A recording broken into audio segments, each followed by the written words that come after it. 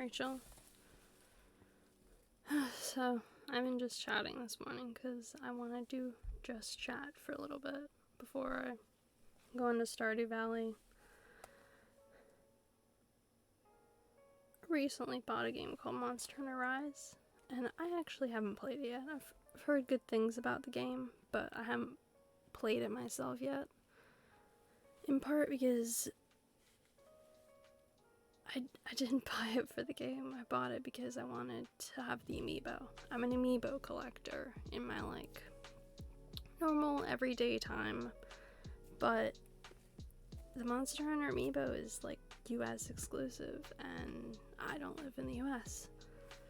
So because of that, I wasn't able to get any of the Monster Hunter amiibo. It's like this whole thing that drives me absolutely nuts when it comes to that whole...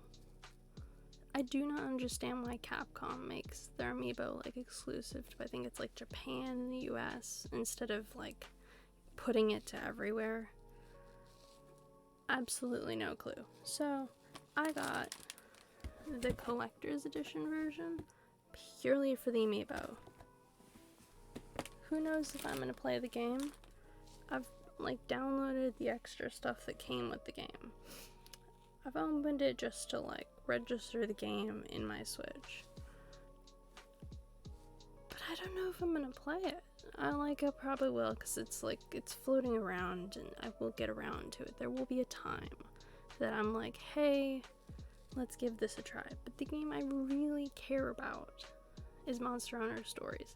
Now that game, I played the first one back on the 3DS, and on the 3DS it was great. I loved the game.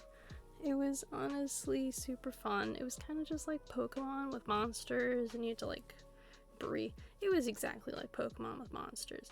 I'm not even gonna lie. You find eggs, and you got eggs, and you fought for eggs, and then you would breed them, and you have to get egg pieces, and there was a general story that you followed. The story was pretty interesting. I didn't finish the game. Just put it right out there. So if Monster Hunter Stories 2 requires me to remember the story from the first game, I'm gonna have to go back and replay the entire first game, which I'm not complaining about. It just means I'm gonna have to charge my 3DS that's sitting over there in its drawer. I pretty much don't turn it on anymore, which completely shocks me because it used to be the start and end of my day. I used to take it with me to uni. I absolutely loved my 3DS, and this is how much I love my 3DS. Years ago, it died. The charging cable, something between the charging cable and the DS, completely rusted, and it just died. And the people at Animal Crossing, at Nintendo, were like, hey, it's dead. Your save file data is gone. We're terribly sorry for your loss. And then I got it back, and I bought a new one from them. And they put it on the save file down. They're like, we'll switch over your account for you, no problems, because I couldn't get it to turn on. And when I got it back, it had all my save file data. And I was like, thank you. This is all I needed for this was a couple years. This was 2018 or 20... it's been... yeah, it was probably 2018, maybe late 2017. No, it would have been 2018, because it was... Anyways, so the fact that I haven't turned on my 3DS except to check something in Animal Crossing in a year and a half since New Horizons, it's now a year since Animal Crossing New Horizons came out, I haven't turned the thing on, because the thing is, even though I used my Switch, Animal Crossing is really my main game in life. And so I played Stardew Valley, Dragon Quest Builders 1 and 2, which I might actually restart one of them and play through them on here because they are amazing games and they deserve so much love. They basically have like the building elements of Minecraft, but the story elements of Dragon Quest. Both games that are great. I haven't played Minecraft, but you know, to each their own. So I might play through them eventually. I haven't finished it. I kind of know where they both end story-wise, but I don't know the in-between part. But I love the building part, so much so that in one of the stories for Dragon Quest, there's a monster that destroys... Oh, hey, Sam. In Dragon Quest, there's a monster section in the Dragon Quest Builders 2, and it like destroys your entire base. Like it ruins it, wrecks them. And it wrecked it so many times, and it's part of the story that it ruins it and you rebuild it, and then you have to like fight the monsters in between, and it like it's part of the story that it's supposed to destroy your base. And I just I had a breakdown about it. I was very upset that they kept destroying my base, and so I just rage quit Dragon Quest Builders 2, and so I haven't been back. Hey Johnny, it's very early in the morning for me, so I was like, hey, you keep waking up at like 4 to 6 a.m. Why not stream? You keep getting tired at like 8 o'clock instead of streaming at nighttime. So I was like, why not? Let's do it.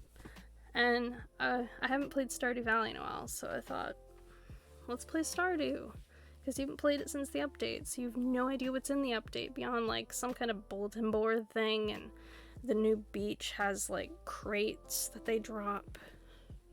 So I was like, time to play Stardew. But first I'm having a rant about Amiibo and the fact that the Monster Hunter was only like releasing them in the US.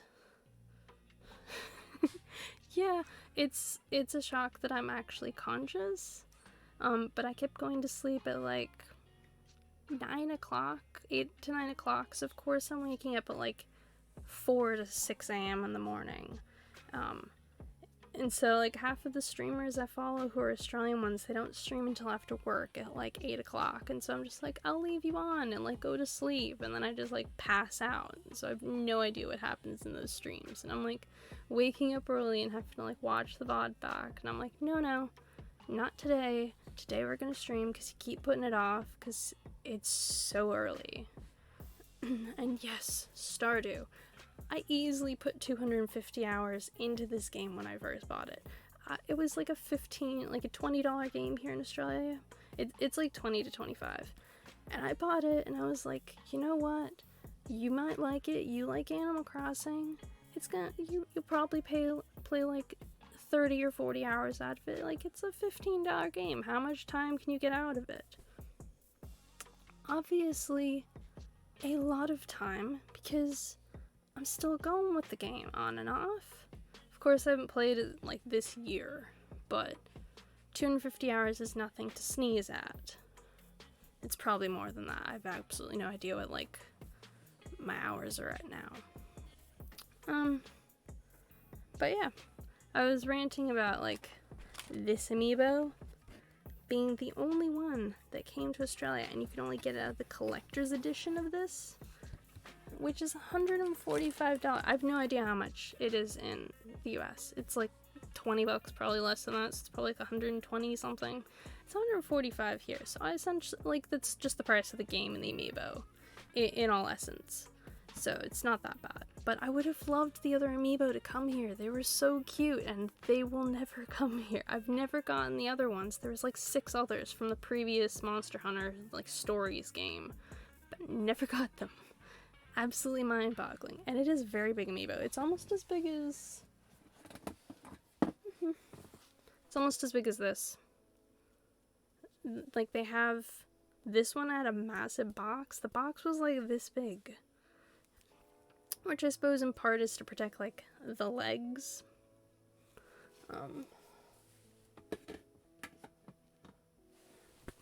But I have a lot of amiibo. So I think that's most of my rant about the fact that, like, the Monster Hunter amiibo just are never coming here, and I have to, like, come to peace with the fact I have to deal with scalpers online for the amiibo, because Nintendo has the weirdest amiibo policy on Earth. I understand there's only 25 million people in, like, the entire country of Australia, and there's, like, 36 million in the state of California. So on, like, a larger scale, we're not, like, worth the purchase. And yeah, like, I love the Breath of the Wild Guardian. It's the coolest thing ever, so I was very lucky to get it. There was this whole backlog because everyone was really trying to get the Breath of the Wild amiibo, and I found, like, these cards. They're fake cards, but I bought these, like, fake cards to, like, use as amiibo because I brought Breath of the Wild. It was one of the reasons I bought the Switch.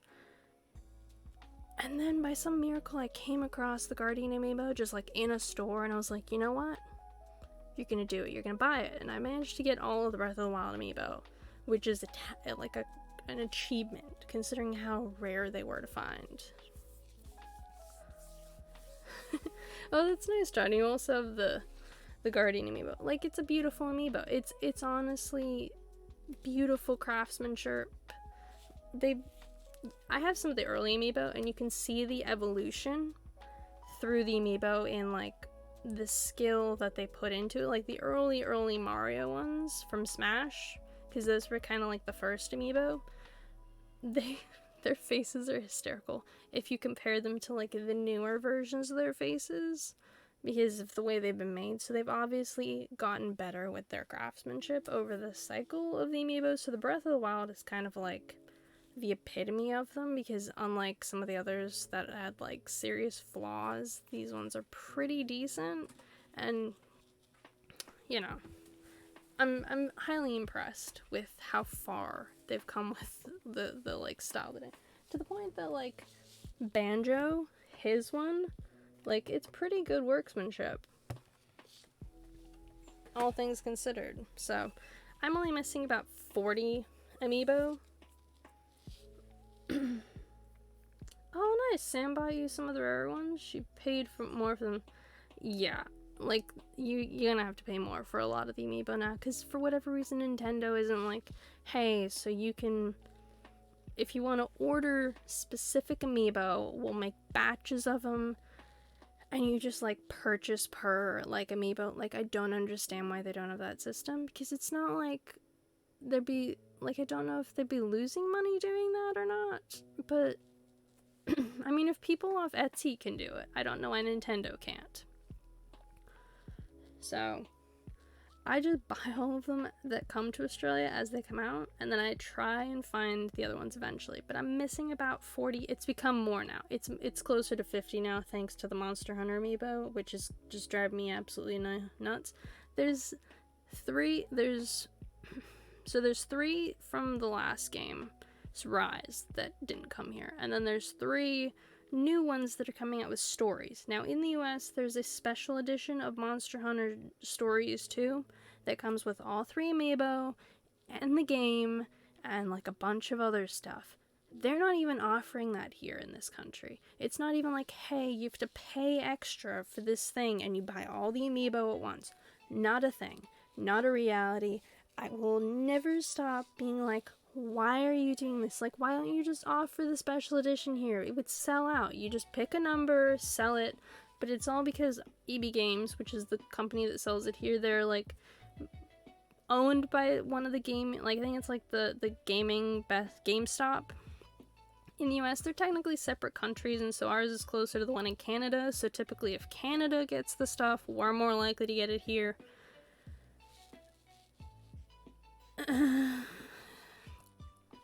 I don't know.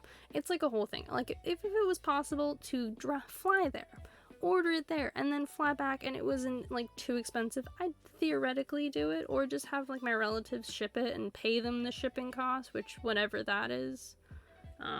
You can't even, like, ship them.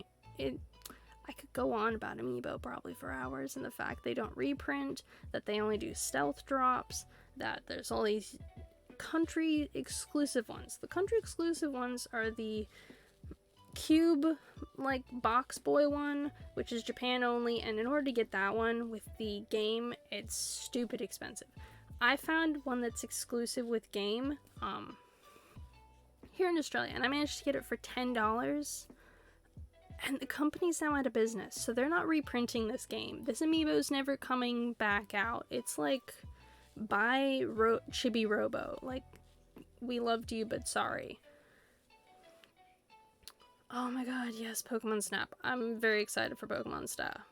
And yeah, it's a steal, like $10 for an amiibo. Like, who knew? So, the amiibo in like, where was I? Like 10?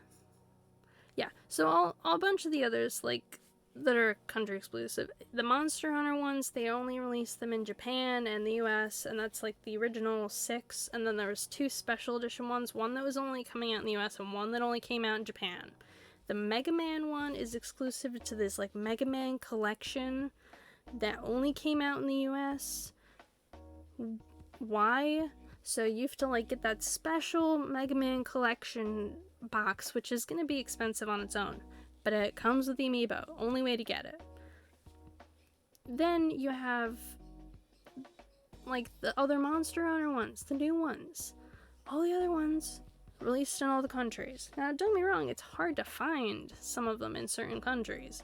But the others are not country exclusive. It's just these ones. For whatever reason.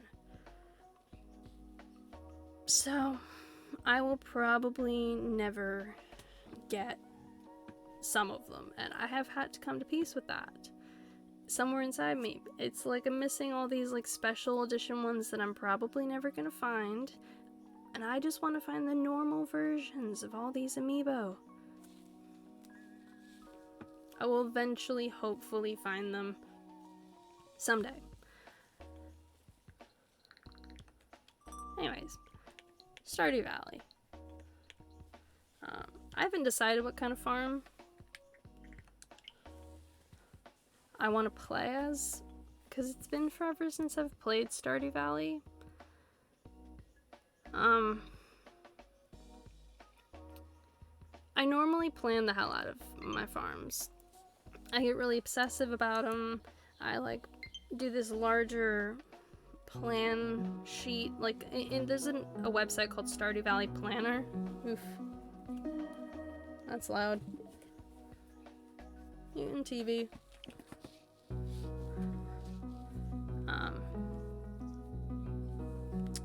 Let's see. There we go. So, with Stardew Valley, I normally go to this website called Stardew Valley Planner, and it's very comprehensive. You can plan out your whole map, you can place everything, and normally the point at which I stop playing Stardew Valley is the point at which I start playing,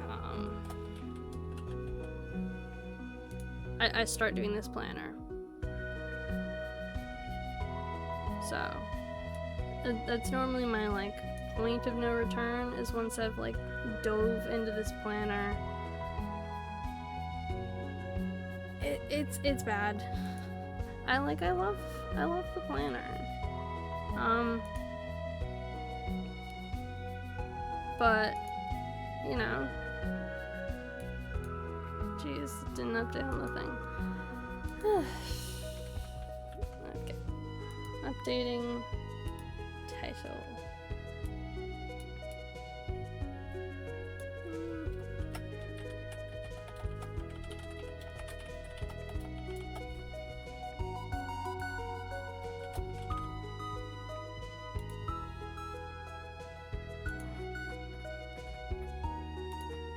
Don't you just love the ASMR of the keyboards with the microphone? I sure know I do.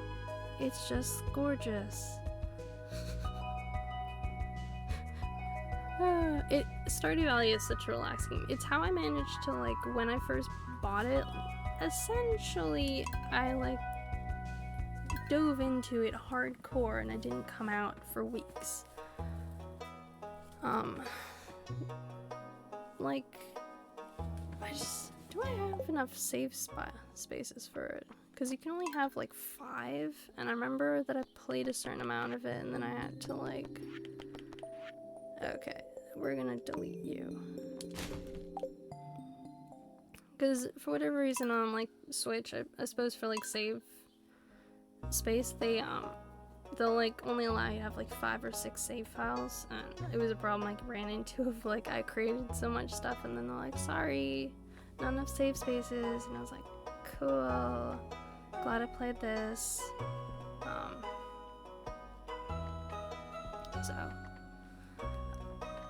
I haven't played since they added in this one. I also haven't played this one. The Four Corners one, I actually eventually want to try that one, but with like a couple of people, because it says it's perfect for a group, and so I'm like, that must be such a calming way to do it rather than everyone like trying to steal each other's stuff.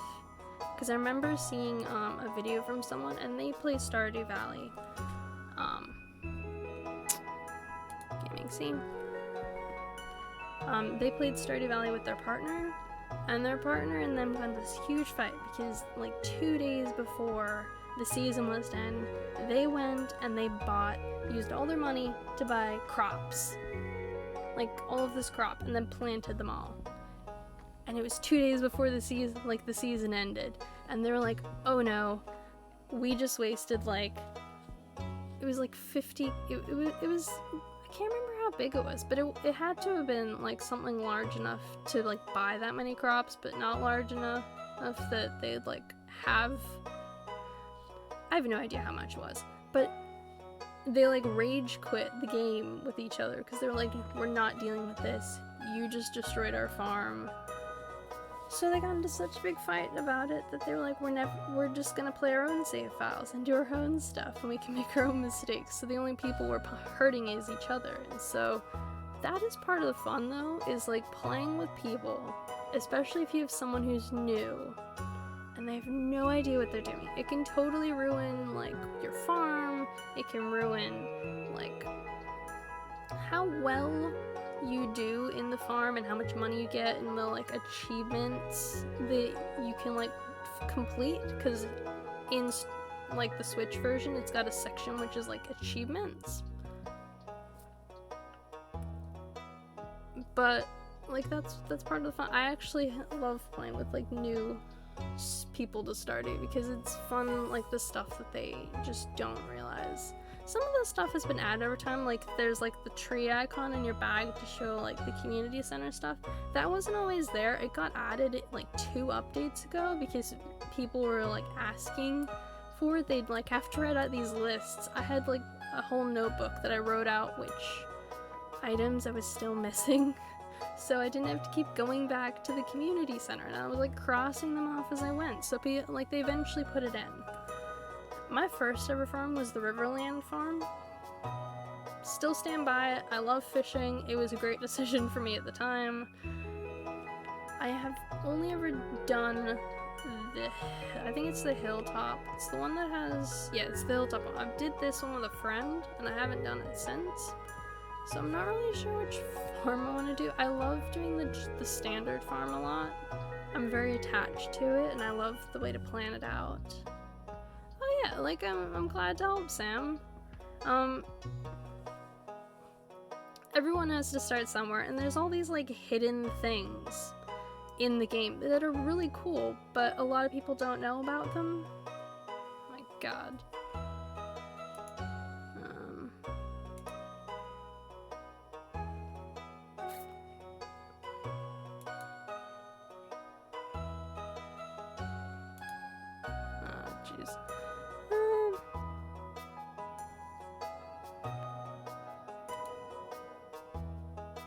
Yeah, I think that's there.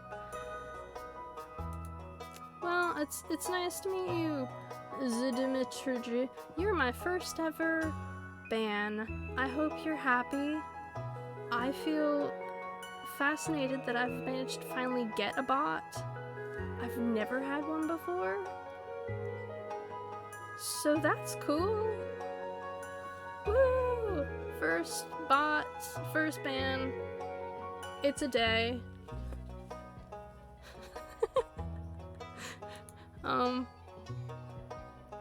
Yeah. I mean, I did time them out and then remove timeout and then timed them out again. So we're gonna see how well that goes. You know, I don't know if I like effectively banned them or not.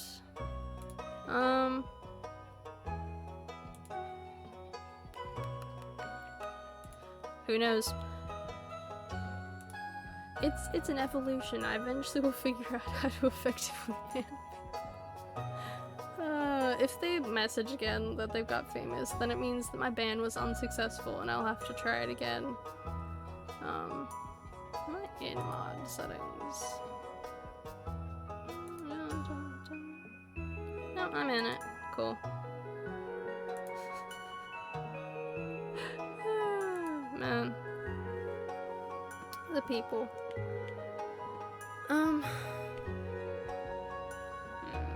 So which farm?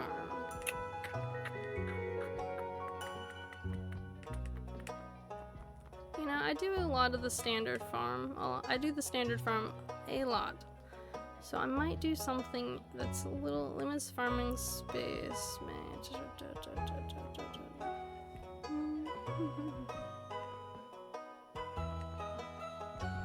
I think I'm gonna go Hilltop Farm because it's been forever since I've actually done this one. The last time I did the Hilltop Farm, I was playing with a couple other people and they like stopped playing, and so I like didn't go back to the save file because it was on like their Switch. Because the problem with like the multiplayer one is that like it's hosted by someone, and so I think you have to have them online in order to play it.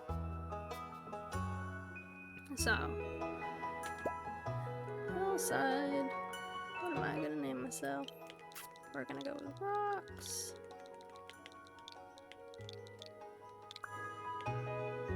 Because I'm gonna name my pet Socks. No.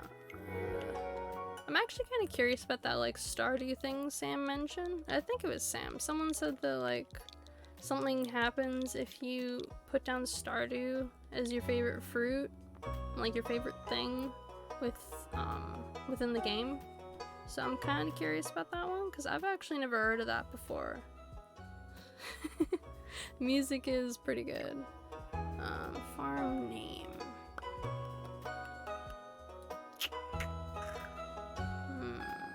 That's always the hard part with like these kind of the naming. There's a reason like so many of my islands have been named the same thing, and you know what? I'm gonna go with it. I'm gonna name it after one of my first Animal Crossing islands.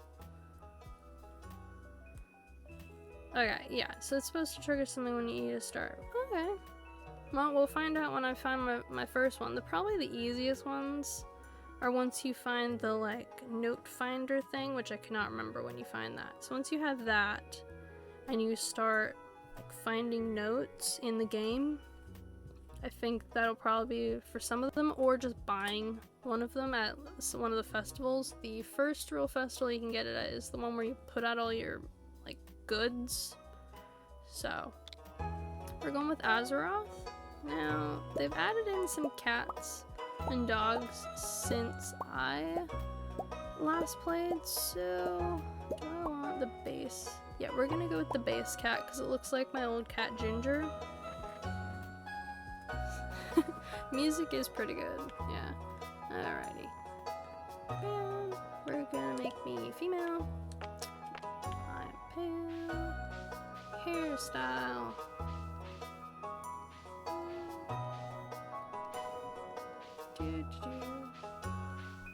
The hairstyles, they're always like an interesting thing because there's so many, and I don't know if they keep adding them. Because there's so many of them, I keep forgetting which ones they have. And so I end up just like, I have not seen that one before. We're going with that one. That one's something new. We're gonna do my favorite, the skull shirt. How many cats? I have 0 cats, unfortunately. My family used to breed cats for a long period of time. We breeded cats. There's all these trophies upstairs from when they used to do that. So the last cats we had were Ginger, Fluffy, and Jimmy. Now, Ginger and Jimmy both died from old age. They were like 16 or 17, something ridiculous. They've been around for most of my life, and so they just like died of old age. It happens. Jimmy went in my mom's arms. He was really sick, and so like when my mom was holding him, just passed away in her arms, which is and Fluffy unfortunately was hit by a car outside our house, and my grandmother was the one who found him.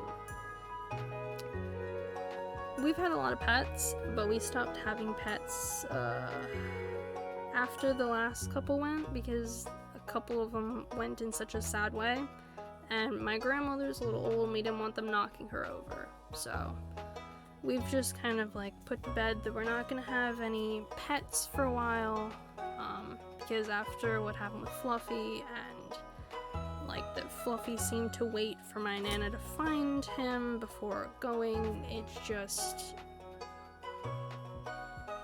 yeah, it was just really hard on all of us, so we just put a cap on it, and I live vicariously through other people's pets, because pets are glorious. My boyfriend has like 10 cats in his house with his family, because a couple of them weren't like, you know, fixed, and so a bunch of them had kittens, so if I want to see cats I can go over there, and they've got a ton of cats. And they also have 2 dogs. I love their dogs and their cats, and it was very sad.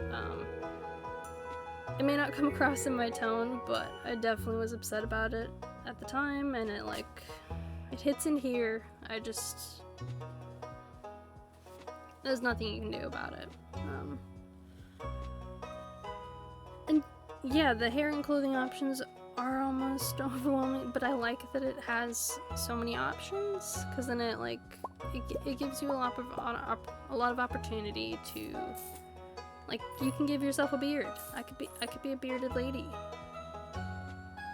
Yes, I get to spoil his pets. I've always been tempted to do the bearded lady, but I always end up with these like basic earrings. Now, eye color. We're gonna go with brown. Hair color, brown, because I have brown hair too. Pants. A lighter blue. Yeah. No, I will not be skipping the intro, because I love the intro. Finding the old man and his letter is a hoot. I have to wonder, like, with these letters that always get sent, like, what makes, like, I appreciate the thought that they have, that's just like, you have a hard life in the city, why don't you come and join my farm?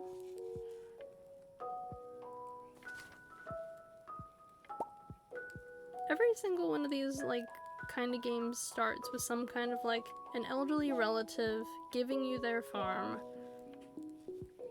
Isn't there some kind of, like, tax thing that when you get stuff when people pass away that you have to pay a certain amount of tax on it?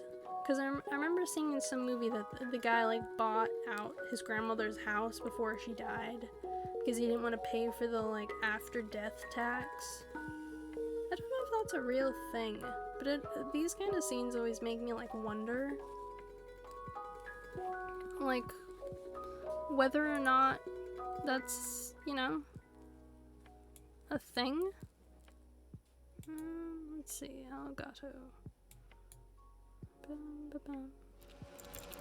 Oof. That kicked up loud. Let me know if you can, like, hear the Elgato. And I never know if the sound quality's on ever since my first stream, when, like, I went 45 minutes without audio in my first one ever. Brilliant.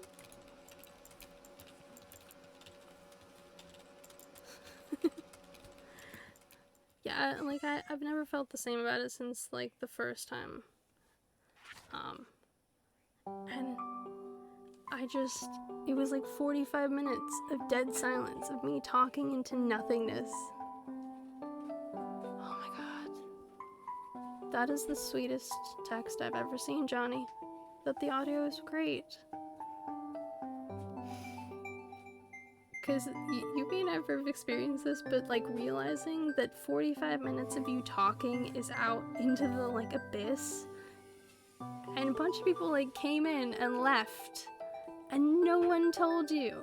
They were just like, oh, they don't have audio on for, like, fun reasons. Who doesn't have audio on for fun reasons when streaming?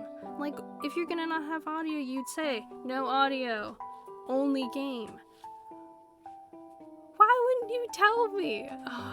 It's like when, it reminds me of, like, when you have something stuck in your teeth or, like, on you and just no one tells you for the whole day, and you eventually find out afterwards and you're like, oh my god, all these people knew.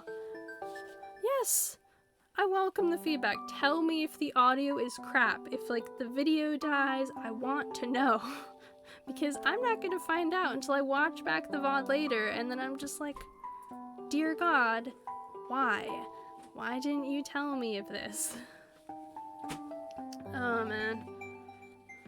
It's a brutal reality. It is definitely brutal. So, dear Rocks, if you're reading this, you must be in dire need of a change. Same thing happened to me a long time ago. Lost sight of what mattered most. You know, honestly, I think going and living on a farm would be pretty fun. Yeah, like, it creates this, like, thing in you. If you, like, asking them, and then if no one responds, I've actually, like, typed into the message thing, hey, can you hear me? Does this sound good? Is the quality alright? Because there's also this phase where, like, the stream kept dying because I was connected to the wrong server, because the best server here is the ones in Sydney, and it was connecting me to one in, like, Hong Kong or something. And so it was a whole thing. My stream died like 4 times. I don't know if it was me or my computer or but it kept just saying, like, to the connection with you and the server. It was not good. So I did a whole thing. I downloaded a program. I tested which servers were best. And this is what it, like, came back with. It was, like, Sydney. And I was like, I do not doubt that Sydney is, in fact, the best one. But if only we could all, like, go visit a farm. They actually offered this at one point during the pandemic, like, going out and working on farms, because normally they have people come in and all these, like, backpackers, and they do all the agricultural picking, and we just didn't have it. So we had all this fruit that just went bad on the trees, and so this whole section of the year we had, like, really bad fruit. Oh my god, yes. I will have, like, a whole playlist on YouTube which is just streamer help, streamer advice, like, what they did to set up their stream. Like, I still haven't figured out transitions. Me and transitions are not BFFs because the transitions don't work. I have them set, everything. Yeah, we lost all this fruit. It was essentially, like, the entire mango, because we get in ones from the islands just north of us, as well as all the backpackers, and they do the mango season, and then the banana harvest, and, like, there's the strawberry picking stuff, because all of that has to be picked by hand. It can't just be, like, done with a machine, because it's all, like, attached to the tree, and they're not just, like, wiping out the trees and taking it with them. So all this, like, fruit, like, rotted on and fell off and was lost. We had a really expensive, like, fruit last year because of it. You could find mangoes. They were decent mangoes, but they were not always good. A lot of the apples, like, went bad early, like, and quickly. It was a really bad thing, but it was all pandemic related, because the thing is, Australia is very agricultural, People think, oh yeah, you've got like cool cities and stuff, and there's a lot of bush, but we are a very agricultural country. We have a lot of, you know, we have all the cattle ranches, we have all the fruit trees, and then our other big thing is mining, which is why you'll see like Australian border secure, like the border show, when they're coming in and they've got all this fruit and stuff, and be like, no, can't bring any of it, you're not allowed to bring any of it in, because it's such a serious thing. It's like one of our biggest industries. Like fruit, seafood, it's a huge deal, agriculture here. So, you know, having no one to do it, they were like putting out ads to students to come up. They were gonna pay tons of money for it. If you could go, people did. I knew a section of people from my university were just like, you know what, we're gonna take some time off and go out there, because everyone was having like some kind of mass existential crisis of like, are we doing the right thing? There's no jobs. What are we studying for? There's no jobs to go to. It was not a good year. It was very bad. It was a very bad year for everything all over, but especially with agriculture, like all the fruit trees. So, not a lot of people know about that part of it, that they were putting out ads everywhere for people to pick fruit, and they still lost so much harvest because they just didn't have enough people. And there's a window that you have to pick it all in because it all goes off. So this farming life, I had an opportunity to go and do farming. Unfortunately, I can't drive, so I couldn't get out there, but I really considered doing it. If I had the ability to get out there, I would have, but it would have cost me almost as much as I would have earned to get out there, and I don't drive. If I drove, I'd have done it. That was what kept a bunch of students out of doing it, was that they couldn't drive. But then there was also so many people who just went out there went and did, because we were online, so they just went traveling and did all the agricultural stuff, and then took the time off during the day for their classes. It was really interesting to see the people who were just we went out to the middle of nowhere, we did farming and agriculture, but we're doing our classes online. So, it was a weird year for, all of it, but it was cool. Azeroth Farm. I don't know if any of you know what Azeroth is from. It's from World of Warcraft. I used to play a ton of World of Warcraft. Me and my best friends, they're the ones who got me into it in high school, and we played it for 10 years. I quit a couple of years ago, because I just didn't have the time for it, but I name a bunch of stuff Azeroth, because, I still love World of Warcraft, I just don't appreciate Blizzard. Yeah, this was my precious gift of all. Good old Grandpa. I love him. He's great. He gives a farm. And apparently there's no taxes. I think maybe Lewis decided not to tax him on it because it's run down, and it's just cool. You have to fix the farm first, and then I won't bother with it.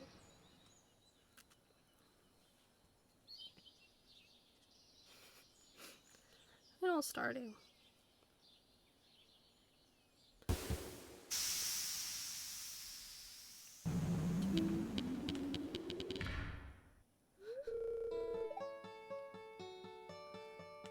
Oh, nice. Yeah, Azeroth is the you can probably describe this better than I was always bad with the names of it, but I think Azeroth is the overall world, I think. I played a lot of Alliance with my friends, but in my spare time we played Horde, and then eventually we all switched over to Horde from Alliance. So we got to yell, "For the Horde!" And before that we were for the Alliance! Because, that is actually super fun to scream, just in general, at people. They played a lot of druids. I normally did paladin. They started out as hunters for a while, because hunters were the standard, everyone tried it. My only hunters were the panda ones, because I thought they were hysterical, and they got turtles. Their beginner pet was a turtle. So I was like, you know what? I want to do this. Great. I'm going to be a hunter. So I did a hunter panda at one point, which was the most hysterical thing ever. I think it's why you could find so many hunter pandas, because I think it amused so many people. The fact that you got a turtle to begin with. Or maybe they just liked the pandas. The pandas were pretty, like, relatively popular for a little bit of time, but you always saw more people within certain races. I remember there's, like, these challenges they'd put out, like, certain achievements, and you had to see specific race and class combos and, like, do stuff to them in order to, like, achieve stuff, and it was always, like, in the other, like, kingdom, and so you had to, like, find them and do this. And it's so hard to find some of them because next to no one ever does some of them, so it's like finding a unicorn.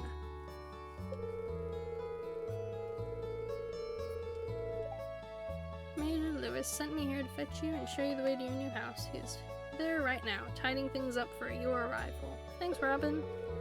Farm's right over here if you'll follow me.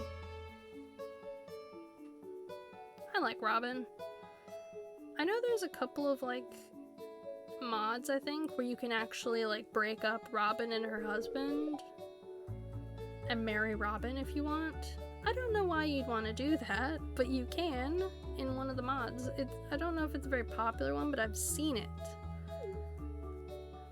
My favorite mods are still the, like, ones where you can make Clint a marriageable option, and, like, you can change the aesthetic and do auto watering, and the one where you can find everyone on the map. If only you could do them on Switch as well as PC, but I understand why you can't, because then they'd have to do some sort of thing to incorporate them into the game. And I don't blame my, like, character for being shocked at this mess. It takes days to clean all of this up. No time. They say no time, but I've actually, like, there's periods of time where I've looked at it and it takes almost like the full year for me to clean it on some of the save files, just because of how many trees there are and that there's other stuff you want to do. Essentially what you do is you clean enough space that you can, like, use the land, and then you just ignore the rest of it. You clean up, like, a pathway down through the lower section, and then you just, like, ignore the rest of the mess. It's essentially what I do with, like, my own cleaning. You clean the space you need to for, like, movement purposes, and then you just ignore everything else and hope, like, it gets better.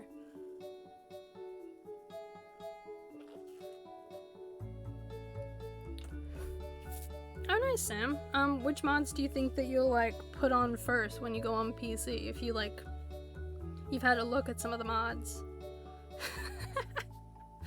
Chunky farm animals? Oh man, I love the farm animals. They're great. My favorite's the dinosaurs. In my, like, the base farm ones, I make several coops, because I, like, focus more on the farm animals a lot of the time, and I'll, like, have one that's almost entirely dinosaurs and void chickens, because they're my favorites. Yeah, a lot of people, I know I've seen this one really cool aesthetic one where you can make it kind of like everything's covered in these, like, vines and it's, like, pastel colors. That one seems really popular, which, like, I honestly can't blame them. It's beautiful, and the diversity mod is especially used, because if you count it, in this game, there's only, like, 2 people of color in the whole game. The diversity one, I think, also adds a bunch of people in that aren't in the game. Yeah, like, all these extra marriageable options. Yeah, like, like, there's so many mods for, like, aesthetic things. The diversity mod is definitely my favorite of all of them, and I would not hate it at all if it was possible. So, like, it's actually one of the mods that I want actually implemented into the game, like the actual diversity mod, of, like, you could just, like, check on it. Hey, do you want to play with the diversity mod on all the consoles? Yes. I saw someone play with it for the first time, and they only ever play with it, and they've, like, altered a little bit, so they made the skin variations even more different. It would just be amazing for them to just, like, have it in the game.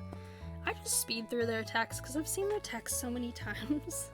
It's essentially like, hey, here's a farm, you know? You'll clean it right up.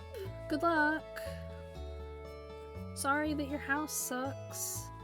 That's essentially his message. Oh, Lewis.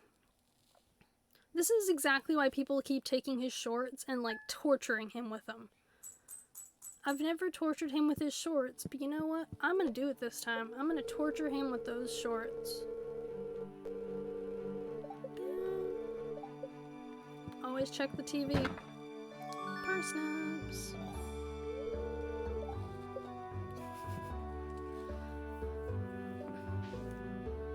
I wonder if I really should go through these kind of like games. What are the controls again? No, there it is. And we're gonna move these around because I hate that order. Yeah. Haha. Yeah, that like the house is different in each of the farms. So like inside the house they make them different, and then they also do a like slight external changes. Not a lot, but it looks like slightly different. It's mostly just in like the windows that you notice it. It's also in like the layout of every time. I keep pressing B because I was just playing a lot of Animal Crossing, and B is like the run one. So you've got like a different. I swear, I keep pressing the buttons for like changing stuff in Animal Crossing, and they've got like a different farm layout. It's a harder.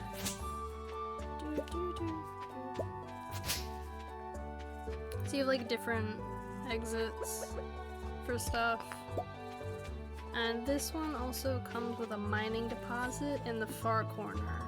Unlike some of the other ones. It's one of the like advantages is that you get random bits of mining craft. So if you're really, really lucky, you'll get like random geodes that you really needed. So over here.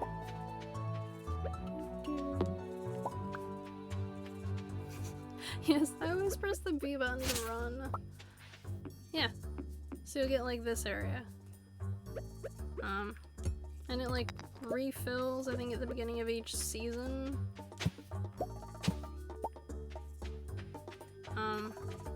But sometimes it'll like have stuff randomly during the day. Hi chicken, can't take you. But no, the number of times, like if I play this game directly after I've been playing Animal Crossing, I'll like completely just end up like pressing B, and then it does that like cycle through all of the options in the menu. I'm like, no, this isn't what I meant. Or even worse, I'll click on it and then it'll just like randomly do this thing where I'll like click, unclick, and click the same thing. Like if I'm in the, yeah, if I'm in this and then I'm hovering over, it'll just like, yeah, it. So, like, I appreciate that every game has different buttons, but occasionally I'm just like, oh no, it's why a lot of people are like, don't play Celeste, Hollow Knight, and Ori at the same time, because the actions you do are very similar, but they're different enough that it can get a little confusing, and you can end up like completely stuffing yourself up depending on like which game you're going from and to. So a lot of people are like, don't do it. I haven't seen too much of a problem with it with a lot of people, but like considering that I get issues between like Stardew Valley and Animal Crossing, I mean, if they're having problems between the two games, there's nothing wrong with just like avoiding one of them until like a later point. And we're crafting.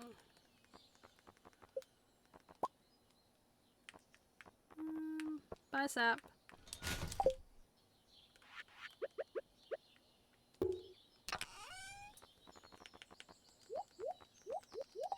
Woo.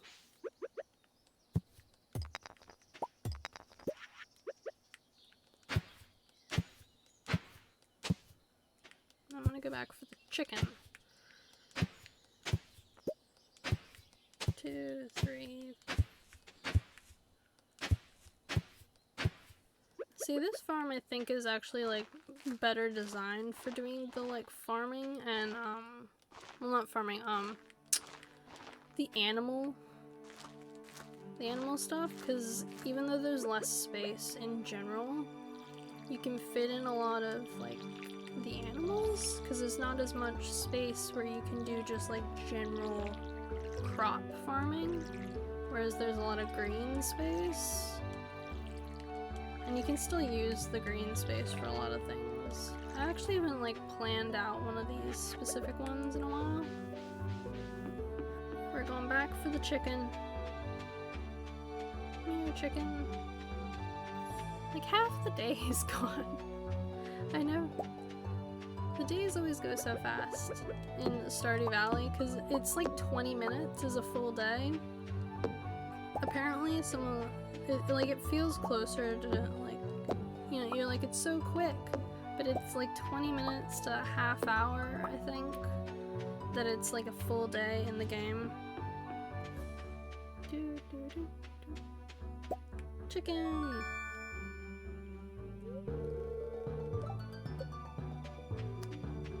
Hey, chicken. So if it's before 6 and we get to the museum, I can give this to Gunther. Gunther is an amusing sort. Like, he's so afraid of, like, the sewers and seemingly afraid of adventure, but he's, like, a huge nerd for all the artifacts you bring in, and he's, like, the authority figure. So whenever you give him stuff, he's just like, yay! Okay, we're leaving. Yes. Yes. Because I do not need the watering can to come with me because I have 0 energy whatsoever.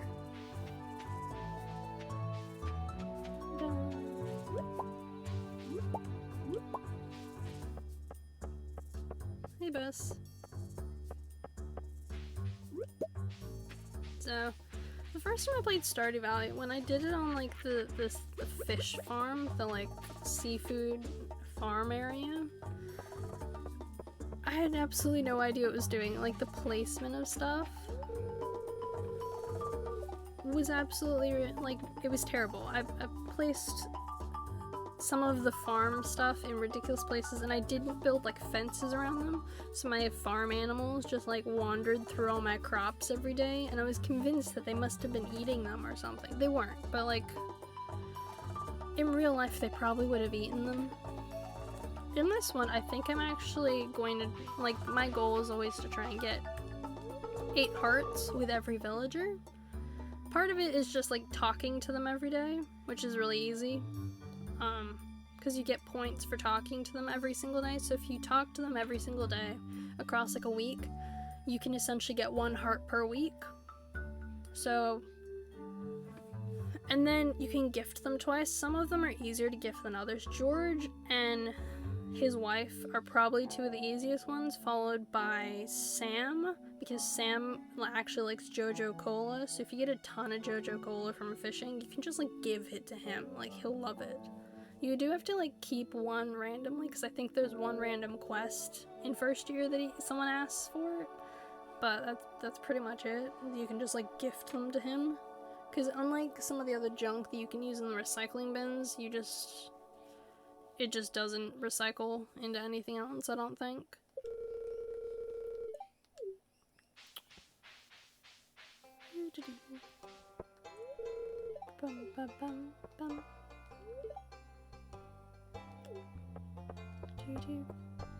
I love this one. I actually grow tulips specifically for Evelyn.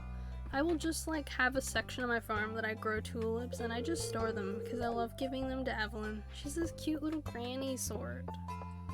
I just love her. She's lovely. I actually try and remember her birthday, because unlike some of the others, I really like her. Hey, Leah. Leah's great, but she has some, like, weird gifting options to me sometimes, but I love Evelyn. I feel bad for Pierre though, which is why I almost never will do anything with Jojo Cola. Like Jojo, the store, I like never buy the membership because I like Pierre and I don't want him to go out of business. I have Plus if you don't do the Jojo version. I think they've added something in the new update. So there's like added stuff when the store closes down. But I like the connection that you used to work for Jojo and now like they're in the town. Don't think his daughter's here. And Evelyn is precious. She's like a granny and it just like it hits in the feels. She's such a nice lady and she'll send you cookies. She's literally like the loveliest lady ever. I love Evelyn. And once you like befriend her husband, you see that he's just like slightly grumpy. My least favorite, right here, Emily. I hate her. I feel so bad for Clint. This is the person that I married the first time, Maru. I really like her. She's smart, she likes space. Who wouldn't want to marry Maru? And she like works as a nurse in Harvey's shop. She's like the whole package, and she's really nice to her best friend Penny, who's got an alcoholic mom, who you can build a house for. Hey, Alex. Alex is kind of like the dude bro. And then there's George. George is the easiest to befriend because he's always by this TV. It's irritating how, like, good old George. I really like, though, as you get to know him and you have the cutscenes and he, like, becomes to trust you. And I do like that now you can build a house for Pam and Penny, because they like added it that after you like fully upgrade your house and something else happens, you can actually buy Pam and Penny a house. And I think Pam like cleans up her act a bit. Sam and Sebastian just like amuse me because they're like in a band and it just like, it's such small town vibes, like two emo, like slightly outsider dudes. They have a band and they have their like purple-haired female friend and they all chill in like the basement that Sebastian lives in. It makes me giggle. Oh man. The other person I really like romancing though is Elliot, because he's a writer and he's like a full-grown adult. I always feel a little weird about romancing some of the teens because they're like teenagers and we have like a generic age. I don't know if we like have an age and they're all living at home. Maru's like a working professional because she does nursing, so I don't feel like weird about that one, but sometimes I'm just like, these guys, they work part-time at Jojo Cola. Sebastian doesn't have a job at all. Like, they're not in school because they're older than Vincent and the little girl. But they just like chill all day and sit around. So I'm like, is it just a small town thing that they don't have jobs or like work or something? I have no idea. Who has spoken with you that? Jody. So I'm always like questionable about whether or not to romance them or not, because this like gives me very like teen vibes. So half the time I get to like high friendship with them and then I'm like, cool, I've seen your cutscenes, we're good. And then I go and romance like Maru or Shane or Leah or Elliot. I didn't care as much about like some of these things in games when I was younger, but now that I'm a little older, I'm like, I know it's just a game, but it still like feels weird. I don't know. Maybe I'm just overthinking a very simple game and they're all like a generic who knows what age they are aged, like you find in games. But I always like having some of them as like friends. I like most of the cutscenes. Emily's cutscenes are weird. I don't know if you've seen Emily's cutscenes, but I almost feel like her cutscenes are like an acid trip. I've seen all of hers once, but I only ever bother with her cutscenes after I've done Clint's cutscenes. Because you can't get Clint's cutscenes if you've already befriended Emily. Like, if you see her, I think it's like 4 hearts cutscene, you can't actually see his cutscenes because the cutscenes are dependent on you not being a, like, romantic interest of Emily. Because you're helping him romance Emily. So I never bother with her cutscenes until, like, near the end. So I'm kind of like, I want to roll the dice on getting all of the cutscenes for all of them in the game, including Emily, which I never bother with because I'm not a fan of Emily, because I think she doesn't treat Clint well. Because she knows Clint likes her, and it's obvious that she knows by her behavior, but then she doesn't do anything.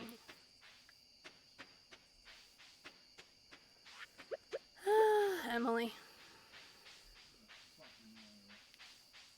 Plus, I don't know if you've seen some of the, like, cutscenes that happen between her and her sister.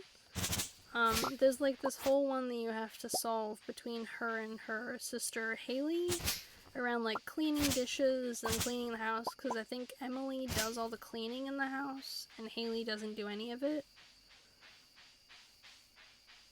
Oh my god. You found my commands, did you?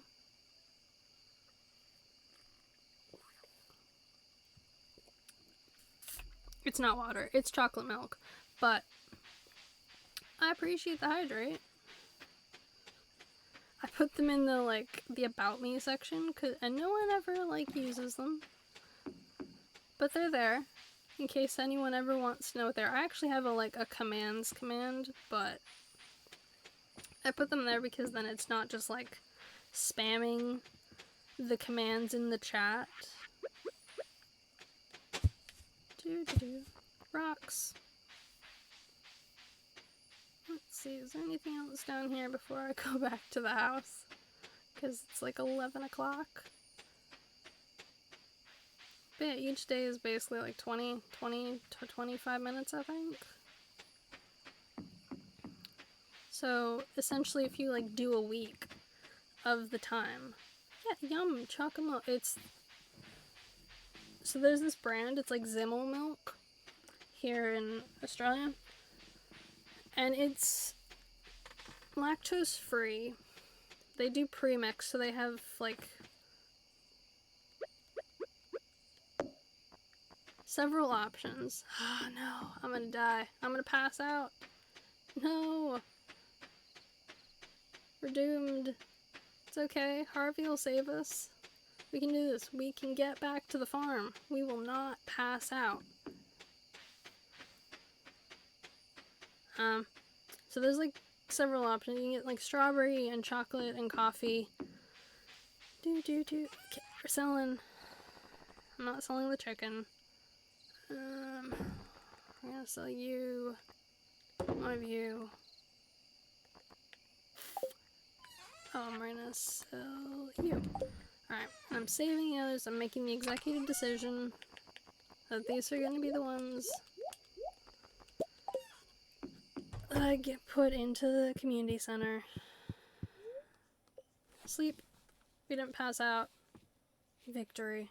I really need to clear that, like, pathway to get there faster, because it's different for every farm, like the route. So I think the route I went is probably the fastest one at the moment until I get the better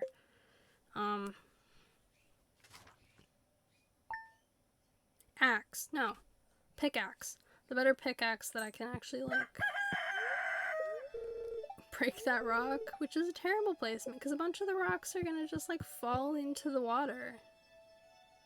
Oatly. Yeah, I've heard about that, like, oat milk.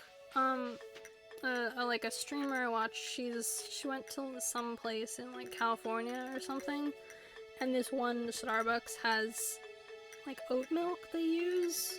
I don't know what. Like, I don't know what's in it, but they like used that, and then she went back to Seattle, which is like the home of Starbucks, and they didn't use it at her local Starbucks, so I think it's only certain ones use it. So apparently that one's a pretty good like milk. I don't know if they have it here. Backpack size. Yes, Willie. I love him.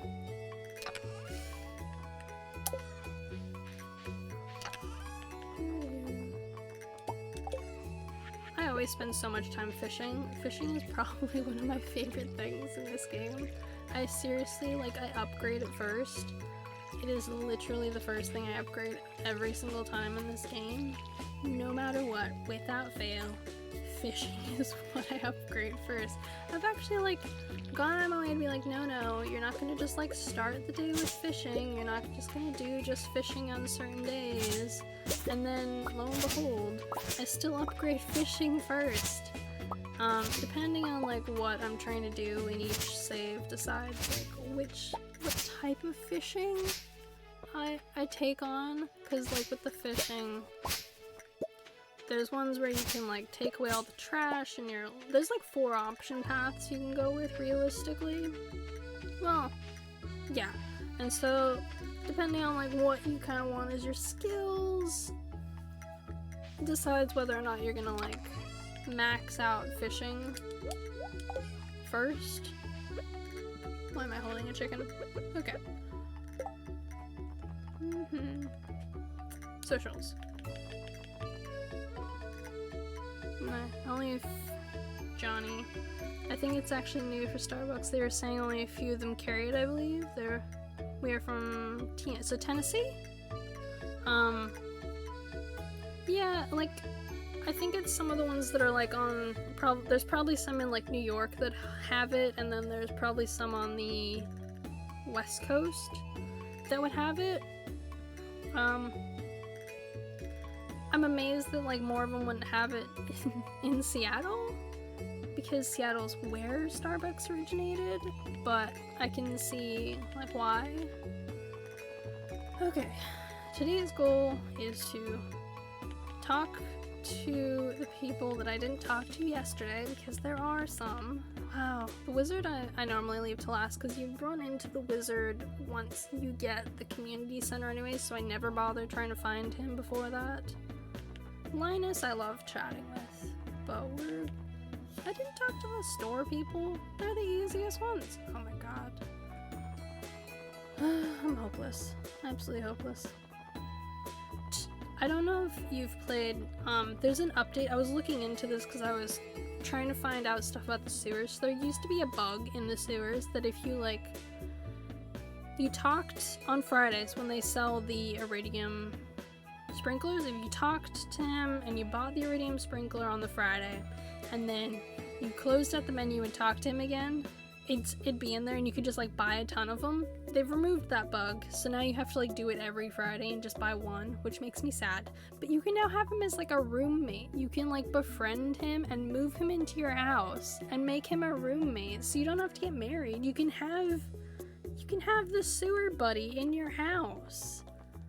He's, like, I'm really curious about that. I'm debating, like, romancing every single person on the list, getting to, like, full stars with them, and then marrying the guy in the sewers.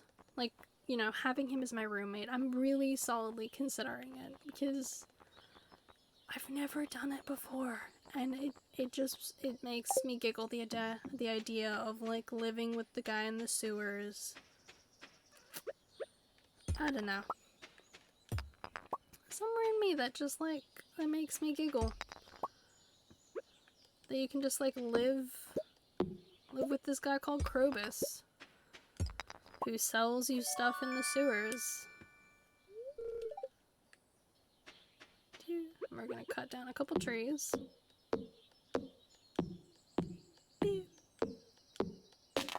Because I want a second crate.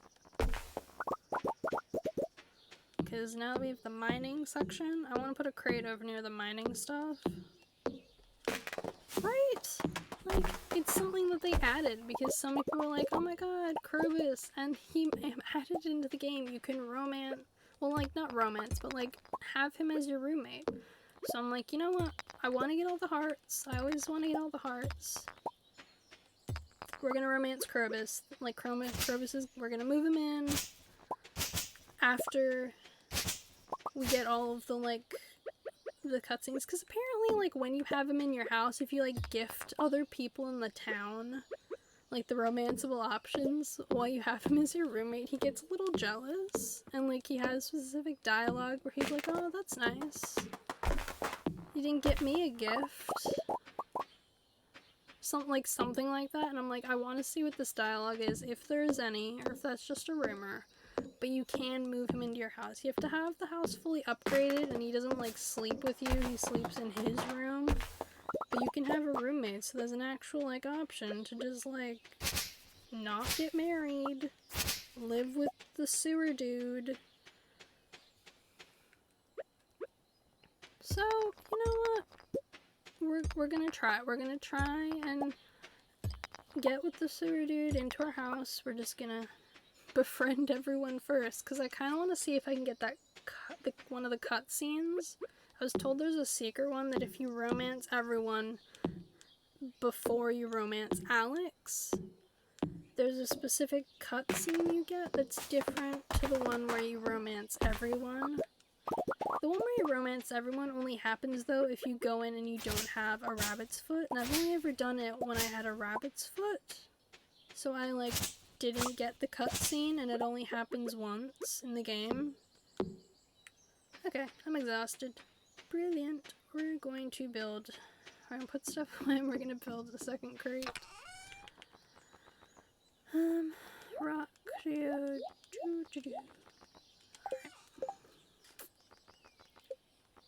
Because I just have this greater feeling now that we have the mining area. Huh, I can build another crate. Excellent. We're just rolling in crates now. Oh my god, they stack. Oh my god. That must be from the update. But before this, like, they would be singular items. You could have just, like, your storage taken up with the boxes. So they must have fixed it. So now you can, like, just stack the crates, the boxes. That's brilliant. Okay. I'm gonna give him a clap for that. Thank you, creator, for doing that, because it was maddening. We're gonna put this down here. That's what we'll store the stuff, because I can just foresee myself coming down here, mining, and then just having full pockets and having to rush back to the main section of the farm to just mass dump stuff. And just passing out with all this stuff, like, left over here in the mining area. I can just foresee it happening. So we're leaving that there for the day when that happens. Because it's something that I feel like could very easily happen. You know, you're just, like, chopping trees, farming away, and you just pass out.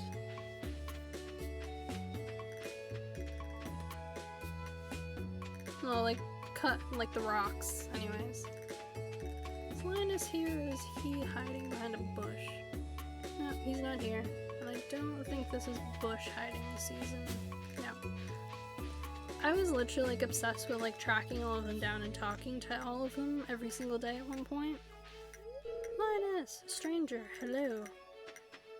I got really obsessive with it, and one of his, like, things is, like, in certain weather conditions, he would just, like, hide behind the tree, like, the like, bush beside his house. I don't know why. Demetrius, local scientist and father, thanks for introducing yourself. I actually think he's a very good dad. He's lovely, like, he's good to his kids. Sebastian, I think, his job is like game developer.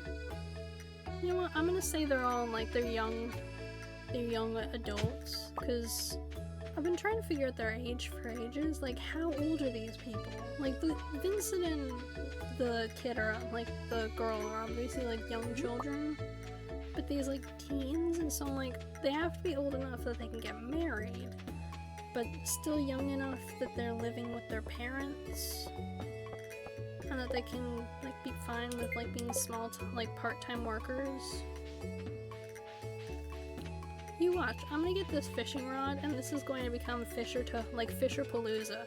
I'm just gonna like spend all the spare days just like fishing. Crab pot is probably one of the first like few things that I really love. At one point I like had, in one safe I had like 12 of them just like stacked along this pier. I had a bunch of them in my town. I managed to get the one where you no longer get trash, so in my main like farm I was getting a ton of just like general like freshwater stuff. I was rolling in it as far as like crab pots go. Hey, maybe you'll buy something from the shop once in a while. Oh, I will. I will be buying bait when I run out of bug stuff.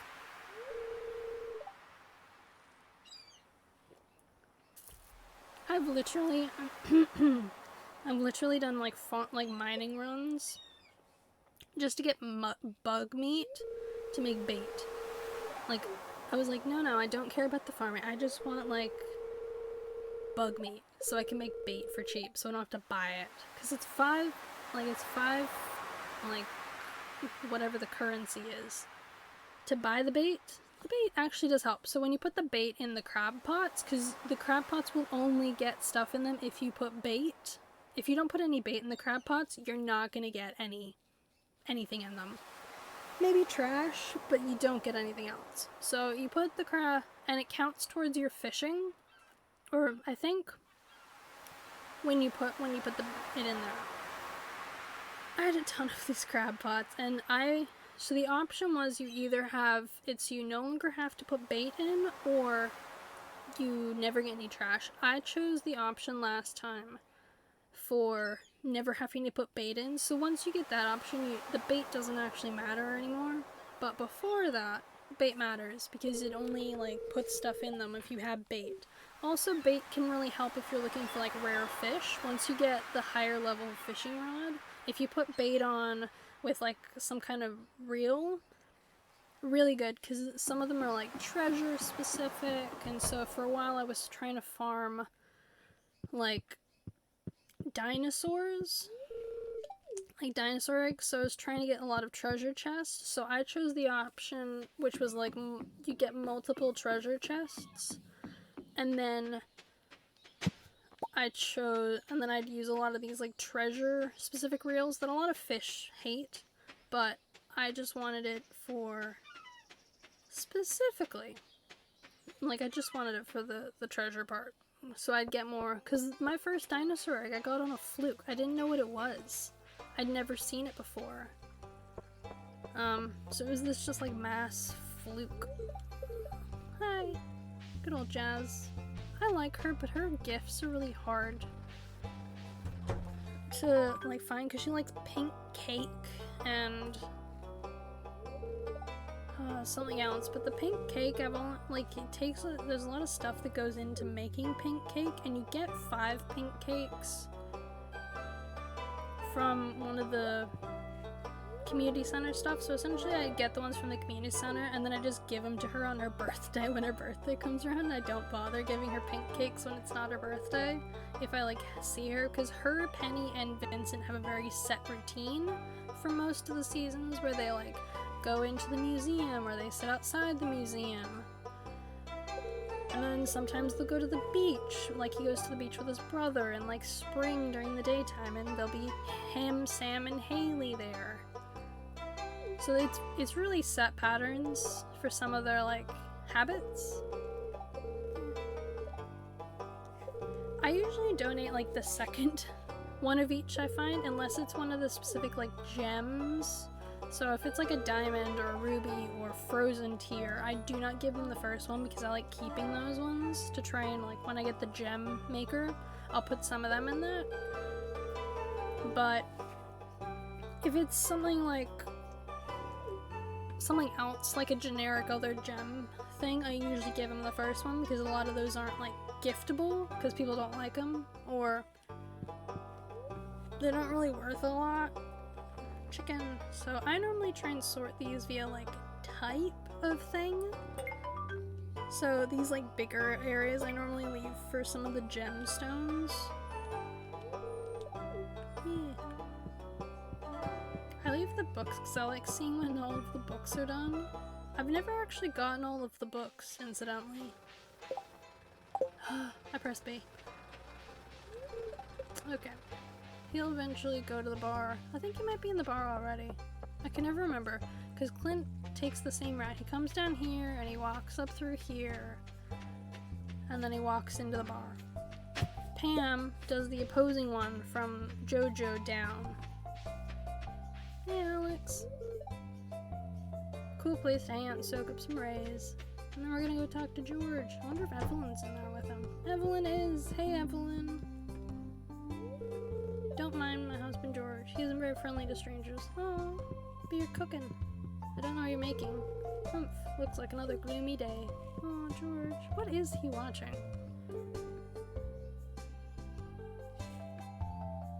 Is it like a cat? It's a cat. Weird. Shane! Found him! What? What do you want? Go away. I really like Shane's, like, evolution. Like, don't get me wrong, he's really, like, salty very early on. But he grows on me. Like, as time goes on. Like, when I first started playing the game, I complained about him all the time. Because he was so mean and grouchy, and I didn't appreciate some of his, like, behavior, but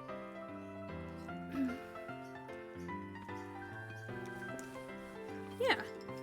Well, I've seen some of Little Nightmares, and I watched a full playthrough of Little Nightmares 2, and after I watched Little Nightmares 2, I didn't go to sleep with the lights off for like a week. It was really bad, but I own the games, and I got Little Nightmares 1, like complete collection version, on sale for like $12, and I was like, you know what? You're gonna play it.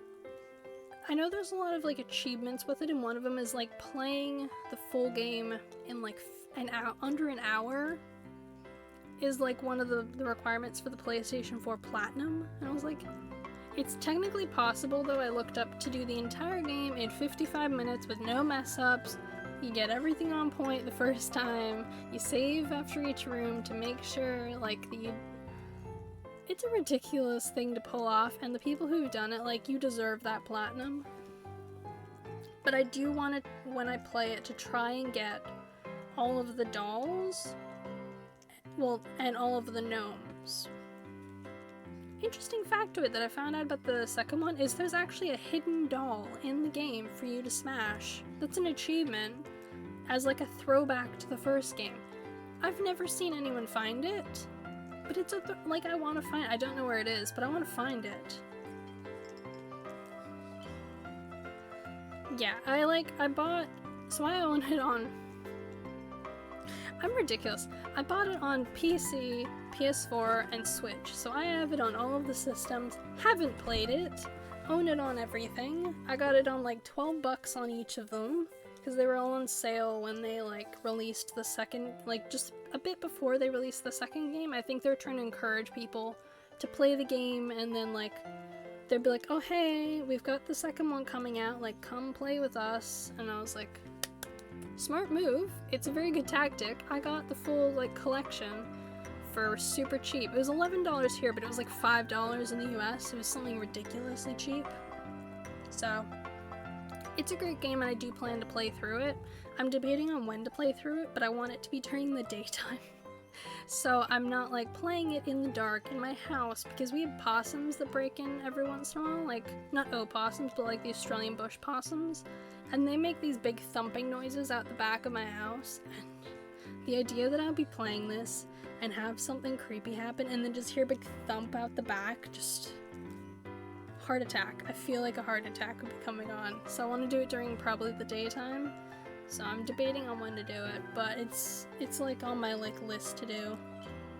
Yeah, everyone I know who's like played it has played it like at nighttime during Halloween. Someone played it at like midnight to 3 a.m. in the morning or something. A lot of people I know who've played it, they take about 6 to 7 hours normally to finish it, and then another like 3 or 4 to do the DLC. And I'm like, people have done this game in an hour. So I like that it's got this wide variety of how long you can take to play it. And yeah, I love indie games. Johnny, like, indie games are great. My favorite indies have been Yona and the Celestials, The Last Campfire, and Spiritfarer in the past, like, year or so. They made me cry, they, like, hit me in the feels. I really need to finish Spiritfarer, because I honestly haven't, so I'm thinking about restarting it and playing through it on stream. But it's a very grindy game, so people can get, like... I'm a bit of a materials hoarder, so I'm like, if I play it on the stream, and then... for whatever reason I, like, switch off or lose interest... and I just am like, you know what I'm gonna do? Or like, not like switch off or lose interest, but like I go off on like a tangent of finding a material, because at one point when I was playing it, I went on this huge, like, I'm gonna find a ton of these materials thing, and so I just went farming a bunch of materials from these couple of like areas, and it was hours. I spent a long time on the game, but I haven't finished it, so I'm like, if I play through it all, I don't want people get bored watching it, so I'm either like, I either have to do like, I'm gonna play it eventually, so it's just like it's on the back burner of, do I want to play it on stream, or do I want to just play it and finish it in my own time? So that's kind of where my decision is with like that. Emily's still my least favorite. I haven't seen her final cutscenes. Have I seen her final? Yes, I have seen her final cutscenes. I just think I blocked them out, because I know I reached the point where I romanced all of them. And I had the rabbit foot, so the cutscene didn't happen. But I honestly don't remember her cutscenes. I remember a couple of cutscenes usually from each of them, so I remember a couple of Shanes. The like one on the pier, and I remember the one with Haley and Emily in their house. I usually remember like the second and third heart ones, because there's like specific requirements for a lot of them. But Emily always like annoys me because of some of the stuff with like Clint. Because I just love Clint. He's great. Like he's not a like... He's like a homebody. I think he doesn't come out of it until like 6 o'clock-ish. Can't remember if he comes out in all the seasons or just in 2 of them. I'll catch him eventually. It'll be fine.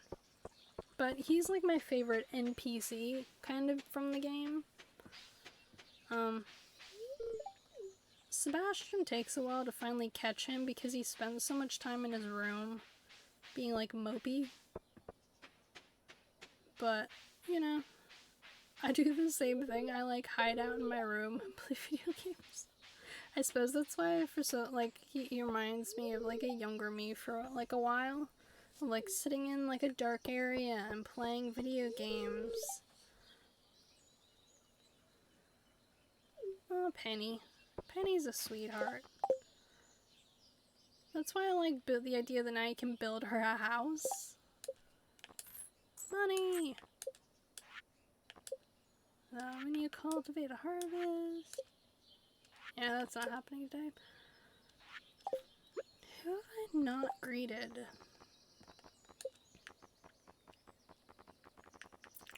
I know it's the wizard, Clint, Haley.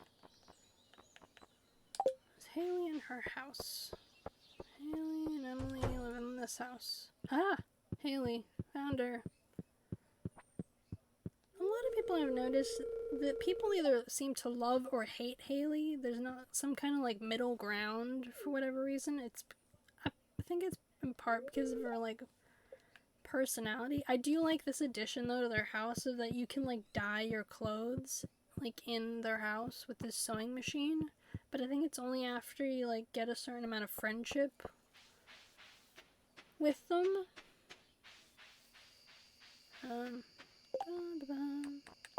Let's see if there's any, like, random items that are, like, forageable here and in the forest. Because I think that's the last thing that we can, like, do today.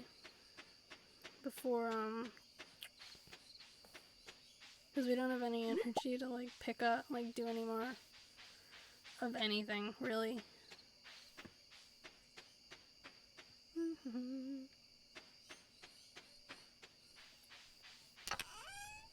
Yeah, so when I, like, was early in playing the game, my first marriageable option that I went with was Maru, and then I went with Sebastian, because, you know, e-boys. And then I think after that I chose, Leah was the one I think I went for in my third playthrough. Because for a while I was trying to make it so that way every time I married someone, I was marrying someone different. So that way I could get to know all of the different marriage options. I hadn't really started trying to get every single cutscene yet, I don't think, at that point.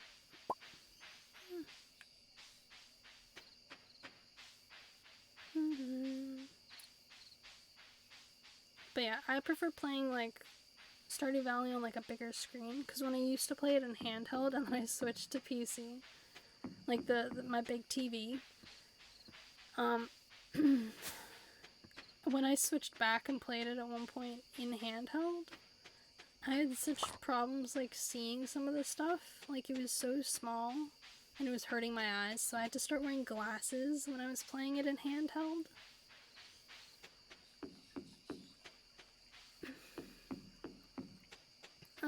Because it's such small, like, pixels, but there's so much on the screen. You know? So I, like, because I used to, before I had my TV, I have this stand over here, and I had this stand, and I would just sit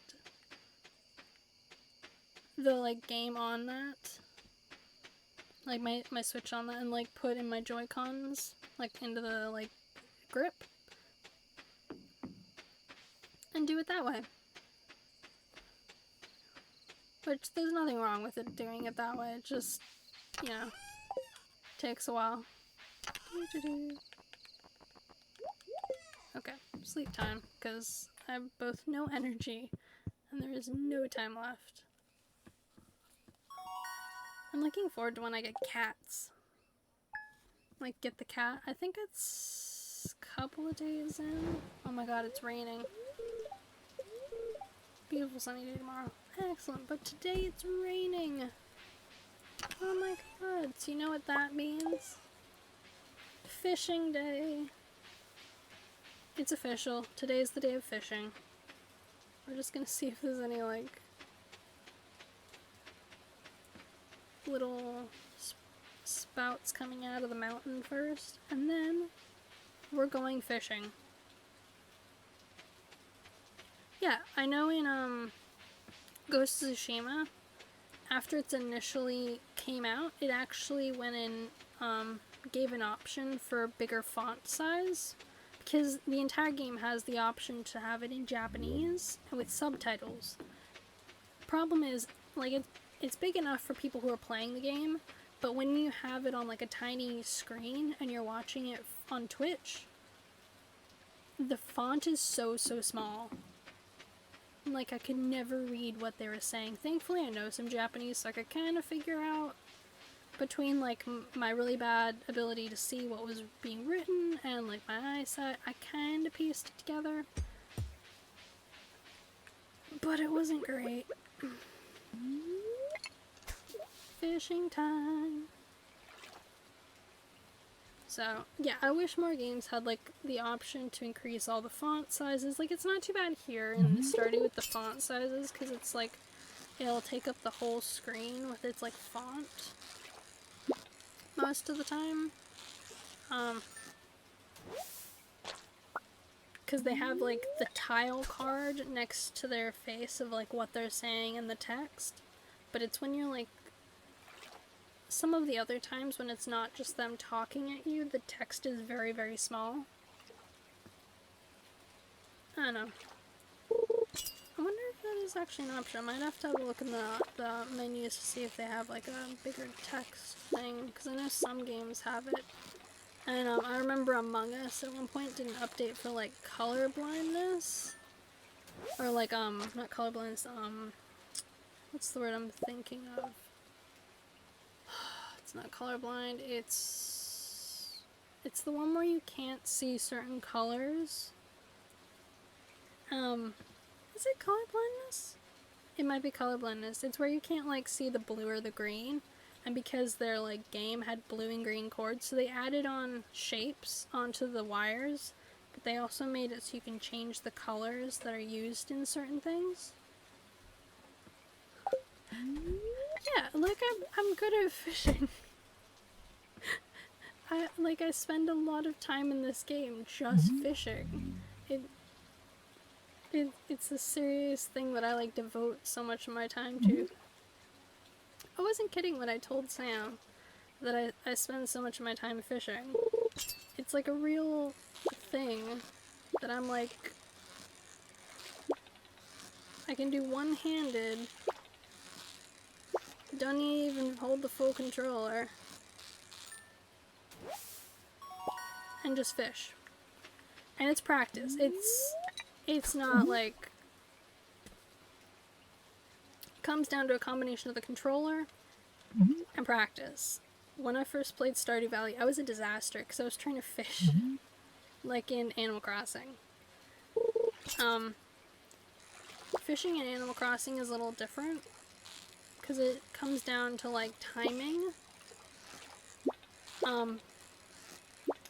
Especially with that one achievement, it's like do 100 in a row without like missing, and just like so that one's a little more challenging, I think, because you have to do it like consistently. Oh, there's that point. Beep, beep, beep. Let's see if there's a treasure chest in here. Maybe I can get an early dinosaur if I can get there. Aha! I would love an early dinosaur that I just store and wait till I have a coop and can just grow a dinosaur. I saw someone and they got like a dinosaur level in the skull mine, and I'm like, that's the only reason I would go to the skull mine. I know that it's like a good place for like iridium. But like mainly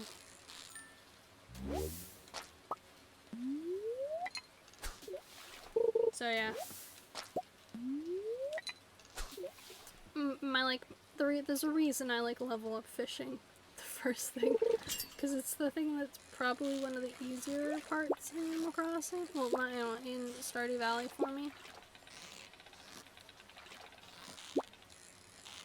It's just harder when you have this like tinier. Okay. Oh, I finally got the treasure chest. That's where it's harder. It's hard. The hardest part is when you have like the small fishing rod and you've got the treasure chests, especially if the fish is like all the way down the bottom and the treasure chest is all the way up the top. The actual fishing part is not hard. It's the treasure chest fishing combination. That's where the challenge is. Fishing is good money though. Like if you're just selling them and you're not keeping any of them for the community center, you can get a lot of money very easily on one of these rainy days. Just like fishing, especially once you get like more energy. If you don't have to do like getting stuff out of cows and you're not like trying to do anything else and you're just like early in game, it's good easy money.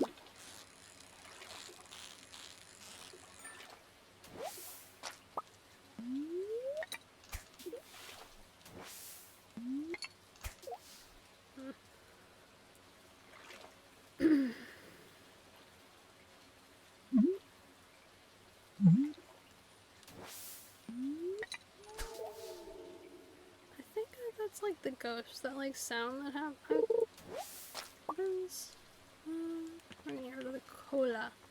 Because I don't need church cola. But this is why like I like upgrading bag space first. Because then you're like...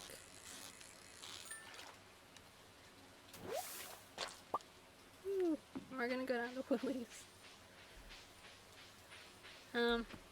But yeah, like my favorite like part in these games is fishing. It's just so calming and relaxing, and it's such like a habit.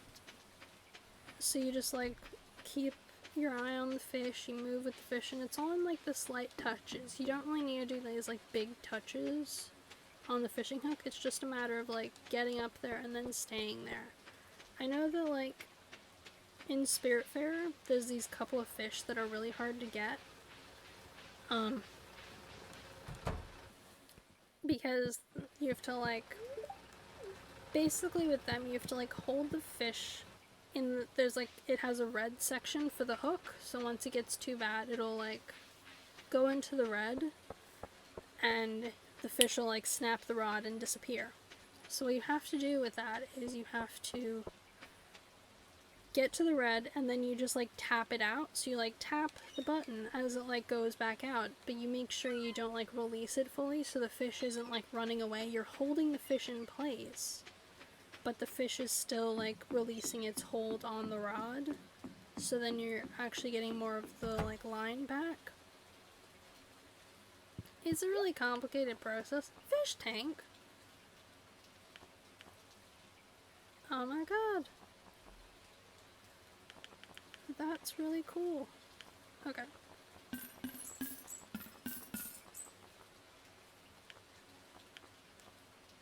Huh.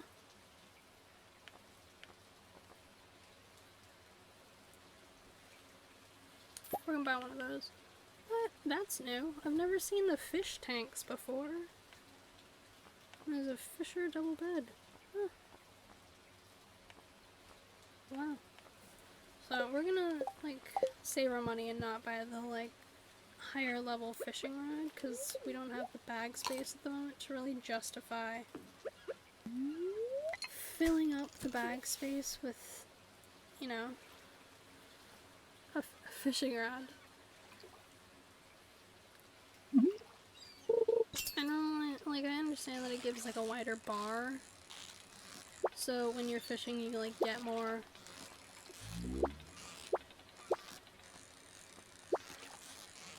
like wiggle room, especially on some of the fish. So in certain seasons you'll get like these like legendary fish that jump back and forth all around the screen, and they're nightmares. Absolute nightmares. I've only caught them a couple of times, and that was when I had the full extended bar version, and I had on certain bait that like slows down the rate that it decreases when you don't have the hook over it.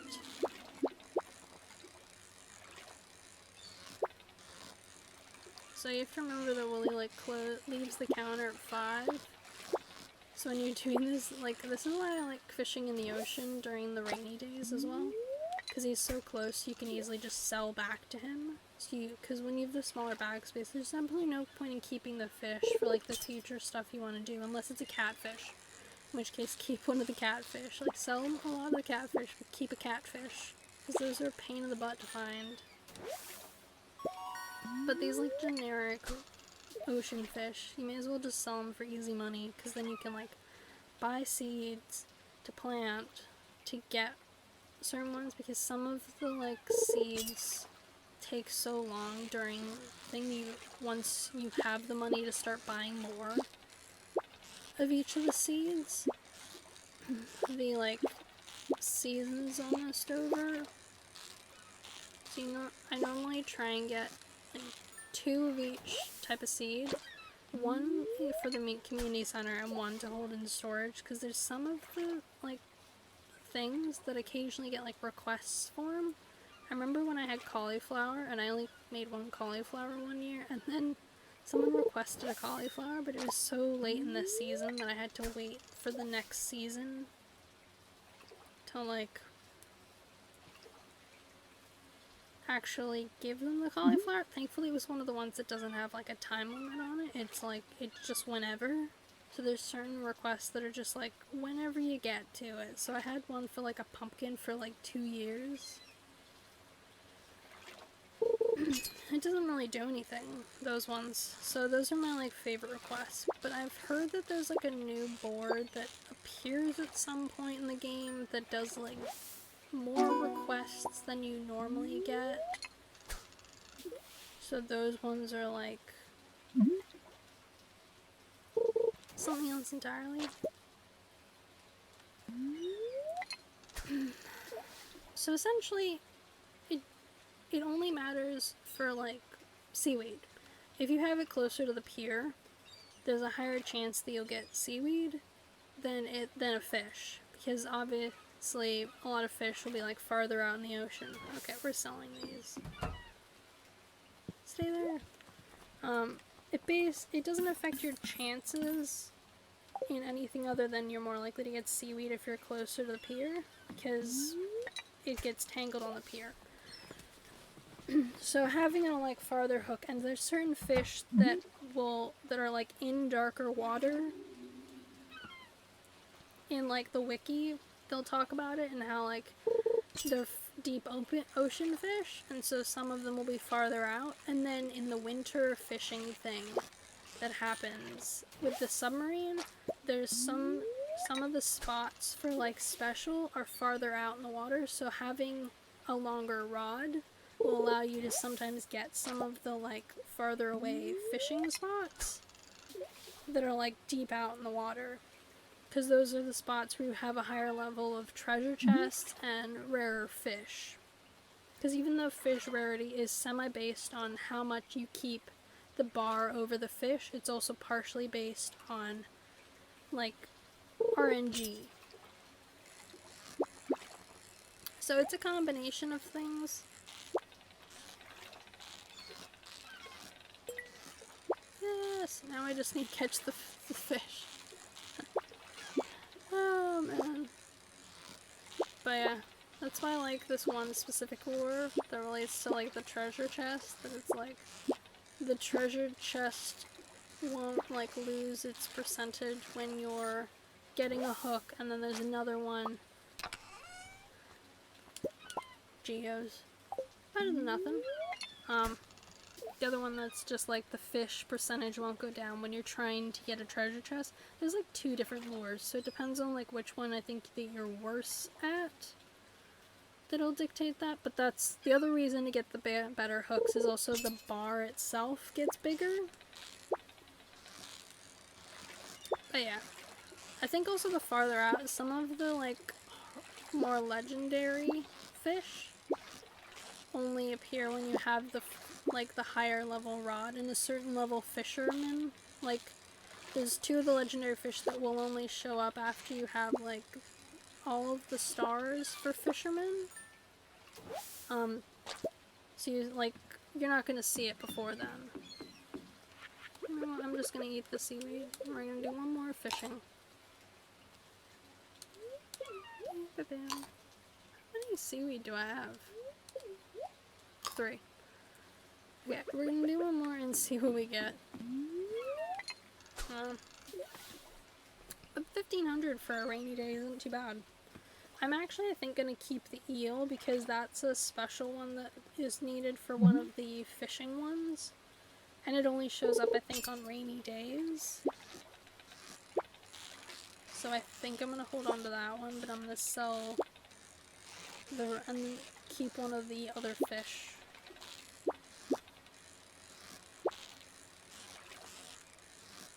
So, I don't know. I don't know if it's like really built into the game that the farther out your hook is, like the better your chances of getting fish are, but I found that whenever I like have it really close to the pier, I get basically just only like trash and seaweed. And then you never seem to get treasure chests. The only time I do is when there's like the little spot thing that appears right in front of the pier, in which case, like, I'll do that one. Nothing. Now, is there anyone that's out that I would've... I wonder if Sebastian's out. I keep forgetting, like, what his, like, rainy weather pattern behavior is. Haha! He's here. Found him.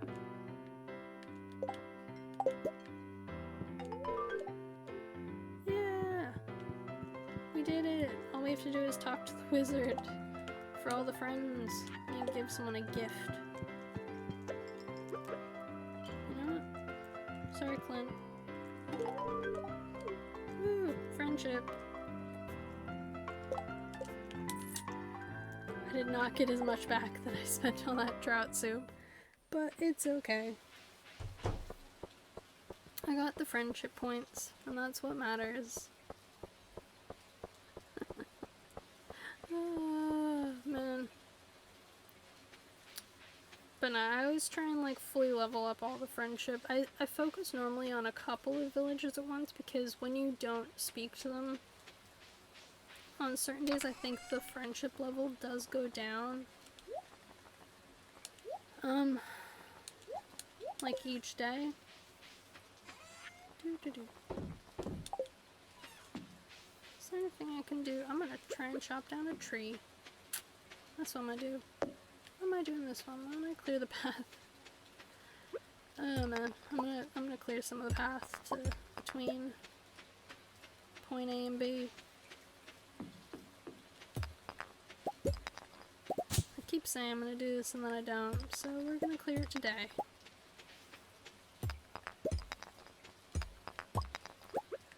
Brilliant. Cleared.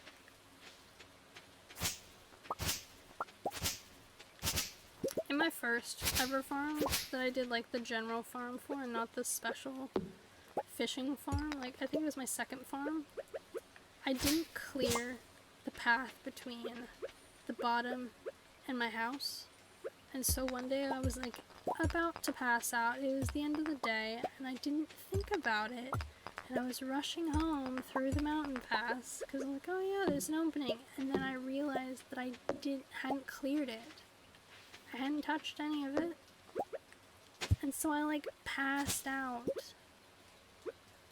Because of course I was gonna pass out because I didn't have any energy and I'd spent the whole day like,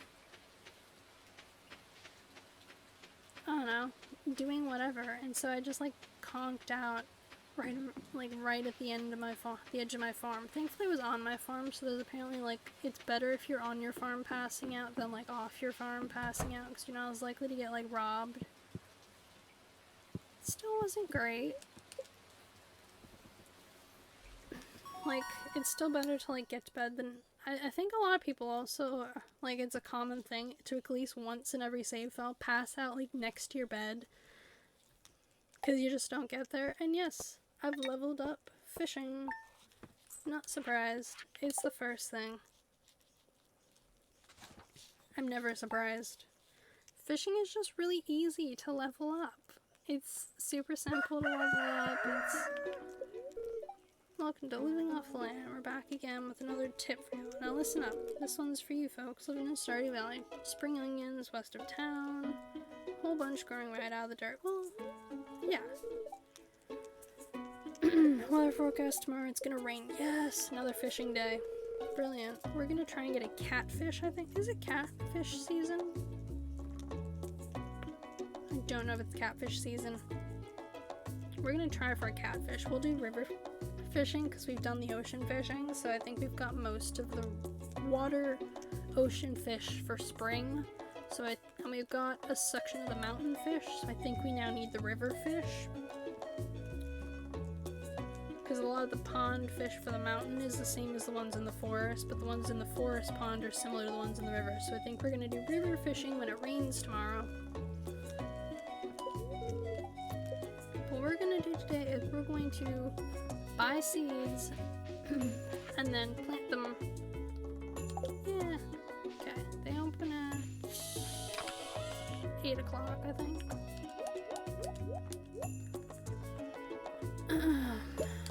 So,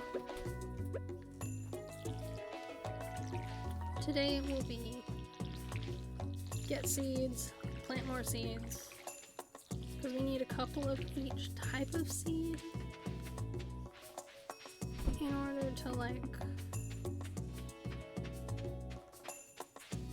do the community center, because the ones that you have to get are, I think, cauliflower.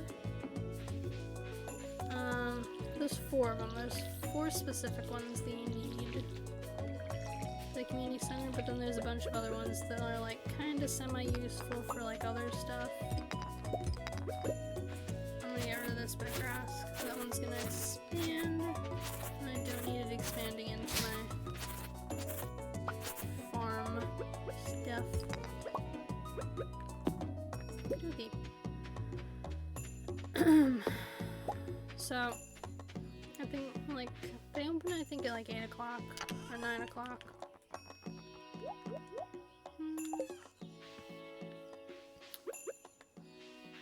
There's 2 of each. And then we're gonna have, we'll have like some extras, and we're gonna buy some more parsnips. Because honestly, parsnips are just good value. They're like good food. They're semi-good to sell. They're not the best to sell. There are better ones for like value. I think the best value crop is berries by a long shot. By a significant long shot. Just like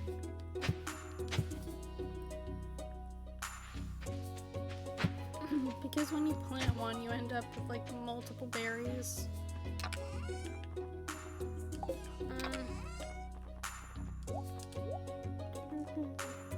Yeah. So, we're gonna get some more fruit, like seeds.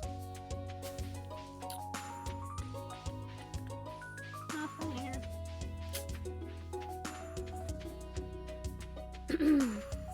But I normally spend all the early raining days like fishing.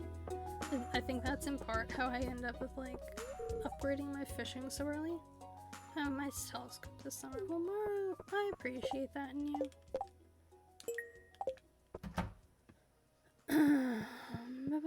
How much is that? 2,000. Okay, good to know. The ones I think you need are beans, cauliflower, and potatoes. We're gonna get 2 more of those, 2 more of those, and 2 more of those. And then we're gonna get some tulips for Evelyn. And we're gonna get some kale.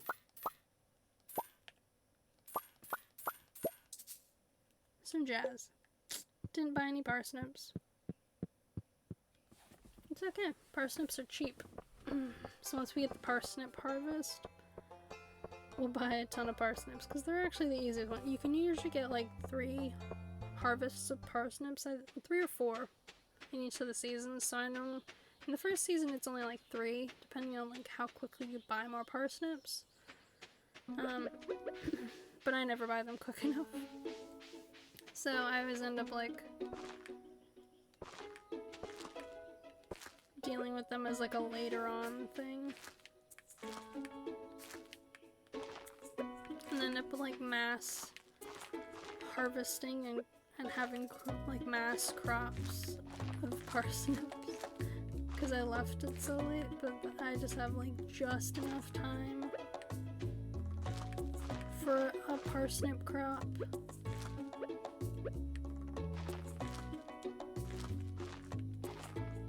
Curious if I've got enough spaces for the seeds I bought. Yep, I've got enough.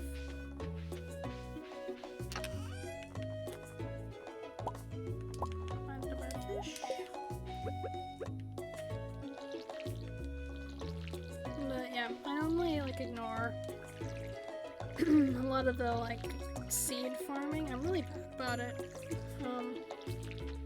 I do it enough so that way I get all of the recipes for everything for the farming, but I normally end up just like berry farming, which a lot of people I think do, because berries are realistically probably the best for your value.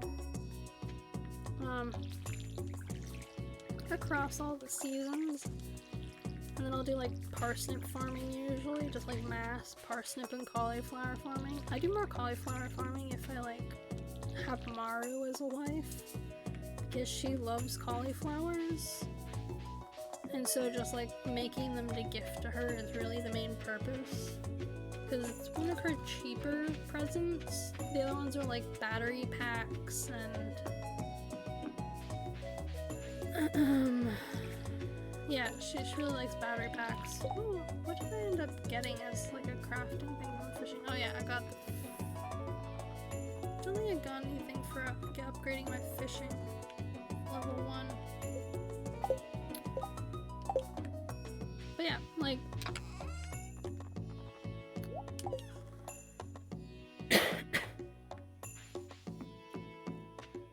as far as Stardew Valley goes, I think it is just in essence like the most calming game you could play. If you've got like 20 hours in your day, like 20 minutes or so in your day, or you're just on like public transport, you could probably do a day, like day or two, just like sitting on the train, like on your way to wherever it is that you're going.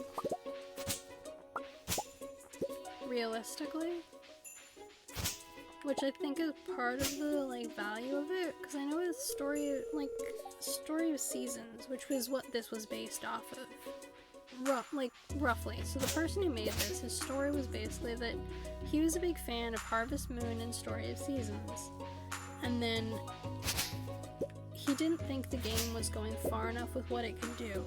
He thought that it had become stagnant and they weren't listening to the community and they weren't evolving with the times, because you couldn't, at the time I think you couldn't do gay marriages in the game. You could only do like same-sex ones. You can do some like gay ones now, in a couple of them I think. Trio of Town, like 2 cities I think had it, and one of the others, I don't know if all of them do, but some of them did. But you couldn't do that in the games, and there was just, they didn't have enough stuff that like was being added. There was no like free updates, and they weren't evolving with each like new entry. They're essentially just keeping the same with like a new story. That was his feeling on the games. He's the first, and he just like on his own started to learn like game design and just went for it. His story amazes me because it shows that if there's something you don't think is going the way it should, and you don't think they're evolving as much as they should, and you just decide to take it upon yourself to go with it and try and evolve it yourself, that's possible. And that is honestly one of the coolest things to me, that he just totally went for it. And he succeeded.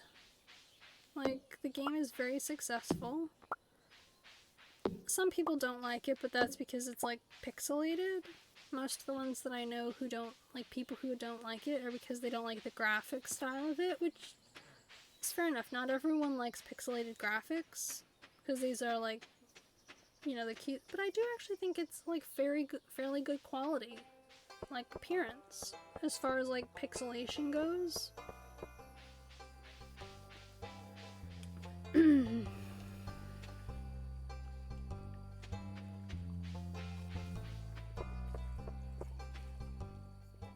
Anyways, I bought the Story of Seasons games, the latest 2. I own all of them. And like, the ones on the 3DS, I owned all of them, and I own the 3 that are for the Switch.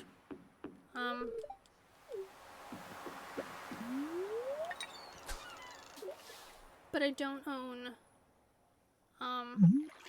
the OG ones that were like on the older systems, because I don't know if there's any that were on like the SNES or NES. I know there's the OG one, which is the remake that ended up on Switch like last year.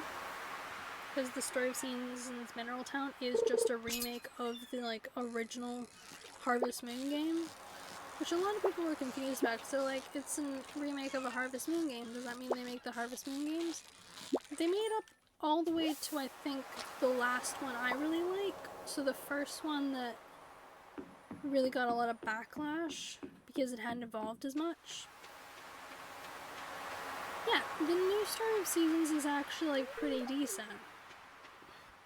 At least from what I've heard, I've seen a lot of people like playing it and they seem to be enjoying it. The main complaint a lot of people had was that there was the expansion pass. The expansion pass, its content is essentially like bunch of new marriage candidates, some cosmetic clothing, and like new sections of storyline, which I don't understand why that's all in like an expansion pass and is not just part of the main game. It basically like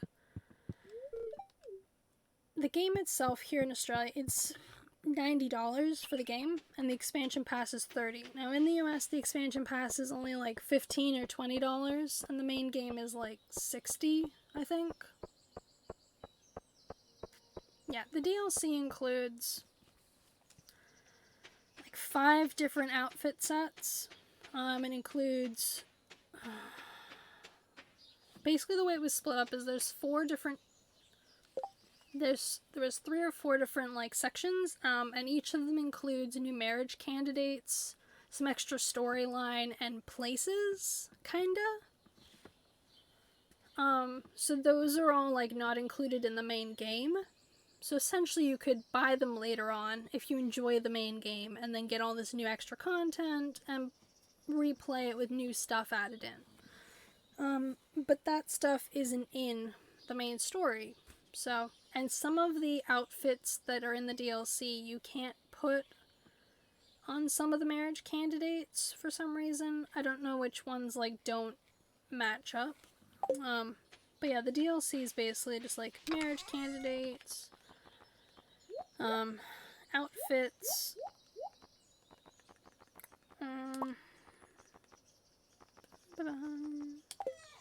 yeah. It depends on, like, it's worth getting it if you really like the franchise and worth liking the games, and I like the franchise, so I bought the DLC, but it wouldn't be for everyone. Not everyone's gonna like the game, or like want extra content from it. For them, the main game might just be fine and do a like one and done. But I do think that if you like Stardew Valley and you like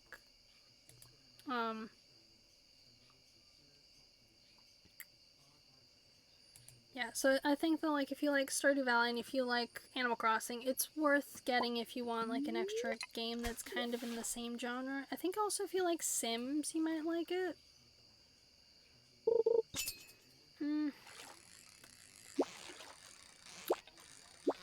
So that depends on if it's on sale. So if it's on sale, I think the full version is worth getting for someone who's new to the franchise, like Sam. Because I know they've done a couple of sales where it's like $10 cheaper than it would be for the full base, like the full expanded version. But I think if you're just like getting for someone who's new, the base game would probably be fine. Because then if they like it and they want to do a second or third playthrough, then they could buy the expansion pass and add in the extra content and make it new for themselves again. But I don't know if it's necessarily worth it to buy the full expanded version if they're not sure if they're gonna like the game. Because I know for here, it's like $120 for like $115, $120 for it in the expanded version. But the base game's only like $90. So, I think for Sam, because she's not sure about the game, it'd probably be just better to get the base one. Hell, you could probably go with, if she didn't want to try out the new one and you want to like give her the other one. I feel that way about both of them actually. I like the DLC more for the other one and what it includes than This one. Because the one they did the remake for, the DLC is just outfits. And I bought the outfits because they were cute. They were like a cow and a sheep and stuff. But there's a lot of content that's in the expansion pass. I still wouldn't necessarily like cough out for it if the person wasn't sure that they were gonna like the game. However, if they do like the game, I'd then buy the expansion stuff. Because you can buy the expansion stuff separately, and when you buy it together, it is exactly the same price. They don't like... It's not like a deal to buy the expansion stuff, like, afterwards. Like, at the same time. There's no deal in it whatsoever. So...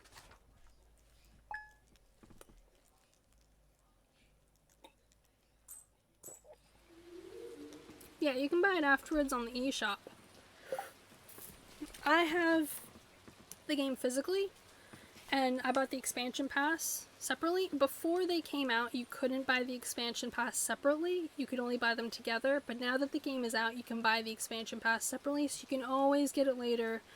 I got it on a minor sale, so it was like 15% off, like after the game, like they did the sale till like the week after the game came out or something. So, you can always get, like, the expansion pass later. I know a bunch of people who love this series, and they're just, like, not buying it, because they're like, the game was at such a... When they did the DLC, they released the game initially, the DLC was, like, half off for, like, 2 days. Right when they announced all of it, and it was sold separately. So a bunch of people I know who were talking about were like, you know what, we're gonna wait for the DLC to go on sale, like a big sale, because we are not paying the extra price for this. Because they feel a little ripped off that it's now so much more, and they missed out on the cheaper price. So, you can always buy the DLC later, like you don't have to get it now.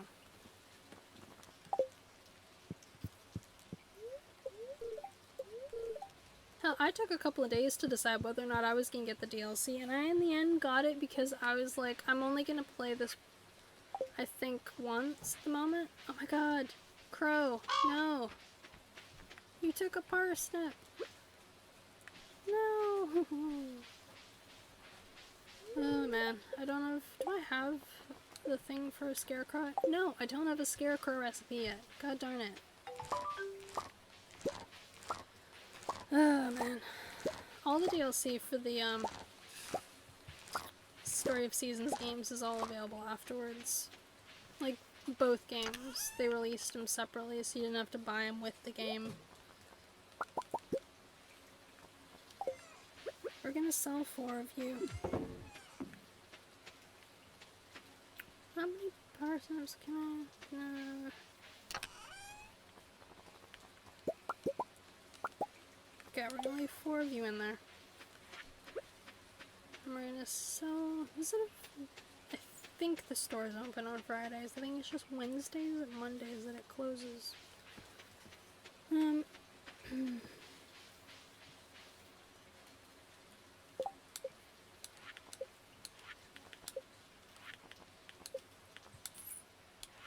gonna buy parsnips.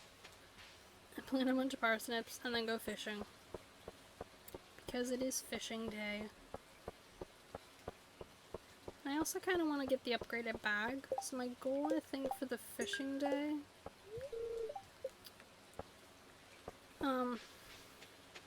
My kind of goal with the fishing for today is to, like, get enough that I could do an upgraded bag.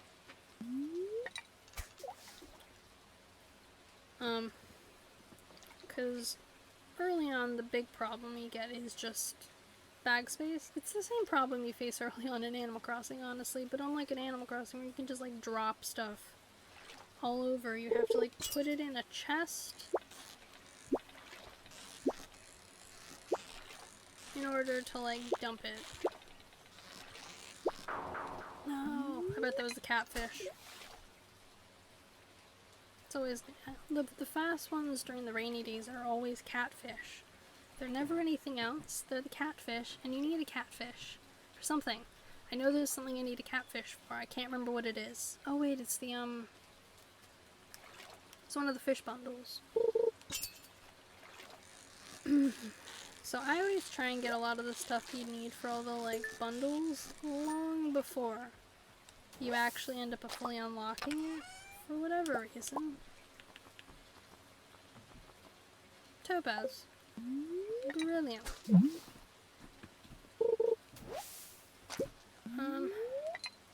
It's 9 o'clock now, I can get parsnips.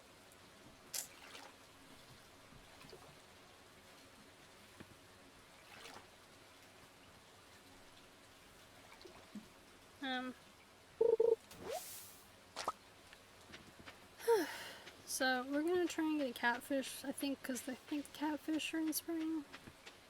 And yeah, no worries. Like I'm glad I could help. I've played all the Stories of Season games, and my favorite one is most definitely the Two Towns, which was on the 3DS. Essentially, the rule was you had a farm and you picked which side you wanted to be on. One side was like animals, and one side was farming, planting. You could technically travel between and like buy stuff from either side and then have it on your farm. So you could very early on get like a cow, a horse, all that stuff. Like the horse didn't matter which side you're on, but you could get all of the other stuff. You could also marry people from either side. And the way you upgraded the friendship between the towns was in the cooking festival. So you had to get the cooking ingredients you needed and go to the event and then cook. So the real challenge was making sure to get the ingredients that you needed.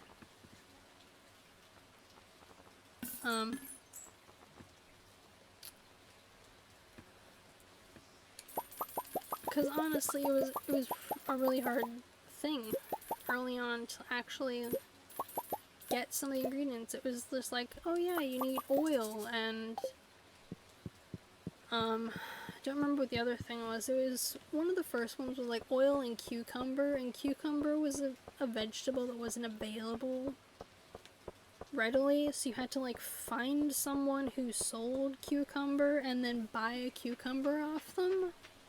That was the biggest problem I had with the cooking challenges, was that half of the stuff you needed you didn't have and weren't readily available for like a whole other season.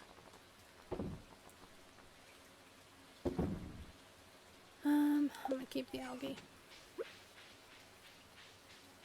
It was just super weird. But I did really enjoy that, like, installment in the franchise. Don't want to plant the 14 more. You know what? I do.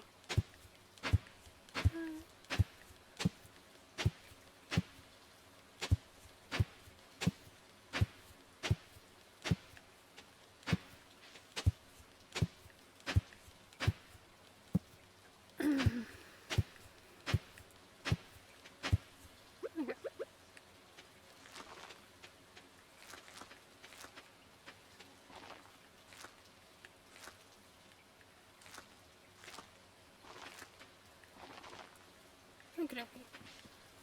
I'm ready to make that spot there the scarecrow. Because it's kind of in like the middle area, kinda. Drop it into Topaz. But that was definitely my favorite in the installment. You can tell when they shifted over because there's a Harvest Moon game that came out like two years after that game came out. I think it was like in the same window of time. It was like Harvest Moon Lost Valley. It's a terrible game. Never buy it. It's a really dreadful game. There's someone called Peanut Butter Gamer, and he plays a lot of video games, and he played this game. I've played this game, and across the board, people who play this game all agree that installment is awful. It's the first one that was handled by them that didn't have, I think it's Marvelous is the ones who make Story Seasons games, but it's the first one that like they didn't do themselves or handle, and it was just done by this other company. It's not good. It's not a good installment. The way they did that one was that they had it so you got all the like materials first up, but it was winter. It was constantly winter, so the way you had to bring about spring was by saving, like, harvesting and planting crops, and like you had to kind of like revive the valley into spring from this like forever winter. There was no food at all, absolutely none. So essentially you would like plot out like a certain amount of plots. You'd build, it took days to do this. You had to first build a ladder from the base all the way up to the top of this area, which was a challenge. I spent like a whole day just doing that because every single time I needed to get up there, the stuff had moved, so I just built out of these blocks a way to get there and just left it. And I was like, this is how I'm gonna get up there every single time, so I built that. That took a day. Then you had to take a day to do the initial like harvesting crops because you only had so much energy. So you had enough to like water all of the stuff and then do some minor digging before you pass out. Because it was super easy to pass out in this game. So you'd spend the whole day basically just like waiting out like the crops. So you planted the crops the first day, you built the ladder, you spent the whole day, you sleep, then you did the next one. It was basically a week before you fully got into the story and you had your crops, and this dude shows up to like sell you stuff at this ridiculously marketed, like really high, above whatever you could pay value. There was no way you could pay this to him. So after you did that, you eventually would meet this like spirit lady. The story was very slow. Any progress you made would get like destroyed within about a day because anything that you like dug up or toiled that didn't have anything on it for like more than a day will completely recover itself in this thick layer of snow that you had to remove again. So everything took like 3 times as long as it should have.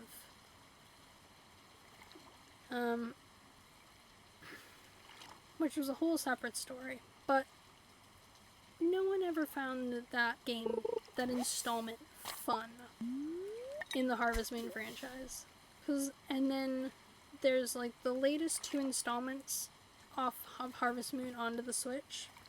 There's big complaints about it because the first one was the version that they copied over from the PlayStation 4 and PC, which had a ton of bugs in it.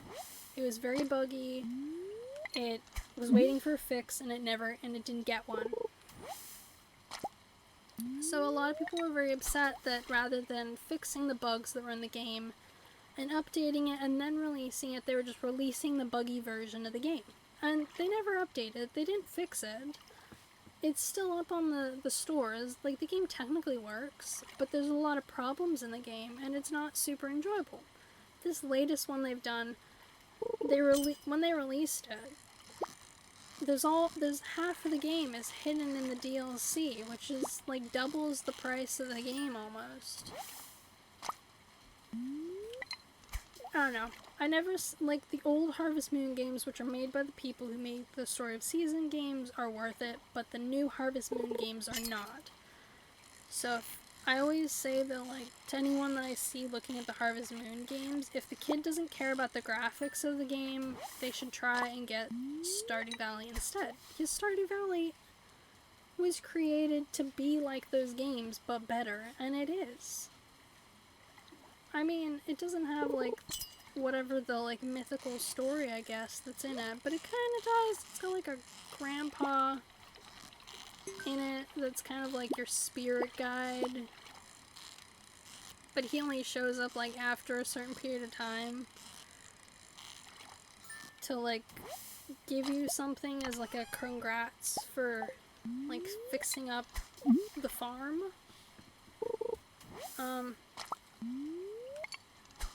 Which, as far as like spirit guides go, isn't too bad, especially because you can like have him re-review like whatever it is that you've done in the farm if you give him a diamond. So if you like don't match whatever it is that he wants, you can just have him review it again, like a couple of years, like whenever you want with a diamond. But I like trying to hit all the achievements before year 3. For anyone wondering what the achievements are kind of like these for me. So they're basically like, these are the base achievements. And then you've got, like, I want to try and get every item shipped in the game, which is technically one of the achievements. Is catching all the fish. The biggest challenge is the couple of legendary fish down the bottom, and I think they added a couple. This one here, I've never seen that shape before, I don't think. So I think that one's new. So I think they've added a couple of new fish, maybe? I think they've added some new fish, which is actually pretty exciting, because I've caught all the fish before, several times. Then you have this one, and I always get caught up with the dinosaur egg, because the dinosaur egg's a pain in the butt to find. I normally get the dinosaur egg, have it grown in a coop, and then I'll give the next dinosaur egg, because you never give the first dinosaur egg. It's just, it's not realistic. There's also cooking all of the food, which is a slightly bigger challenge, and that one usually takes me longer, because some of it is like you have to get the ingredients to cook it. So the cooking one is normally something that I have to use a guide for, and like a crossing off list of like, yeah, I've done it. So I try and get as much of that done at the end of the third year as possible. That's like my like secret goal. This time around, I think I've added on to this goal we're gonna try and make Crowis our roommate. We're going to try and get the special cutscenes relating to romancing everyone but Alex, and then romancing everyone. I want to get both of those, and then I want to friend every single person possible in the game, getting all of their cutscenes. Those are like my personal goals. We're also going to try and mess with Mayor Lewis with his shorts. So we have to get his shorts by friending Marnie enough to get the shorts. Then we're going to use them in as many places as possible. We're also going to get his trophy. For anyone who doesn't know his trophy, he's got a special trophy. It's hidden. You only find it after, I think, like... Is it here before? No, it's not. You have to, like... There's a specific note you have to find with the microscope thing, and it's got instructions to find your way there. And then you find his trophy. It's a gold trophy of Mayor Lewis. And then you put it in town square. Now, you can pick it up once he's placed it back in his house. And so I'm going to. And I'm going to put it on the farm. We're going to find a place for it. And we're going to have his trophy. Okay, we're going to have trash. And amethyst. We're basically out of energy, so we're gonna go and talk to some people. It's closed. Most of the people we can talk to are probably just gonna be in the bar.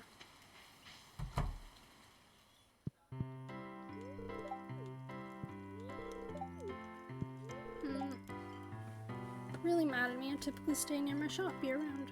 I believe you. Harvey, Shane, makes me thirsty. I need a little warm up to be ready for another cold night on the ocean. I mean, does he go out? There's no one else there, so she came alone to play the game. A secret thing is to also, like, get the, win the game that's in the game. Maybe I should cook something new and exciting, something spicy. Hey Pam. Oh, I guess give another pint of your strongest. Pam is actually really easy to gift and befriend, because if you meet her here and you just buy a beer from Gus and you give it to her twice a week, you're golden. Business has been really good tonight, I'm pleased. And she's here every night, so that makes it easy. Ah, spring. The season of pastels. I actually prefer jewel tones myself. Excuse me, I was mumbling about fashion again, wasn't I? Yes, you were, Emily. This fridge, I finally just noticed it. Now that concerns me, because it looks like a normal, like, fridge you just open up. In a lot of bars, you wouldn't have ones like this with, like, these big handles that look like normal fridges. You have more, like, ones that you lift open.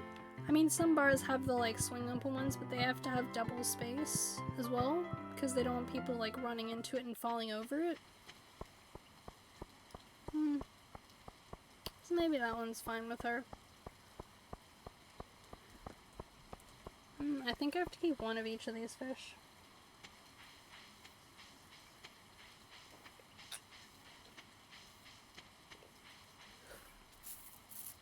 I don't know. Earth crystal. Yeah, that's not happening. Oh, wait a minute. Emily should still be in the bar. I want it all the way. I should have given her. This is the small mouth. Why? This is why you gotta check your quests before you go into bars. We can do it. We can get there. We can give her the bass. Jesus Christ. I hate gifting her stuff. She's definitely my least favorite. But it's easy money today. And she was awake. Now, I don't have this, like, it's not like I hate Emily as a person. Because she's an interesting character. She's definitely, like, very artsy. I just don't appreciate the way she treats Clint throughout a lot of this, where she, like, knows he likes him. Like, that he likes her.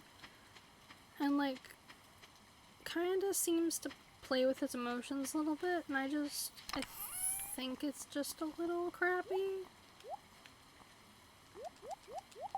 I don't know. I'm sure she's perfectly lovely. She's just not, like, my preferred romanceable option person. My favorites are still, I think, gonna be Shane. But Shane, Maru, Elliot, and Leah at the end of this are still probably gonna be my favorites. But I'm going to actually, stick with my goal for Krobus. Even if we, like, gift a bunch of other people. I'm pretty sure Krobus moves out, I think, if you, like, propose to someone else while he's in the house. But I don't know. I haven't tried it. I don't know if you can propose to someone else, like, when he lives with you. So it's gonna be sunny tomorrow. Yeah, the spirits are displeased with me today. Excellent. Well, it's a good thing I'm not dealing with the spirits today, then.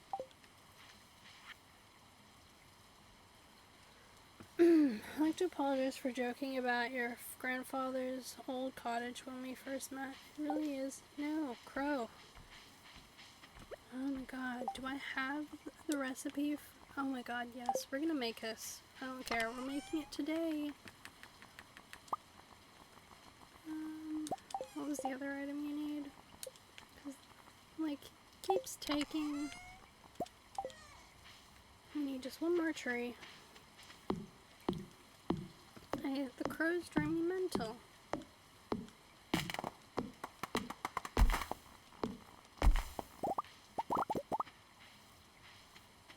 Yeah, the crow's gotta go.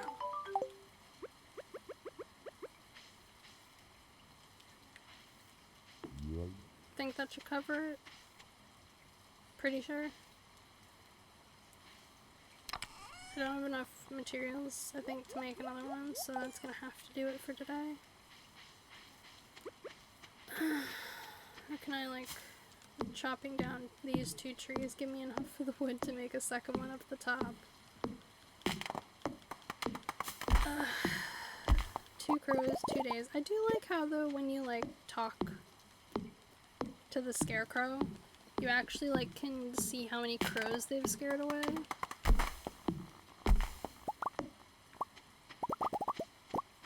Okay, I think I can make a second crow. Or do I need like, just like... Stop taking this one, send this up. I think I need just one more, like 5 more sticks. 1, 2, 3, 4, 5. Brilliant. Second scarecrow.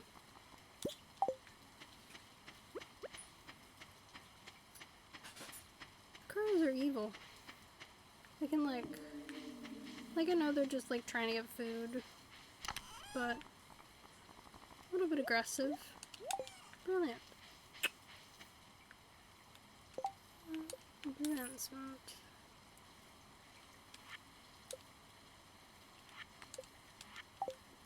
How much?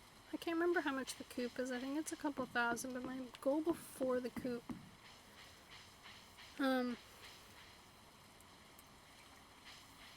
is to like, I think before the coop I want to try and get the bigger bag. But it's really a split because I know that like getting the coop, once you get the animals, you can get a lot of money, a guaranteed amount of money every day, which is actually why I like the farm animals so much, because it's guaranteed money. I normally try and have like a couple of coops and a couple of the barns, and then I've got like, I build a bunch of storages nearby, and I use that to like make cheese and like mayo, and then I use the cheese inside the basement once we unlock the basement. I spend a lot of time devoted to like the farm animals. They're definitely my favorite mode of getting money, though I do think the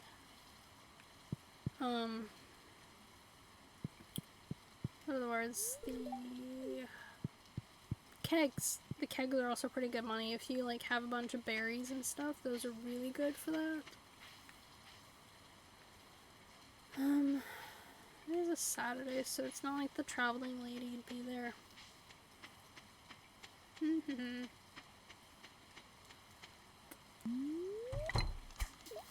So, we're gonna do some more fishing up here first, and then move down to the ocean. We're gonna see if I can get a catfish. I'm determined to try and get one. I think that this is their season. I'm pretty sure that that really fast one that I missed is definitely a catfish. It's gotta be a catfish. Yep, this is catfish. Ah! That is the main reason to buy the better rod. Catfish. It's 100% the reason I always buy the bigger rod, is to get the catfish, because you can only get them on rainy days in like 2 seasons. So unless you like spark a rainy day, you have to just like wait for the rainy day to appear. That's why I used to buy like rain totems. I'm like I made a couple rain totems. I usually hold on to a couple. One of them for whenever I wanted to marry to someone. Because in certain seasons you can only marry someone if you use the rain totem. And for the catfish. Because there was at least one year, one of the save file I had, where when I was trying to complete the fish one, the only thing that was keeping me from finishing it was a catfish. And so I spent like a whole year waiting for when the rain would come again in spring, just to get a catfish. Good old catfish. If it's calm, you know it's not a catfish. That's essentially the lesson in this. If it's calm and it doesn't jump all around, it's not a catfish.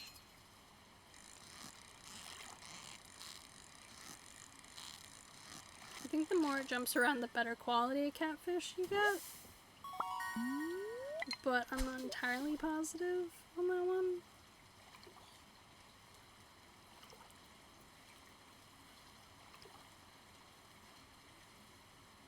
I know depending on like my save file, I know normally I like to try and build up the friendships, and my first couple of like times that I ever played Stardew Valley, I didn't bother with the friendships as much. Like, I did them later on in the game, and then once I already had a lot of things, and then I just gifted them twice a week for like a year and built up their friendships that way. So you could always like just ignore them for ages, and then in other ones I would speak to specific ones until I upgraded them all the way and do all their cutscenes. It depends on if you want to hit all their cutscenes. So there's one of the people, Sam. You can only see all of his cutscenes if you friendship him really early. Because once his dad comes to town in year 2, there's a cutscene that happens when you have like 3 hearts with him that just won't happen if his dad Ken is back. You only get it if like he's not here yet. So I've only seen it once, and I only found out it existed because of Google. I never would have found it out otherwise. And so I only managed it on that one save file because I hadn't yet hit 2nd year, and I had enough friendship with him because I'd been giving him JoJo Colas that time.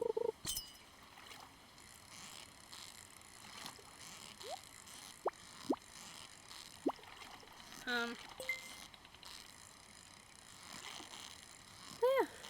So I think I've only like a couple of times seen every single cutscene.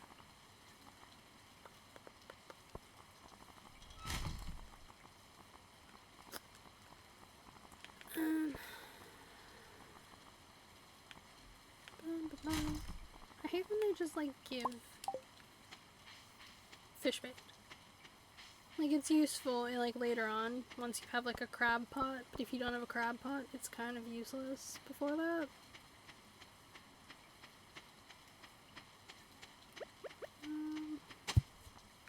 Sea star. I just noticed that there's like a ton of curls at the back.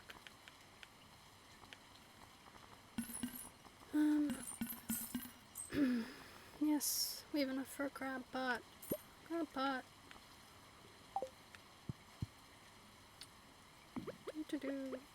Crab pot. And baited. Sea star. Yeah, we're gonna go give that to Gunther, and then we're gonna go back to river fishing, because it's like 3 o'clock. I don't know, the crows can be really like hectic depending on like how many of them you get. Apparently today's a bad luck day, so of course I got a crow. But I think if it's like one of the better luck days, maybe I wouldn't have seen a crow.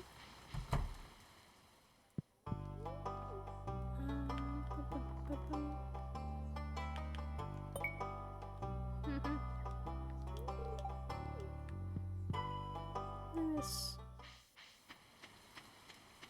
I don't want this in my pockets, so I'm gonna give it to George. George is actually the reason why I held on to so many of my, like, these dandelions. Because I like giving them to him. Because it really, like, upgrades your friendship rather quickly. Because he really, really likes it. Hey, Evelyn. You making cookies? I see cookies. She's making cookies. I want some cookies. I've also never seen the dog that's in here. I know there has to be a dog in there, because Alex spends this whole day like looking into it. But I've never actually seen the dog that's in there.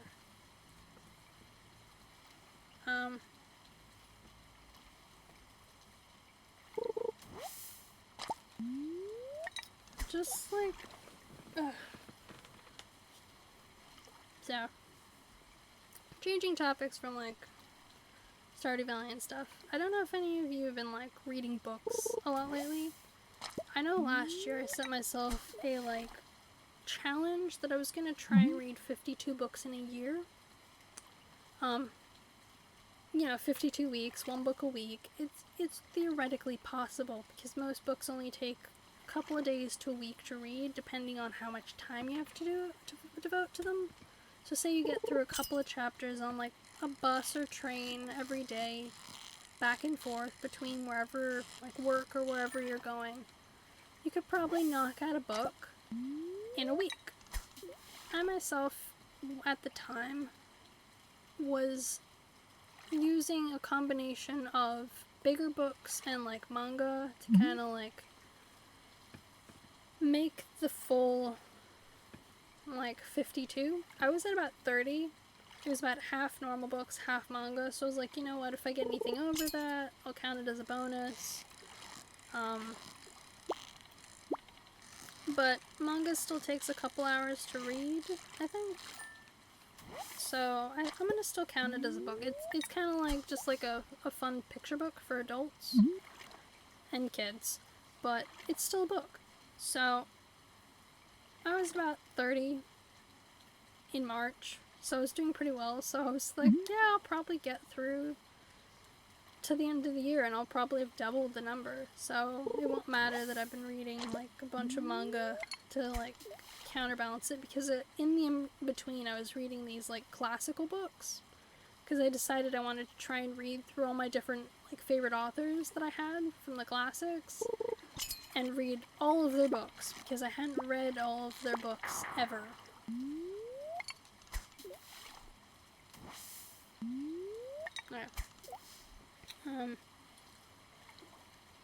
So I was reading through Jane Austen, and I remember being like, I'm gonna read it in the order of the Jane Austen, like, there's a book called the, like, Jane Austen Book Club. There was a movie that was done off the book. And it was basically, like, this group of ladies read their way through all the books, and then they figured out their own, like, personal dramas while they were reading it, with, like, the motivation from Jane Austen and her heroines. I had read through 2 of the books, I think. So 2. My least favorite, the one that I was looking forward to least, was, Emma. Because a couple of years ago I tried to read Emma, and Emma, she's very pretentious. In the beginning, it's very obvious that she thinks very highly of herself, and she doesn't think very highly of anyone else. That she, like, because she's like a wealthy, well-to-do lady, she thinks it's okay for herself to, like, spy in on people and meddle, get involved in their personal lives, and judge the pairings of people, especially after her, like, governess marries. And although she likes the person that she's married, she doesn't like that she's so far away, and she thinks she, like, essentially, she's like that person who loves rumors, loves gossip, and likes to try and, like, control what everyone is going to do. And I was not a fan of her and her behavior, because typically during this time period, your station in life and your parentage decided, like, normally who you would marry, unless you're marrying someone who was very wealthy, who could afford to do whatever they wanted, and didn't care about, like, what people would think. Which, if you were to find that kind of a person, like, congratulations, very happy for you. It was super rare. So she essentially, like, brought this person called Harriet under her wing, and tried to control what she was gonna do, like, stopped her from marrying someone who was, like, suitable for her, that loved her, that could provide her with a nice life, because she thought Harriet must obviously be from this very well-off family, because her parents have kept themselves a secret from her and, like, paid for her education, you know, on the side and quiet, but never, like, tried to get to know her or, like, throughout her life. and just like left her to her own devices, which is awful that that happened to her. But it doesn't necessarily mean that Harriet is this like well-off person. Now, Emma and her became BFFs, and she gave Harriet a much bigger head than she probably should have, because she had such a high opinion of Harriet that she gave her a big ego. Now, a lot of people could see that Harriet was essentially just a nice kid, but, you know, probably not, like, appropriate for Emma as a close friend because of her station in life. This kind of, like, goes on throughout it, and Emma eventually has, like, a kind of awakening, I guess, where she, like, comes to terms with what she's done to Harriet, and that she hasn't actually been a good friend, and that by having her turn down this other marriage proposal, she was doing her more harm than good, and making her expectations more than it should have been, all things considered.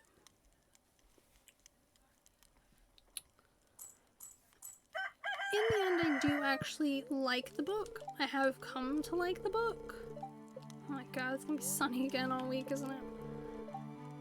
But it took me reading the book 7 chapters at a time, taking breaks, and really thinking over the evolution of the character of Emma.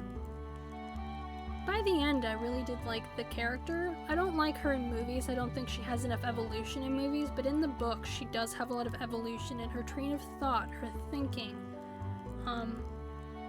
who she is as a person, and her, like, what she's doing. So I do like her more in the book. And so because of the book, I do like the movies a little more.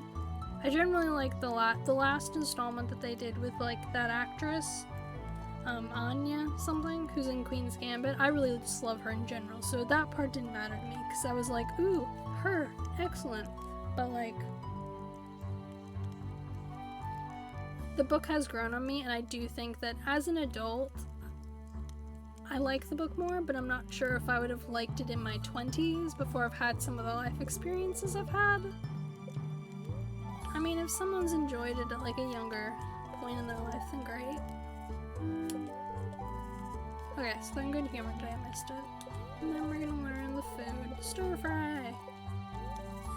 It's gonna be sunny all day tomorrow. Huh.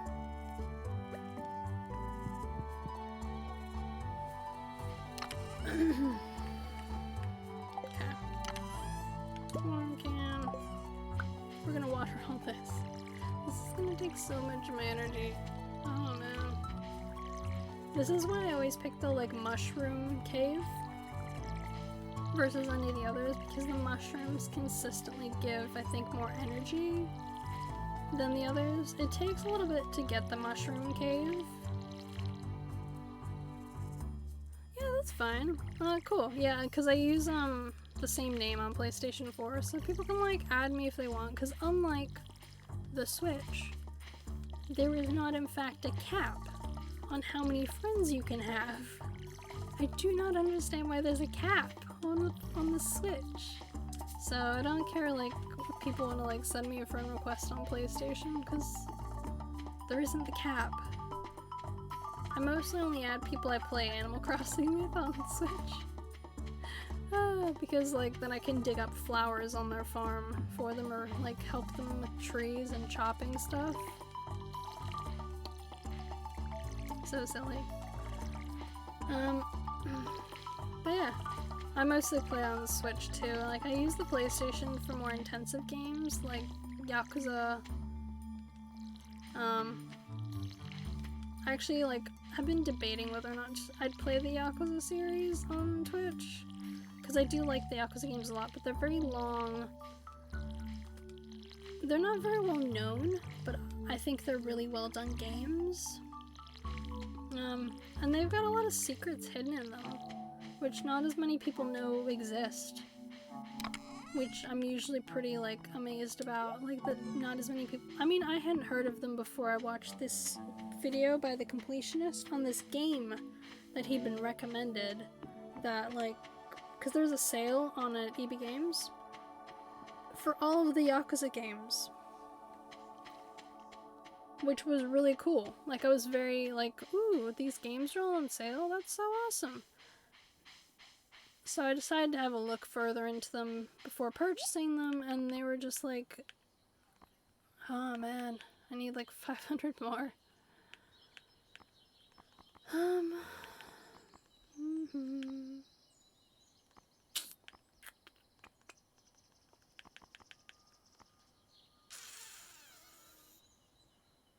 pufferfish isn't too hard to find once you get like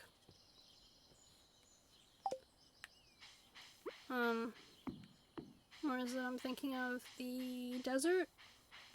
I think they're pretty easy to find, but we're gonna try and get it anyways, because, you know, why not?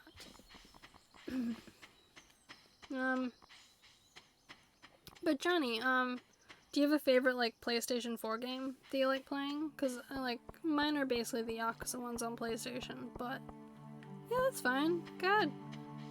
I don't mind the lurking. I'm just, like, chatting away about, like, books at the moment. So, I read through Emma, and, like, that one I got my, like, a better opinion of. Then I started on, Mansfield Park, I think it is. I think it's Mansfield.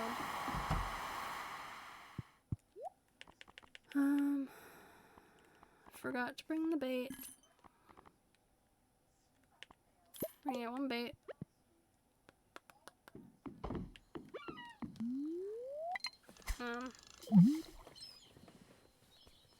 So I started reading like Mansfield Park after that. My favorite so far has been Last of Us and Horizon Zero Dawn. Oh, nice! Yeah, Horizon Zero Dawn is like an amazing game. I haven't finished it. I've played like... I've played far less of it than I probably should have, honestly. Because I got like consumed with trying to figure out like where the lore of the story goes with it, rather than just enjoying the game itself. The Last of Us I haven't played, but I own it. I bought it brief when it was like on a small sale, because I was buying my way through all the like bigger PlayStation 4 games that like are recommended and popular, and a lot of people have played them, because I thought it was a good idea to like... They were all pretty cheap at this one point, and so I thought it was like it'd be a good challenge to like eventually play through them all.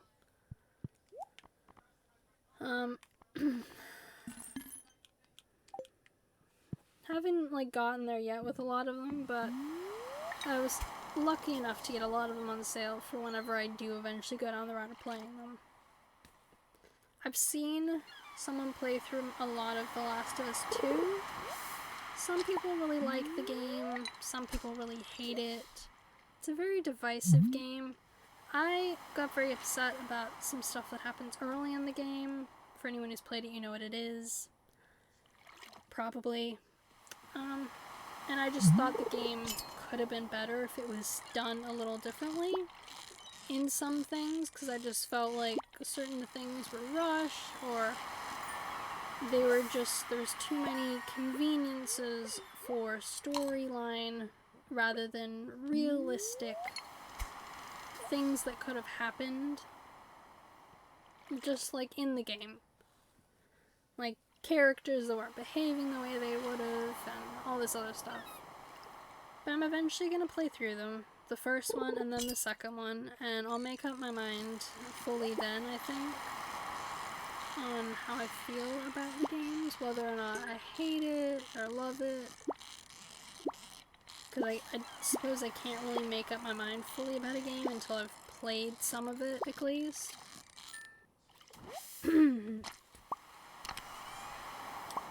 Rusty spoon. Yeah, so after, Emma read Mansfield Park.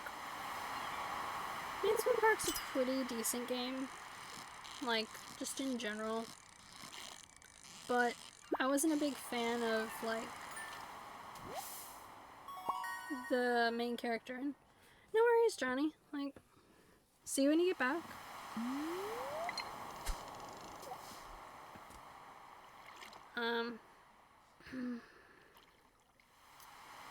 She spends a lot of time basically just, like, groveling to her cousins. And bending over backwards, like, talking about how she's lesser than them. And I'm like, I understand that, like, financially speaking and station-wise, she is seen as beneath them. But as far as, like, character goes, she is by far a better person in, like, character than any of these other people. Because they're all awful human beings, like, to each other and to others. And it's why she is the one that more people like. I mean, not, like, the wealthy people, but, like, she's overall generally liked. And I think it's terrible that, like, in the beginning part, her family were talking about how, like, they hoped that she was, like, homely, because they didn't want her competing with their daughters on, like, looks.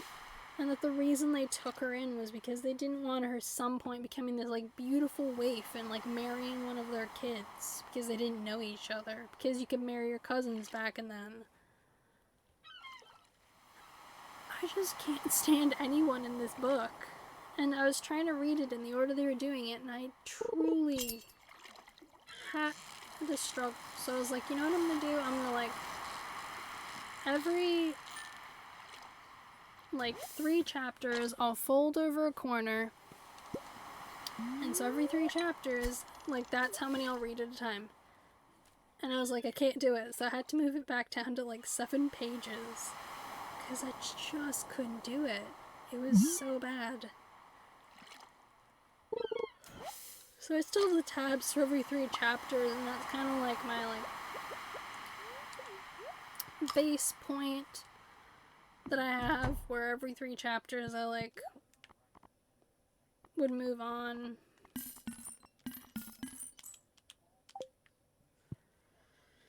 I don't know. I'm eventually gonna get my way through the book, and I'm sure I'll like it, maybe. I appreciate, like, the writing style of the author, and I will read through all of her books, because I'm doing them in a set order, but the ones that I like of her books are farther in to the list. And they're also ones that I've previously read before, so I know what's going to happen, so it's not like it's going to be a surprise for me.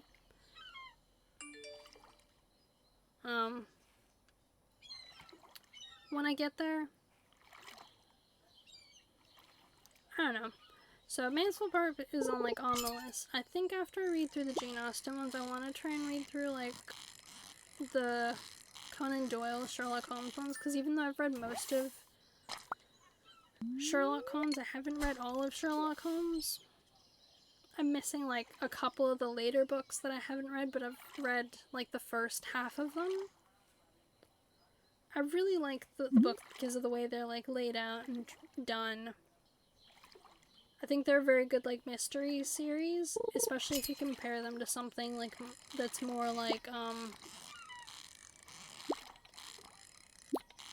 Agatha Christie, Agatha Christie's history is very fascinating. She, like, worked as a nurse for a while, and then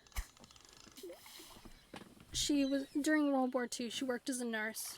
She also went and did a lot of nursing stuff, so she knew a lot about different poisons and stuff. So if you look at her writing style, from the early years where she talks more about, like, bashing, like, the murder, it goes from, like, hitting people over the head and, like, very, you know, like, general random acts of violence that cause the demise of the people in the story.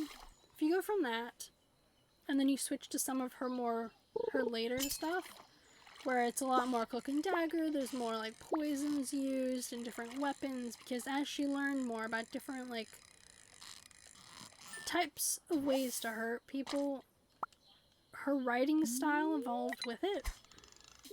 And the mysteries that she wrote, which is all very fascinating to me. Like, in that it had such an evolution as the years went on. with her writing.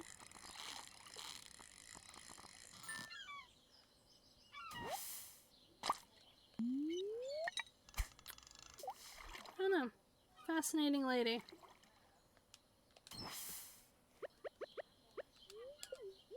The seaweed.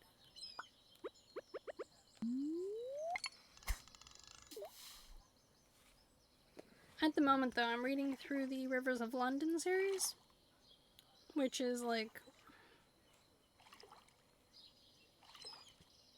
something else entirely.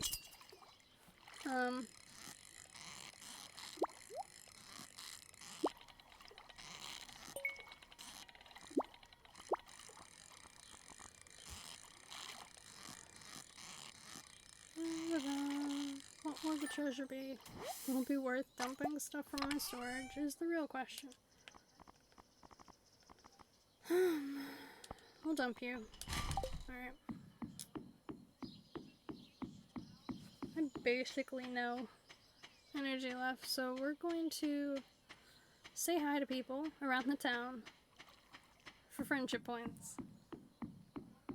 And then head back to the farm.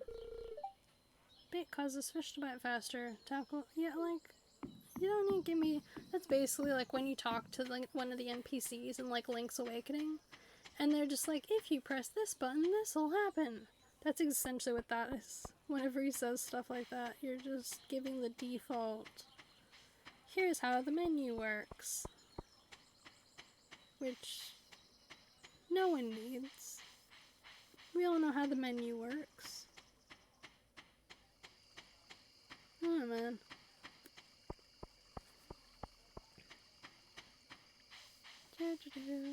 All the houses are closed. So that means we're going to the bar. We're going to talk to all the people here in the bar. Don't you have work to do? I'm busy, can't you tell?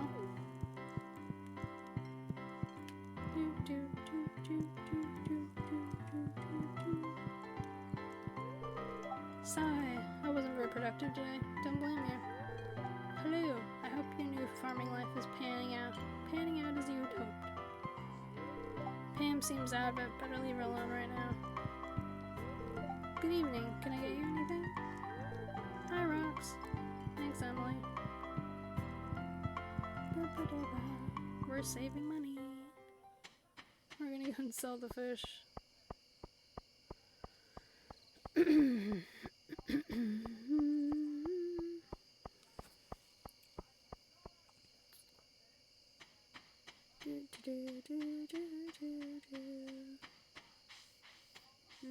Okay, we're gonna come back for that item there, because that's a thing that is useful. We're gonna sell these.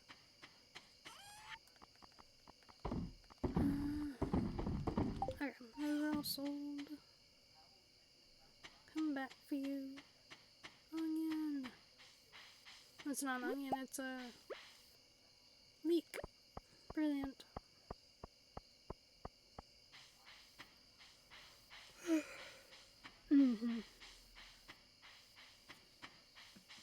So yeah, I started reading the like Rivers of London series, and it's essentially like magic meets like.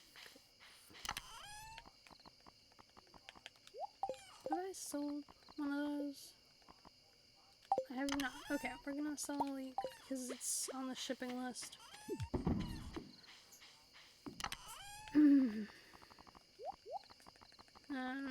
Before the day is done, we're gonna fill up the watering can because that's some energy. The Rivers of London series, I found it when it was on sale.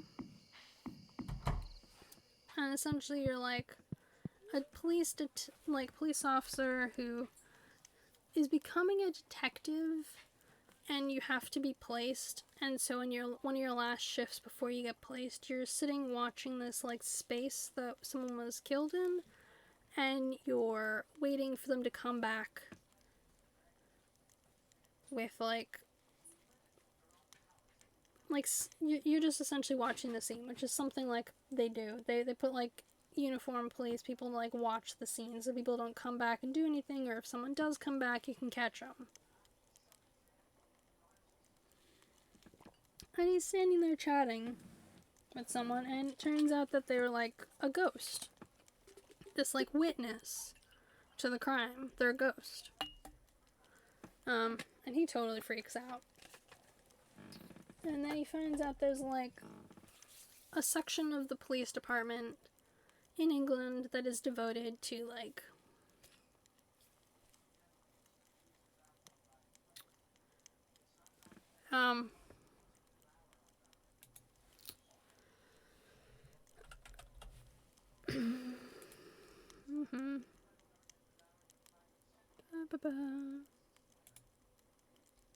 I don't know, like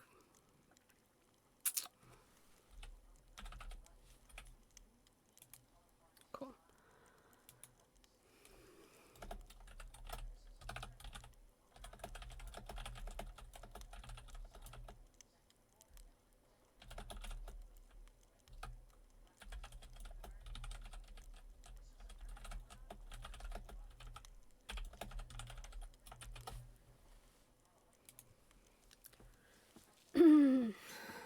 So yeah, so essentially he like has this ghost and he like talks to this detective, and there's a section, it's basically just one dude. There used to be more, but now there's just one dude. And he has to talk with like, he has to deal with magical incidents that happen in the city that are kind of crimes, or like crimes that have a magical element, and like frame them in a way that they're believable without having to be like, it's because of magic.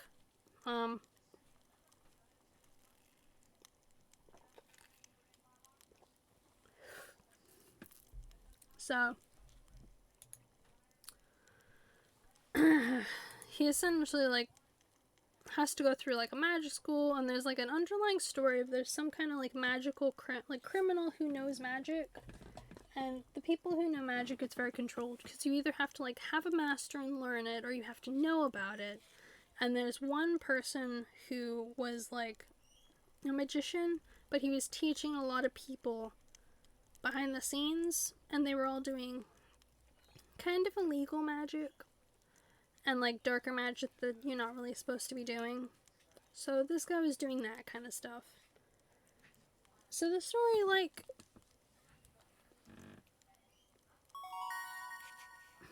recycling machine, yes.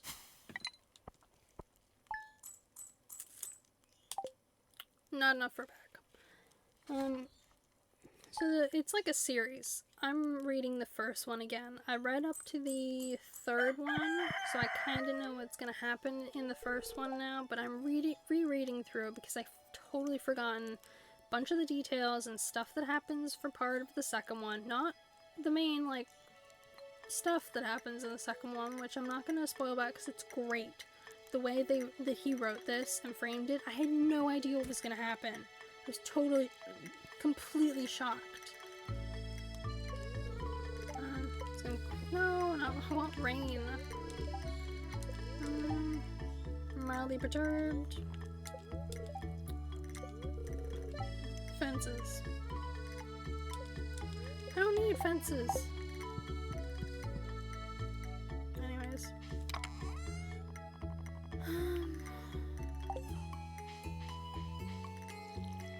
I don't know.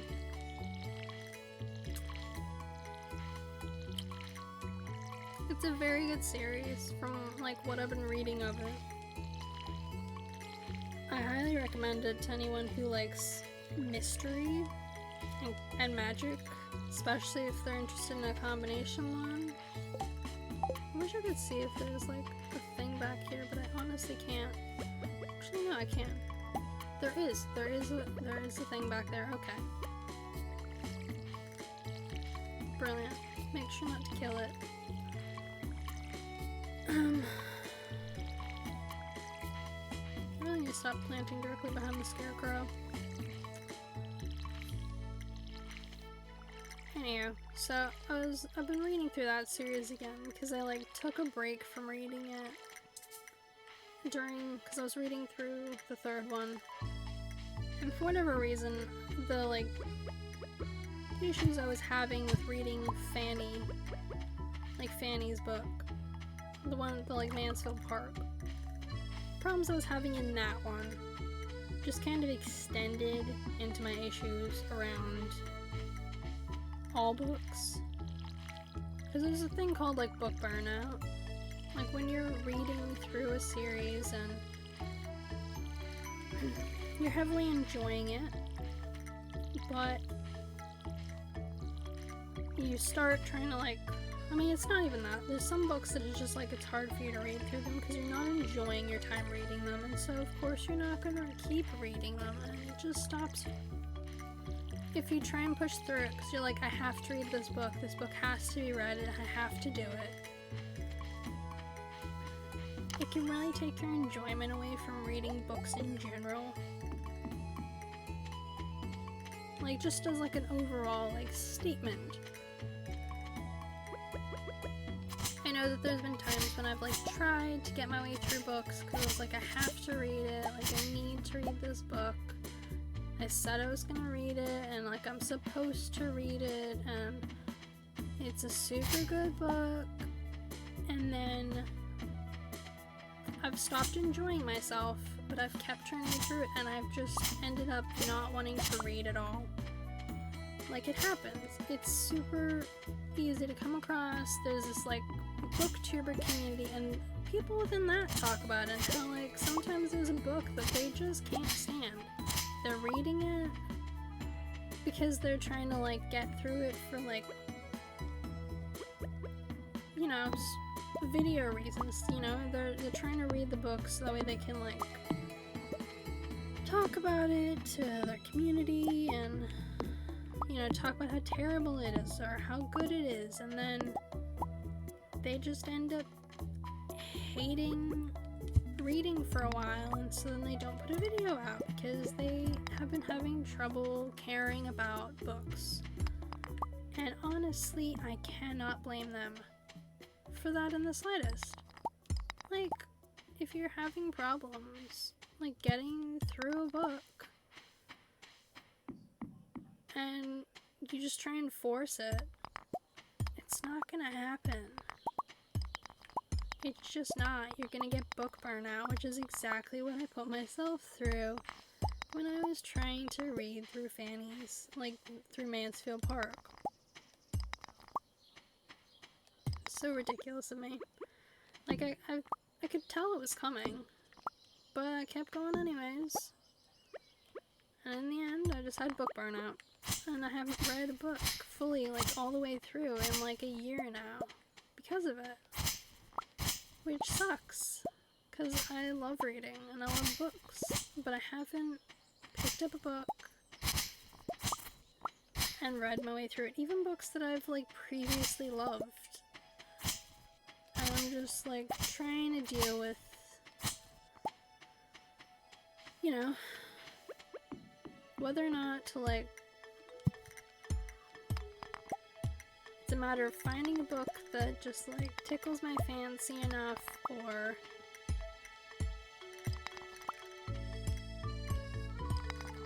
what. So, it's just something to figure out.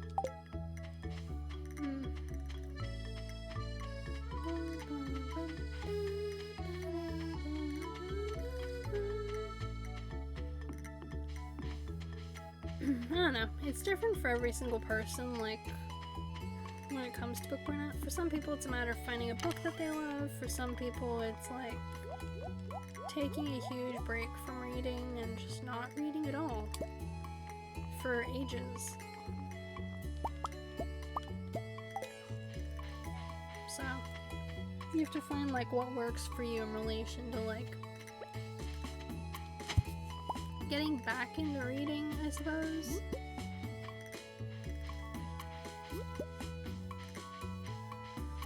I'm not entirely sure what's gonna work for me to get back into reading. I keep carrying these couple of books around with me. I bring them from my bedroom to out here to back to my room. And I'm not sure if it's just like I need to stop trying so hard and just pick up a book that like looks interesting to me and go for it, or if it's a matter of like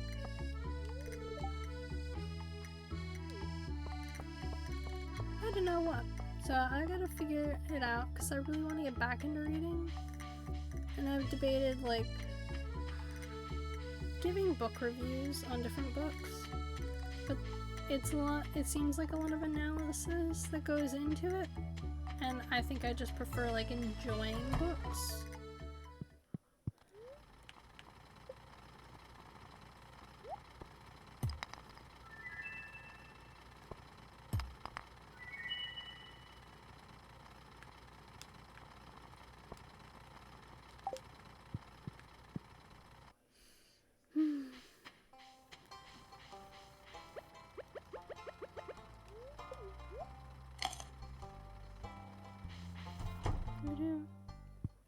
So yeah, like I want to get into a book, but I'm not sure where to start with it or which one to start with, so I've just kind of left it for the minute. Not entirely sure like where to go with it. I might try and like find a book that really fascinates me and dive into it maybe.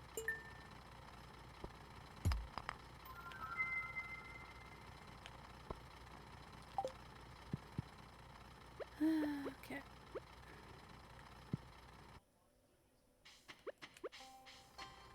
This should finally clear out. Okie dokie.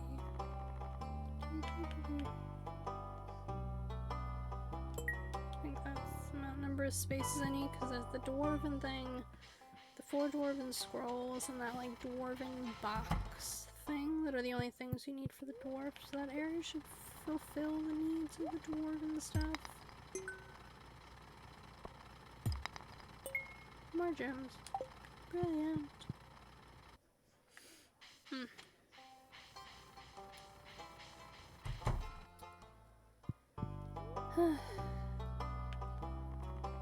I'm looking forward to when I have more bag space. More bag space is the dream. It's something that I think like people deal with, like that's an issue in a lot of games because you have to like pick up so many things and collect so much stuff. So when you're early in games like this and you've only got like 4 or 5 bag slots, like every bag slot is a big investment. Bye, George. Giving him 2 gifts this week. So that's George done.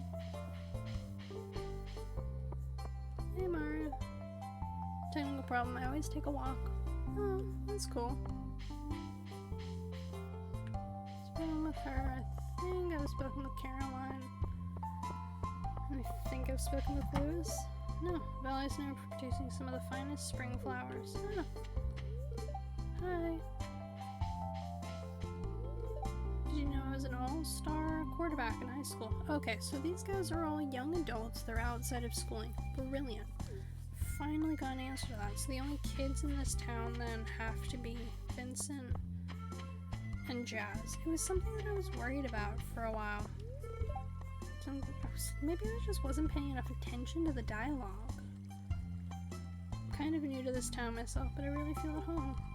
I like you, Elliot. You're a cool dude.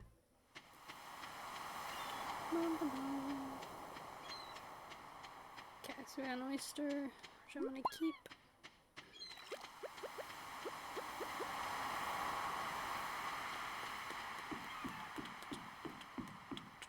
Newspaper. I forgot to bring a bait. No. I have a lot of energy anyways, so I may as well walk back to the house, get a bait, dump this stuff off, and come back for like 2 fish. I did not plan ahead well. This was some bad planning. I keep forgetting the bait. See, when I have more bag space, I just keep the bait in my bag.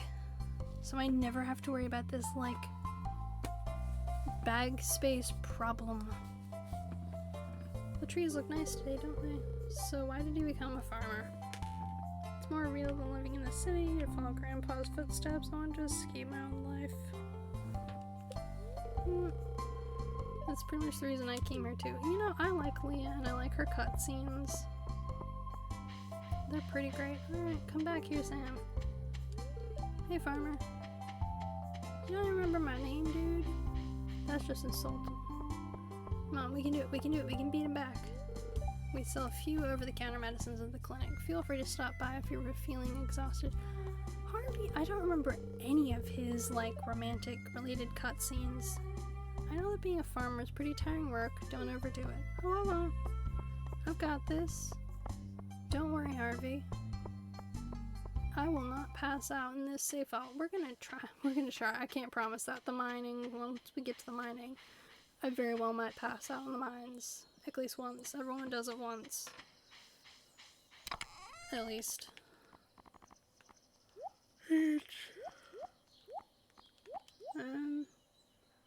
Game for bait.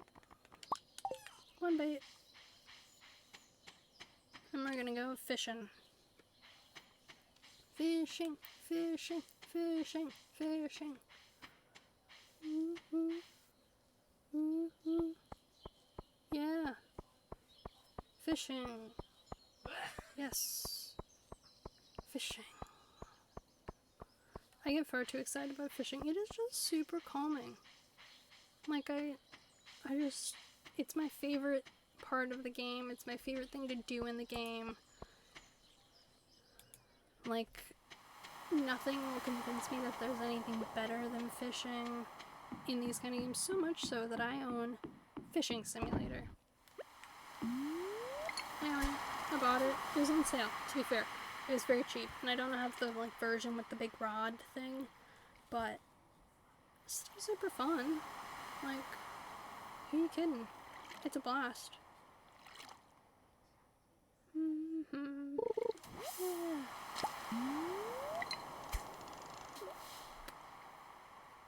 So, there's another book that I'm reading, trying to read at the moment, and it's for another series. This series is a little bit darker, I think. Well, to be fair, the River of London series it's got its dark moments in it, some like darker, creepier stuff, which I don't have a problem with, but it's got it. The other one that I'm doing is like this, The Blade Itself by Joe Abercrombie. It's a very interesting, like, from what I've read of it so far, it's very well written. There's only 3 books, I think, in the series, and then they've got 3 or 4 spin-off books. I own all of them. I was like, you know what, I'm not even dealing with this. Bought all of them at once, because there was a deal going. Sales are what gets me. Sales are 100% what gets me every single time. But if it's a good enough sale or a good enough deal, like, I'm willing to overlook some things. For instance, there was a couple of games I bought for like $2 to $3 instead of $60. Games I would never in my right mind buy. I'd never play them. I wouldn't be interested. Like, why would I buy these games? But they're like ridiculously cheap for some reason. Probably because maybe no one's playing them anymore, or people have played through them and finished them and so they don't care. Either way, like, I'm playing through it. And they're interesting games. Like, they're not something I would normally go out of my way and play. So I'm glad they were on sale so I could get them. Some of the games that I've found this way I've really enjoyed. Other ones not so much, but there's a section of games that I'm glad I got them on sale because I would never play them normally if they were not on sale. Just a reality of the situation. Some of these games are not worth their full price to me. A game I got for like $4, I would never buy it for full price. It's got a following. A lot of people seem to like the game. I'm not one of them. So I'm glad I only paid $4 for it instead of the full price of like $50. Whole separate thing. I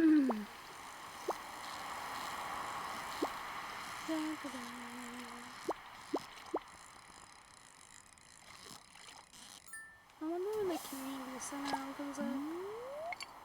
Forgotten how to unlock the community center.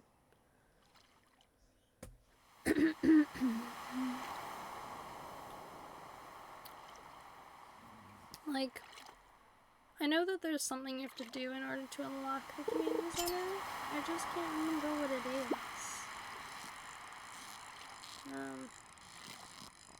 At the moment though, I'm just like collecting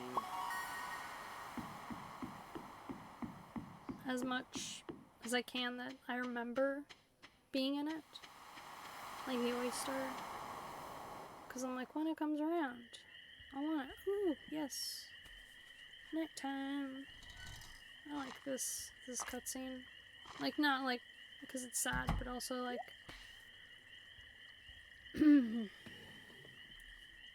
don't know.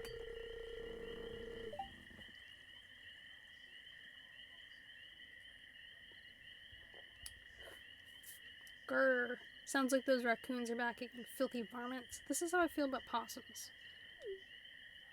This is why me and George are kindred spirits. Ah, you turned up at the right moment, miss. Could you do an old man a favor? Could you go around the corner and scare off those raccoons for me? They've been causing a real mess. Thanks. Make sure you give them a good scare so they never come back.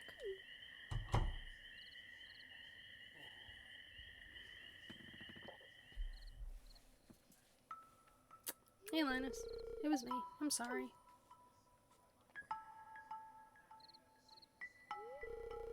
I found a lot of hot, fresh food in these cans. Stuff that will go to waste if I don't take it.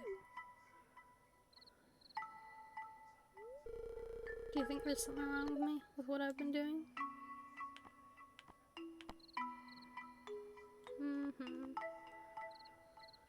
Now, do I want to be... I'm thinking I'm gonna go with this option because I actually really like Linus. And I don't want to make him feel bad. So regardless of like what George has to say, I'm going with this one. Because I don't want to shame him. Thanks, Rox. I know you're an open-minded person. I feel good about what I'm doing. I'm not harming anyone. No, you're not, Linus. There's nothing wrong with it. George is just grouchy. You can go on home. I promise I won't rummage in George's can anymore. You can tell him you scared off raccoons for good. I will. I will tell George this.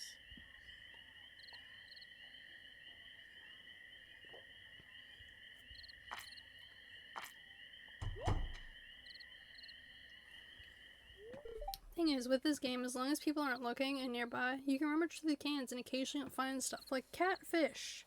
Like catfish and cookies, especially out of...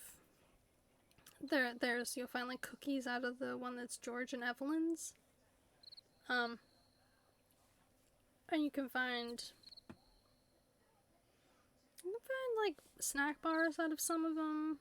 There's some pretty good stuff you can find out of the trash cans. So as long as no one's there to watch, you can be like, ew, gross, and like lose friendship points, like go for it. Especially in the middle of the night if you walk through and you like hit up all the cans as you walk through. Perfectly fine. I know what you were doing, Linus. If you need food, just ask. I don't want anyone in Pelican Town to go hungry. Here, I've got a basket of zucchini fritters for you. Just make sure you dip them in my spicy marinara.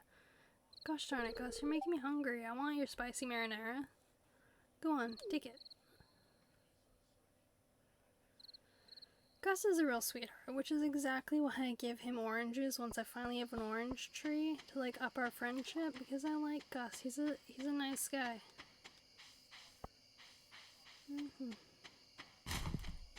Nope. Nope.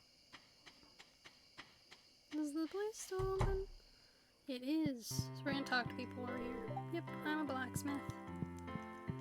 No one back here.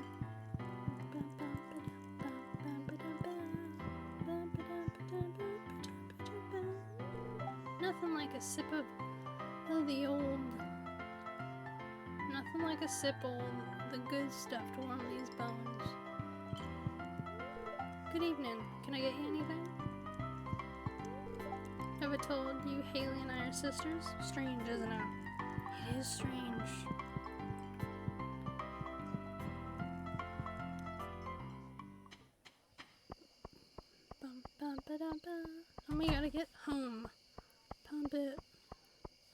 We can do it. We can get on board for the passing out.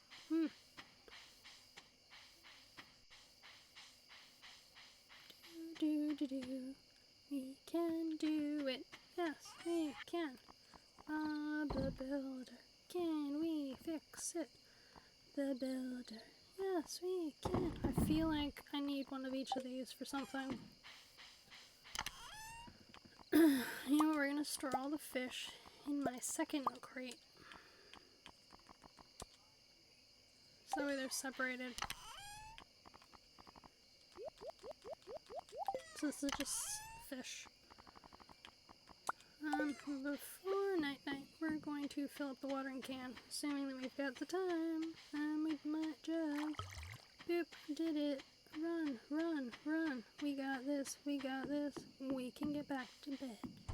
Yes, we did it, yep, we did it. Pat on the back, we succeeded, we got there, we got absolutely nothing, but, achievement. We're still nowhere near the bag. Spring. I want it to rain. Tomorrow it's gonna be clear and sunny. I don't want clear and sunny. Knowledge of the future. The spirits are in good humor today. I think you're a little extra brilliant.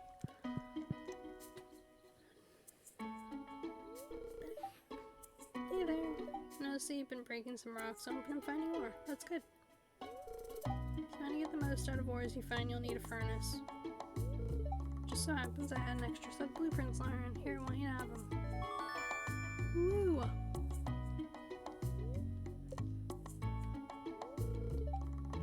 Furnace allows you to smelt metal bars.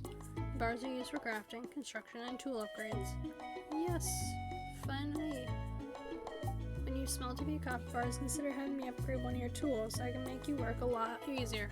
See, I will upgrade a bunch of them during, like, spring, especially, so during, like, the spring, summer, autumn, I will upgrade the axe, the pickaxe, the scythe even sometimes. No, the scythe doesn't have upgrades, does it? Don't think it does. Occasionally the hoe, so the hoe I'll do if I've, like, already hoed out all the planted everything I need, like mapped out the fields, and I'll like give it in for a couple of days, like have at it, go with it. The watering can, I only bother upgrading it in winter because it's the only season where you basically never need it unless you have the greenhouse and you don't have sprinklers. Well, okay, I'm heading home. Take it easy. So unless it's winter and you don't have sprinklers and you've planted stuff in the greenhouse. Hey Rox, have you settled into your new life yet? I can't believe you're all grown now. Time sure flies. Now that you're gone, I have a little extra money laying around, so I included a little gift. Love, Dad. So basically the grandfather like skipped your father to just give you the farm. Excellent.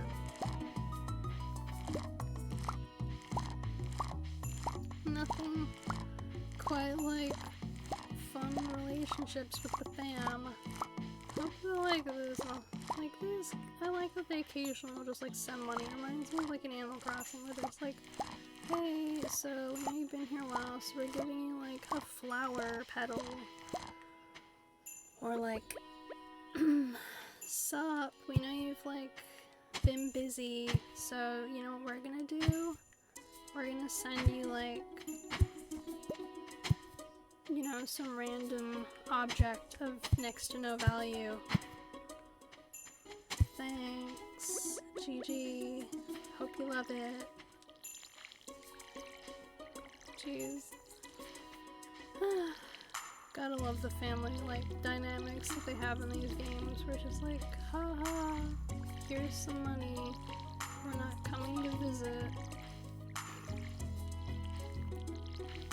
I don't know if it's in like intentional that they do that or not, but it makes me giggle. Like I wouldn't hate it if like the parents occasionally showed up and you just like occasionally had like a random parental figure like rock up. I don't know. It'd be cool having a parent. Like, in the game, not just like randomly dropping cash. Like, don't get me wrong, the money is appreciated. It nearly got me to the point of like the bag. So what I'm gonna do is sell these turnips, minus the gold one. Like, sell them, get the bigger bag, and then get a bunch more turnips. Because the turnips have value. 100% of the turnips do have value. Like in the longer run.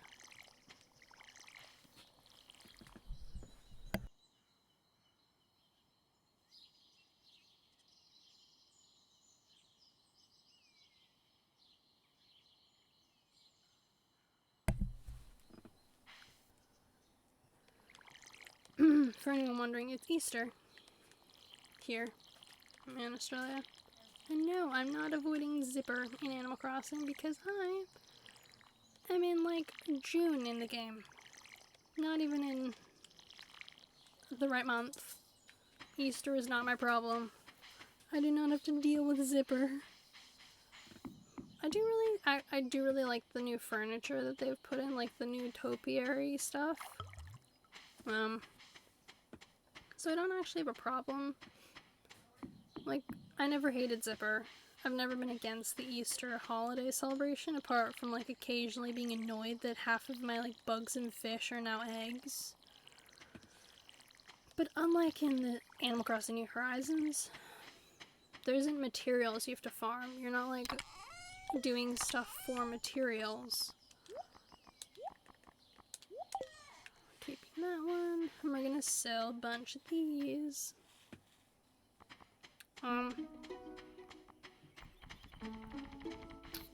So you're like,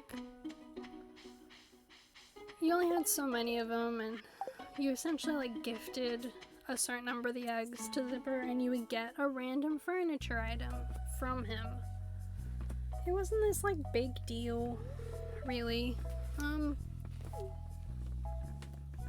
The holiday wasn't that like crazy or specific.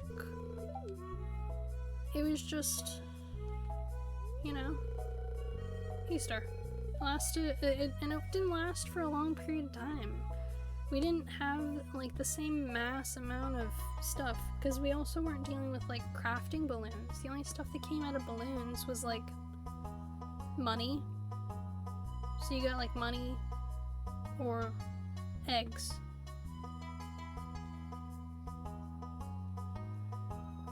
That was it. So, like, they were, like, it was on occasion, and clothing. Like, clothing and furniture stuff. That stuff, too. See, but, like, it wasn't that big a deal.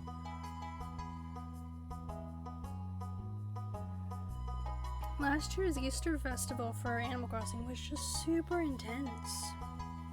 And so it drove a lot of people away from the game. It gave so many people, like, I twitch when I hear balloons like flying over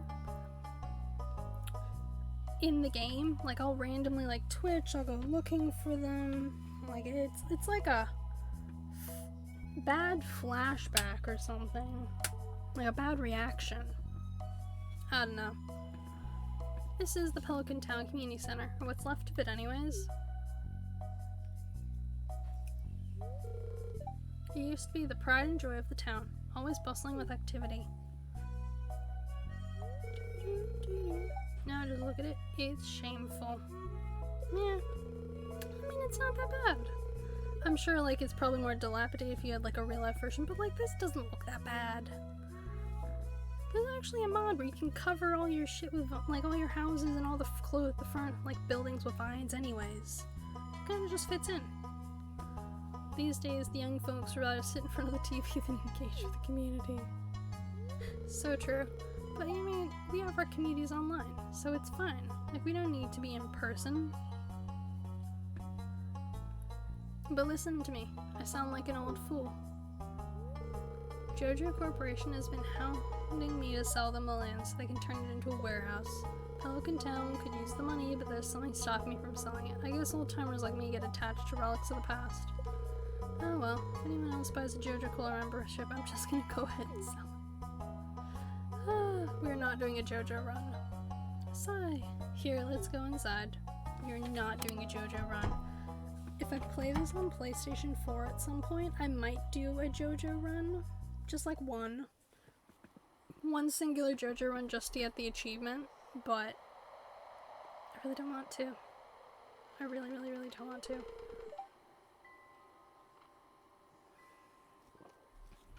Not a thing I'm planning on. I guess Vincent and Jazz must have been playing in here. No, it's the Jiminos. I really like the little building. I haven't built any on my farms before, but I heard they'll gather your crops for you.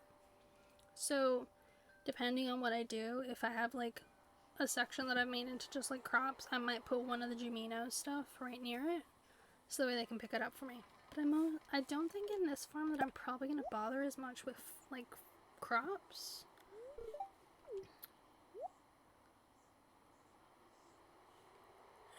I might spend a day and like plan out what I think I'd place everywhere on this particular like save, like this place.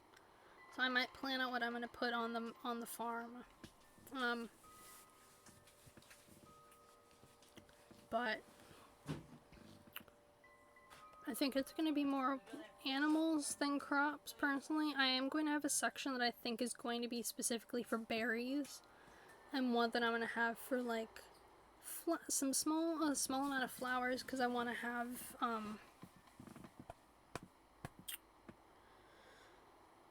honeybees. I always like having some honeybees around, because the honey's got a good value and it's good for crafting. So I like having usually about 3 or 4 of them minimum. So I'll make a couple of those, and I'm going to have a small section that it's going to be tree farming. By tree farming, I mean like a section that I purely leave just filled with trees, and I grow trees in there, and then I chop down a bunch of them, and I plant more trees down, and I let that cycle, and I do it on repeat. I don't sell the seeds, I replant them, and I let them come back as trees. What's the matter? Are you ill? So that's essentially what I think I'm gonna do with it. You saw something. I wouldn't be surprised if this place was full of rats. No. It's not rats.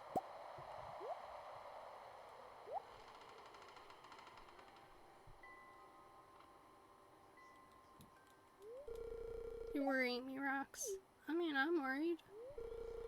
Look, I think I'm going to head home. I need some lunch. Not surprised, Lewis? 100% not surprised.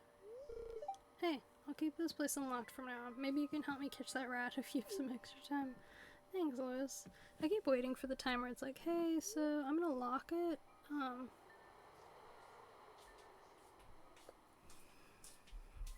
And then you like can't build up the community center again. I'll have to come back and explore this building further.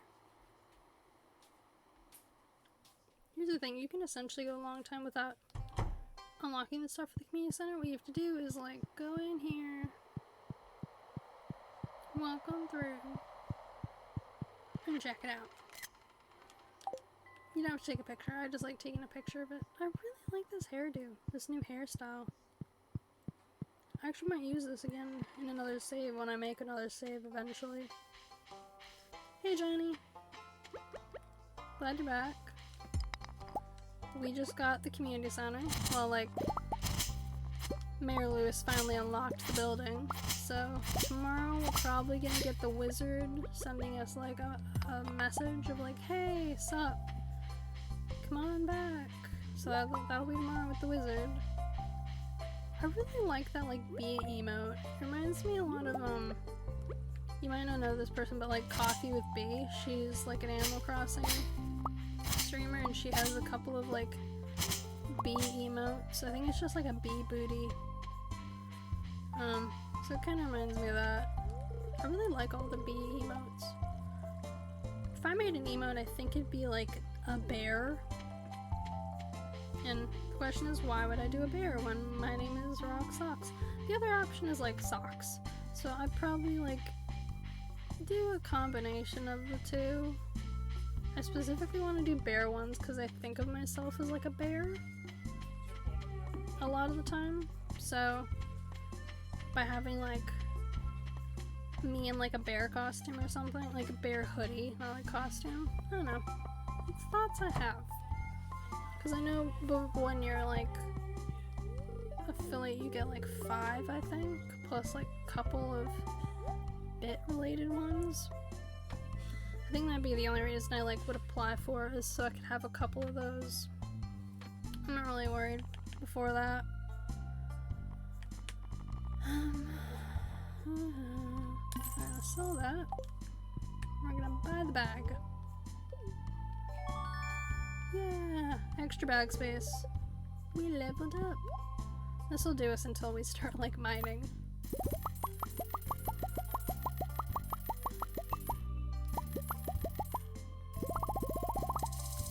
Yep. Parsnips. We're gonna go talk to the ladies. Hey ladies. Ugh. Breathe in. Ugh. Breathe out. Yeah, that's fine. I mean, I appreciate the lurk. The lurks, like, genuinely appreciate. Ignore the, like, sniffles in the background. It's my mother. Don't need me.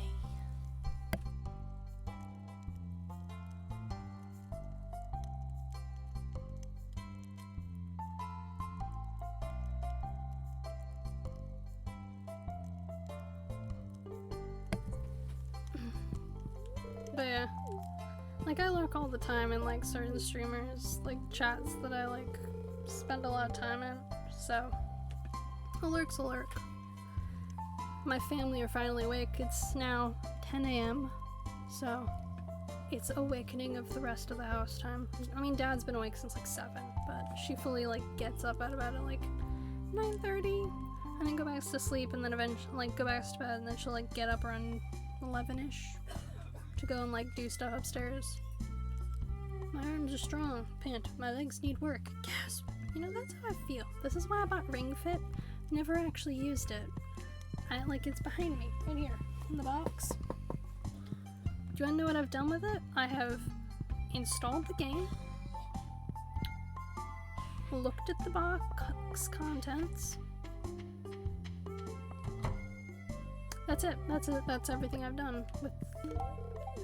Hi, George. So that's everything that I've done with the game. Oh man, I really should do more with it eventually. I used more of like fitness boxing, because fitness boxing is relatively the same premise, but it's like you're doing like punches instead of like all this other stuff, and so you don't need as much space. So if you're like space restricted the way I am, it's actually a lot better for you. So I use more fitness boxing. I just don't have the personal like area space to do that one. I'd have to like move this stuff. So for the time being, it's fine. Don't mind my husband George. He isn't very friendly to strangers. I mean, I'm hoping to get him to warm up to me, you know? My reigning achievement will be to make sure me and George are BFFFFs. He's gonna wear my charm bracelet. We're gonna like go skip. Well, he's not gonna go skipping, but we're gonna have a blast. We're gonna have the best time ever. Hey, Elliot. I'm back here. You know what I did? I forgot the fish bait again. Every time. Do I have money? I have enough money for one fish bait. God damn it. Oh no, Willie's not here. Oh well. Them's the breaks.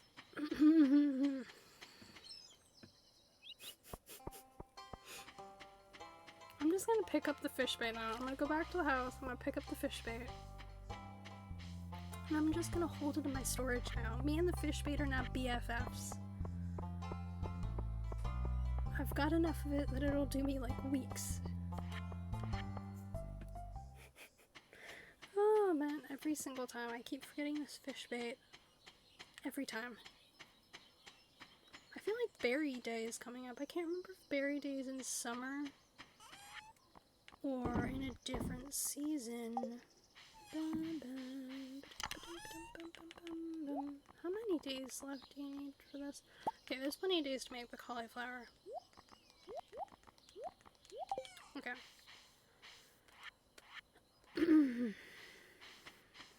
So we're gonna plant cauliflower here.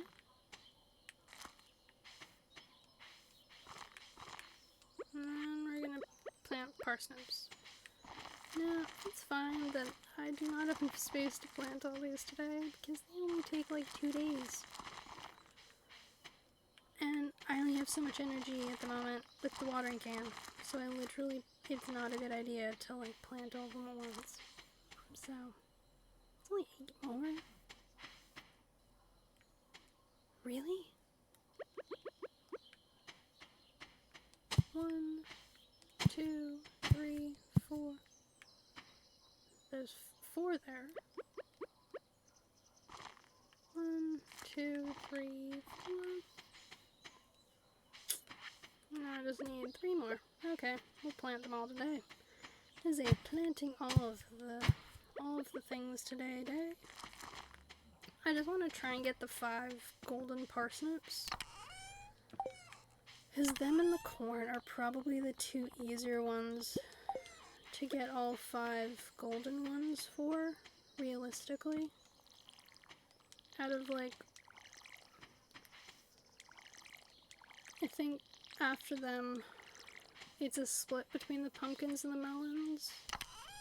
Because they both are more expensive than the others. Like, I know the corn's kinda expensive, but it's expensive in a, like, different way.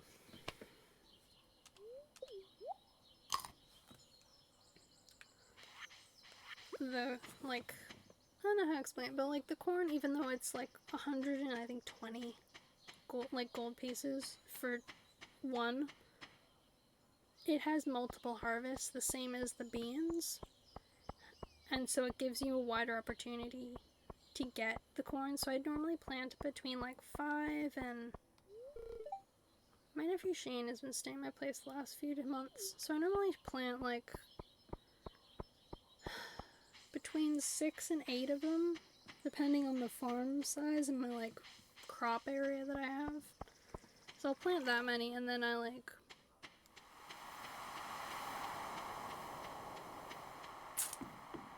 Yeah, so that's normally like my general like planting amount.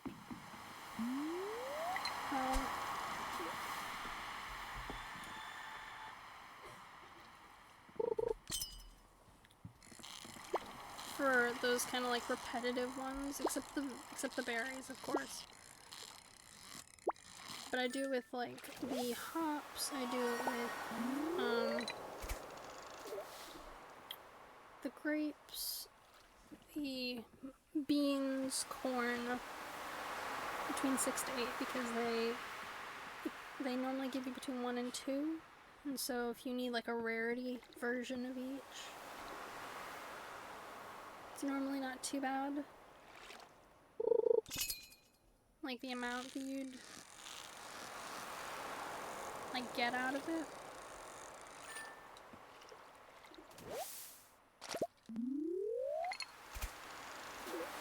And normally if you need like 5, like with them, the 5 gold ones, because the corn is across 2 seasons, unlike all the others,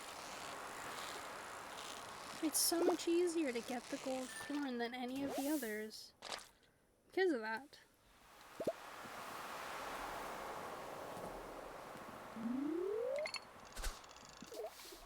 I don't know. That's just my like personal thoughts on it. I'm sure like it's different from for other people. Like whether or not they wanna do the corn as their like other one, but it is probably the easiest one. Outside parsnips. Which parsnips are only easy if you like buy it in numbers, like a lot of them. but they only take a couple of days to like grow. It's only been a couple of times where I've had to like wait for the following year to knock out the parsnips. It's really rare for me not to get all of the parsnips in the first year. But it all comes down to like luck and RNG. So I'm sure there's some people that like plant huge sections of things and then like only get like 2 or 3, which is rare, I think. But I'm sure it happens to someone.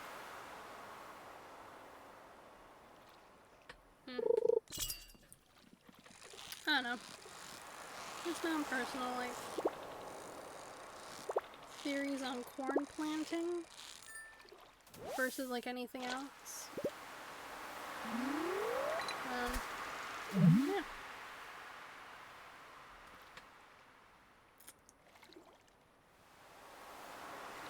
Might not itching. I think I've got like one more fish I can catch before I have to head back. Or risk passing out like tomorrow, because I need a certain amount of energy to water the crops. That's one of the main issues I have with like early farming with like mass crops, is the crops take so much of your energy to do, and so much time each morning. So you have to question whether or not it's worth doing the crops, which is why I understand when some people only do like 1 or 2 of the crops. And do like a couple of each to like knock out like making it and shipping it, but then never actually like go beyond that. I do like the addition though, because I remember a while back with the achievement of like shipping, I didn't realize that it shows you how many you've shipped of each item here, because there's a thing, achievement for shipping like 15 of each crop. So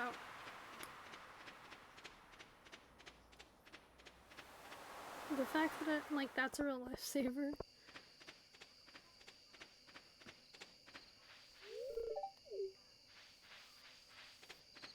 You know, the others in here. Hey Clint. Clint and Pam.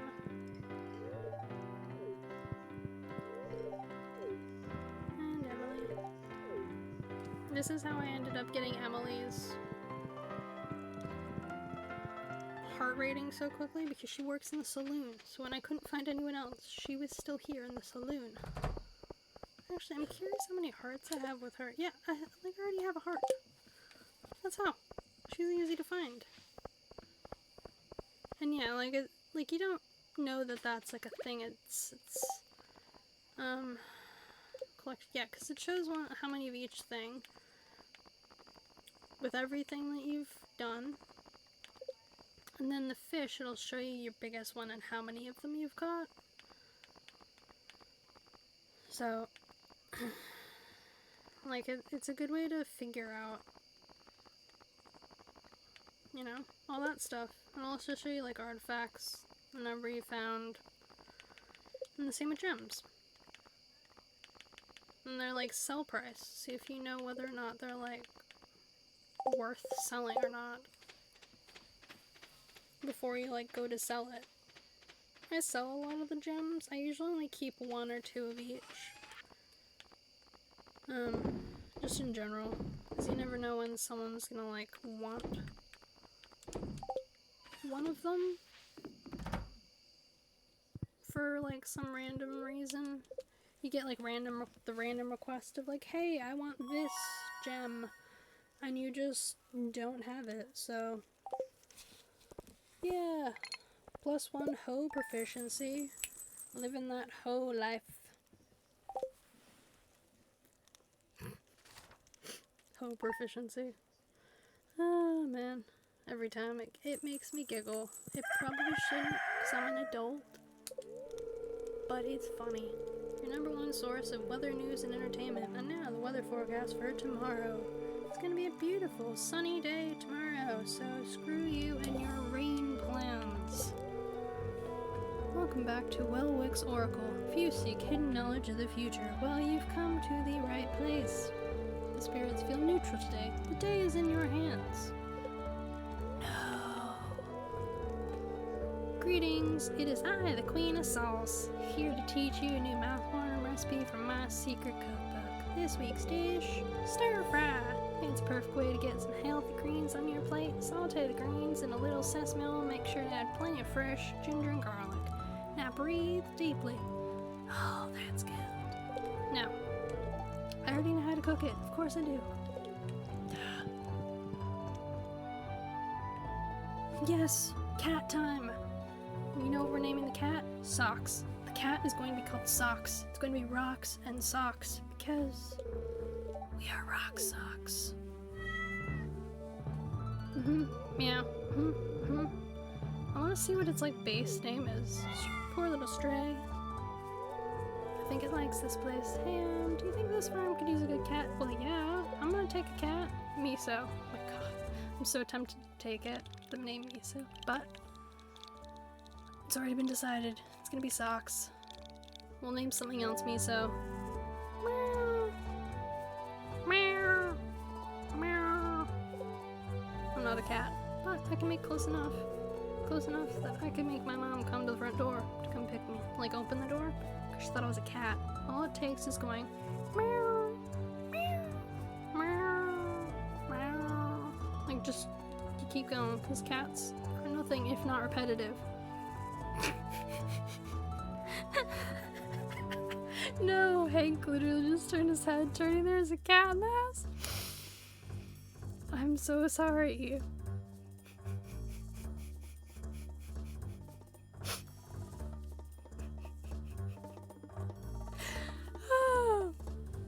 It's fine. Well, little Socks, you be a good kitty now, okay? Yep. I mean...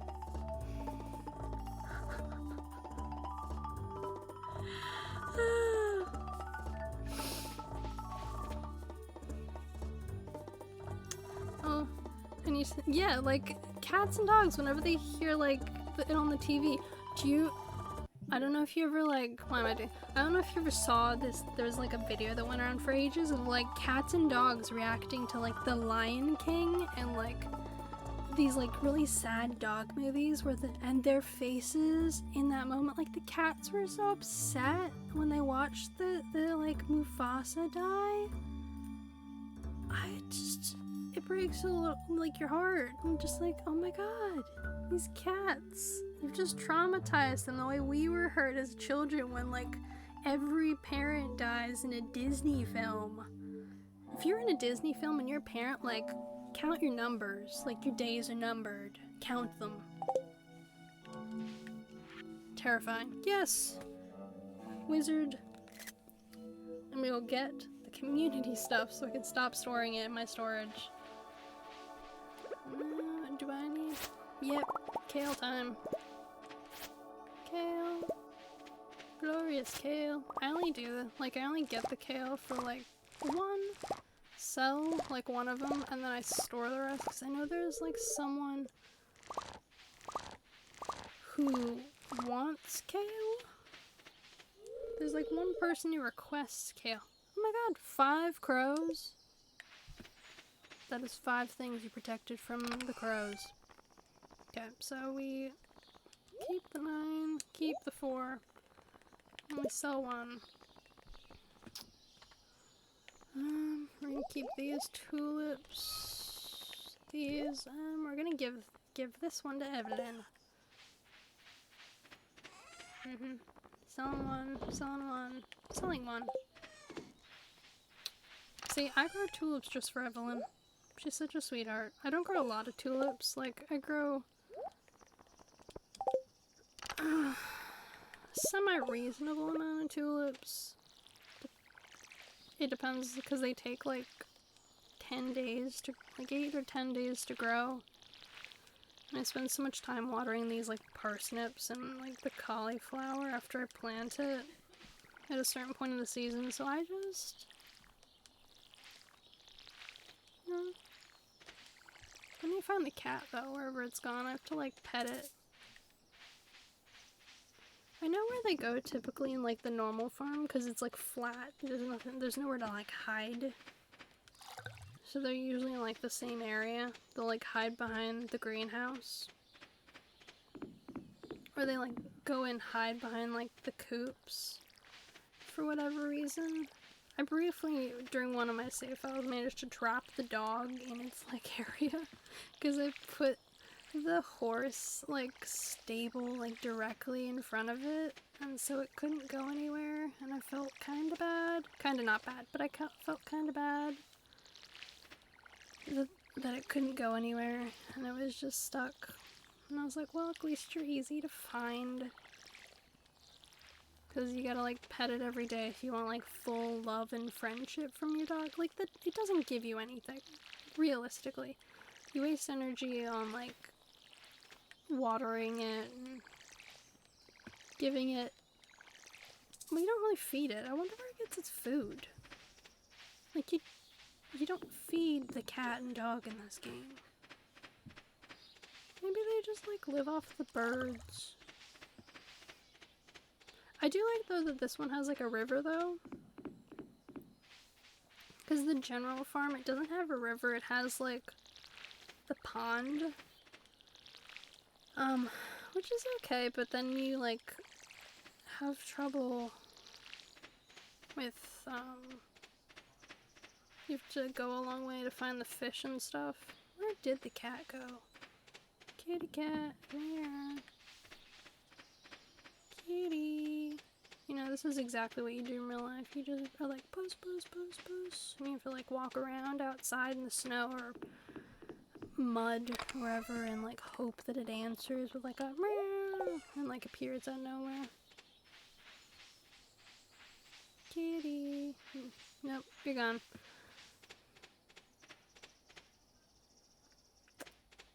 Do do do. Do do do do. What did I get? Meeting the wizard. Okay. So what we're gonna do? Oh my god, I didn't pick up the bait. Every time. I didn't even go and get the bait last time. I'm doomed. Unfortunately, an old lady with old lady memory. We're gonna go down and we're gonna see the wizard first. We're off to see the wizard. Wonderful Wizard of Oz. That's probably a bad thing to start singing. Terrible thing to start singing. I pretend that I didn't sing that. I'm not a singer.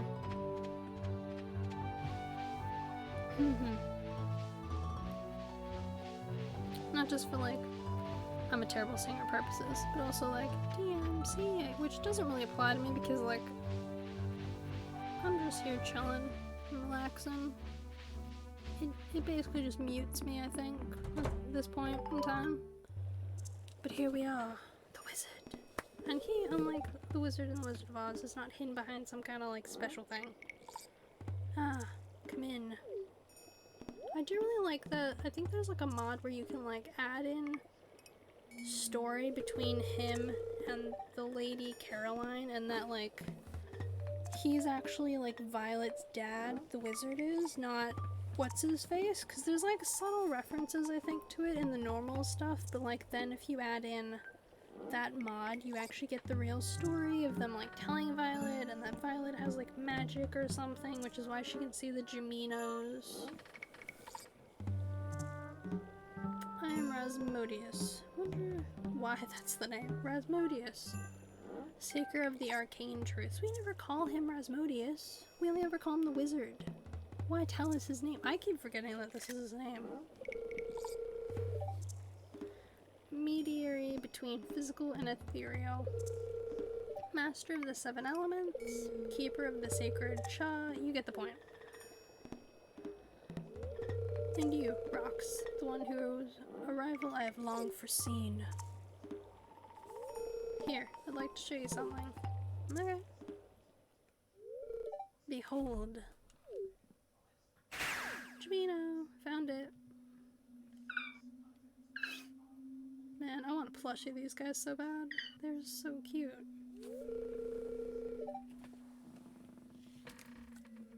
You've seen one before, haven't you? Yeah, I have.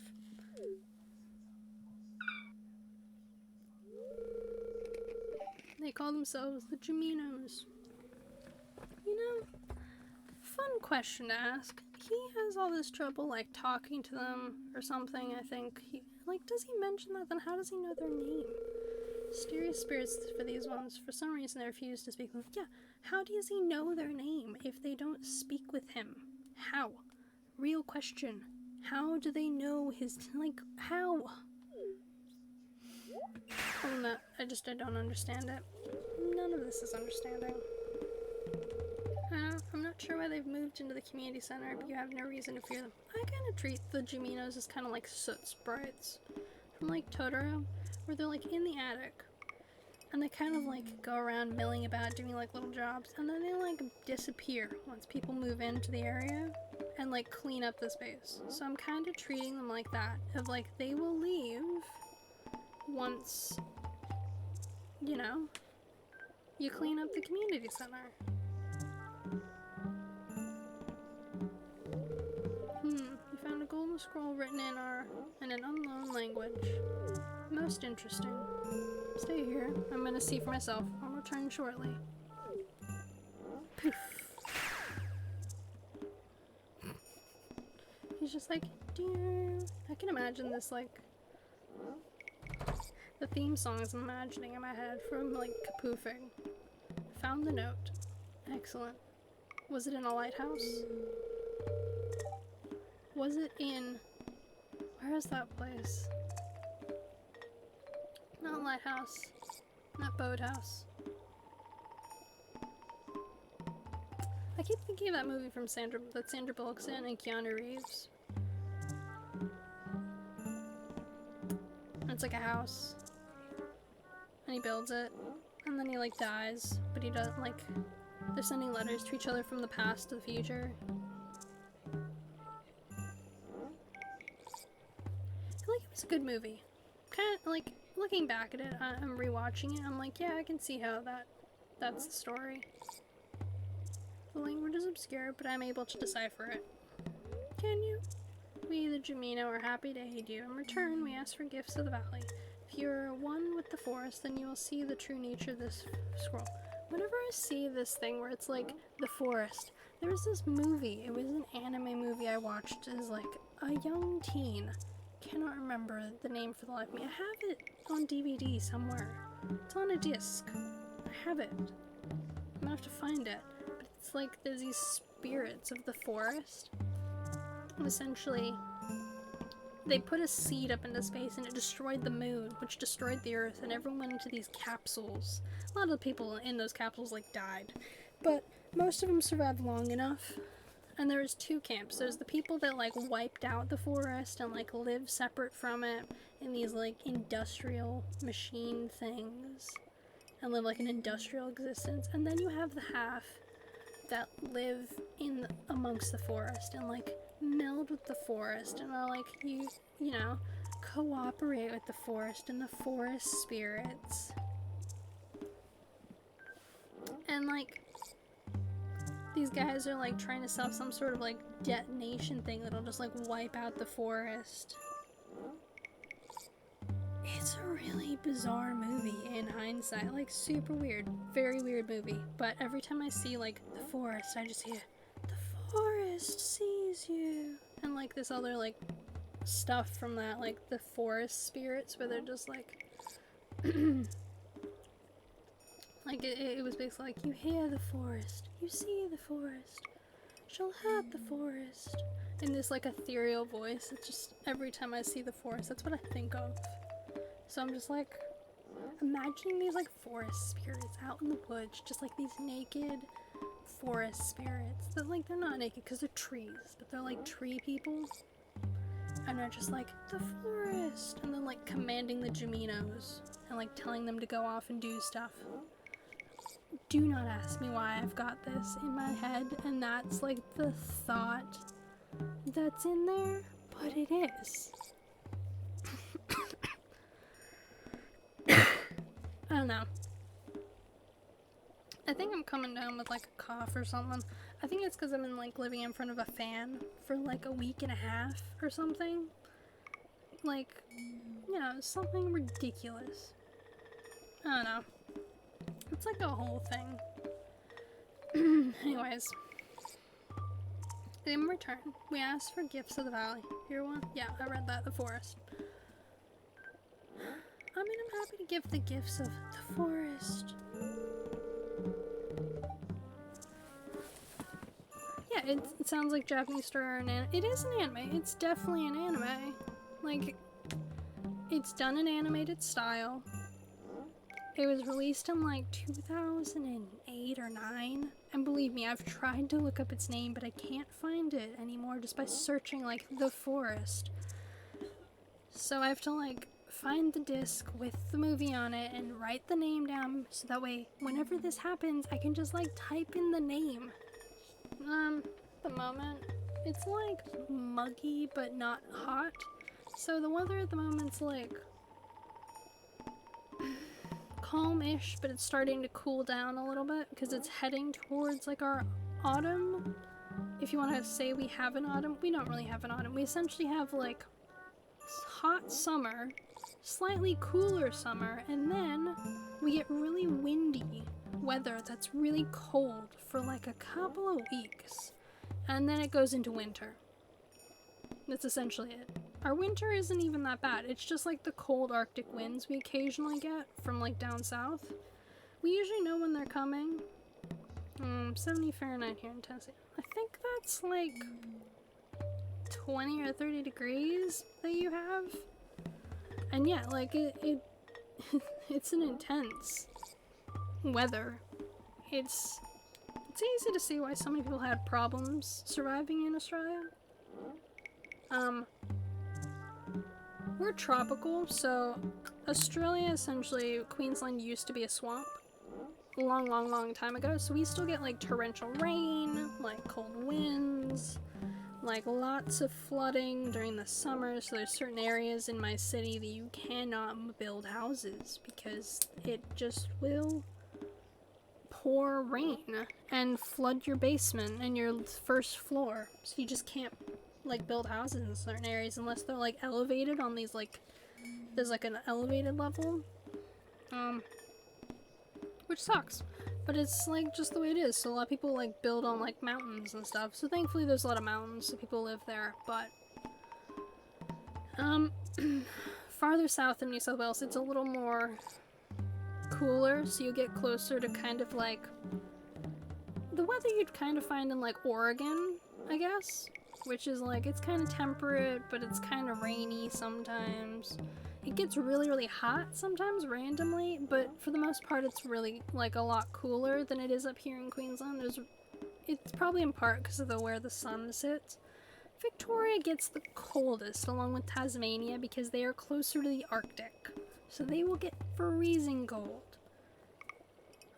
The weather in Australia is very weird. It's very different depending on where you are. Like, if you go farther north into the Northern Territory or, like, Darwin, it gets so ridiculously humid. Like, it's not fun. Like, there's all these, like, there's a couple of abandoned cities that they tried to build that you can, if you go far enough out in the bush near Darwin, you'll find them. Like, they broke down because of famine, disease, like, starvation, whole list of reasons. Australian climate, if you go out into like the bush in certain areas, you will find abandoned homesteads because the people just couldn't like the weather was so bad. We have the farmers that work out in these like distant middle of nowhere areas, like they have to deal with drought all the time. There's places here in Australia that have had drought for like 12 years. So whenever people in the States are like, oh my god, we've had drought, like it's a drought, after they haven't had rain for like 2 or 3 weeks, I'm like, no, it's not drought. We got drought. It's fine. These people are like, they had a pool in this area, but that no longer puts water in it. Just, it's like a home for ducks or birds. And like, they all live out of like water bottles. They have constricted showers that they have. It's a different way of living. We had restrictions kind of like that briefly here when I was in like the 5th and 6th grade because we didn't have rain here like heavy rain that went to the like dam for like 2 years, 2 or 3 years. And water here is like a big thing, because the thing is nothing can survive without water.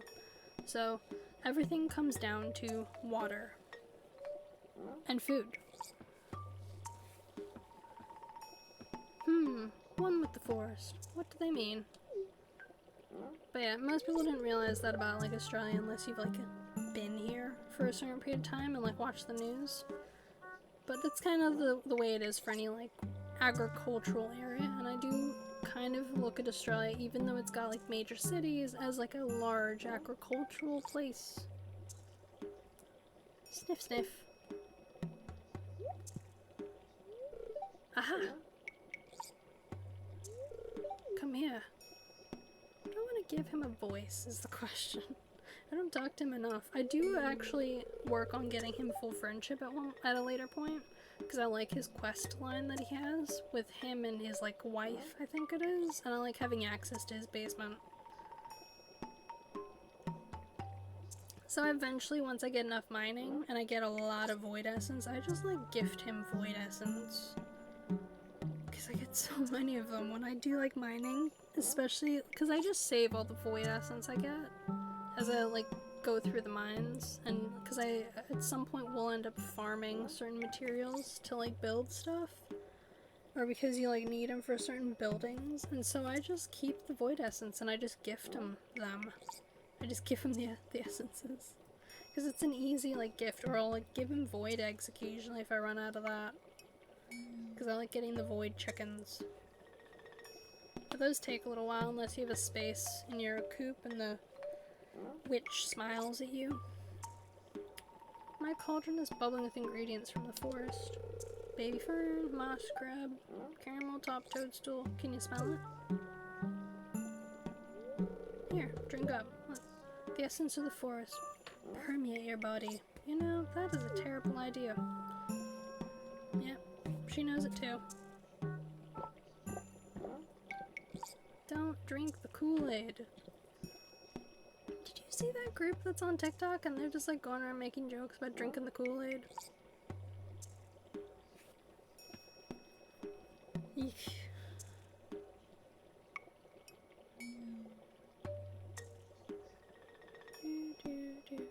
The forest.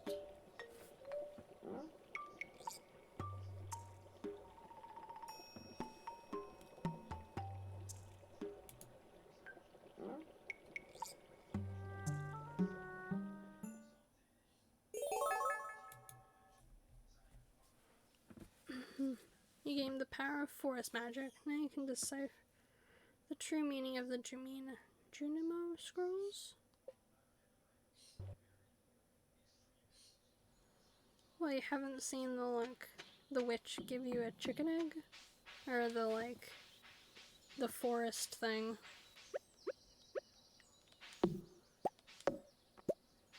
Because I think you see it no matter what. Like when you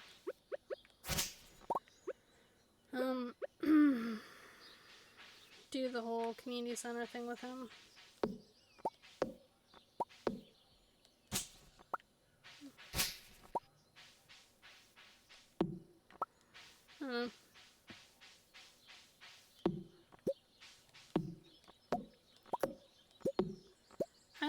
I've seen it once, and I saw the like purple asteroid thing happen once.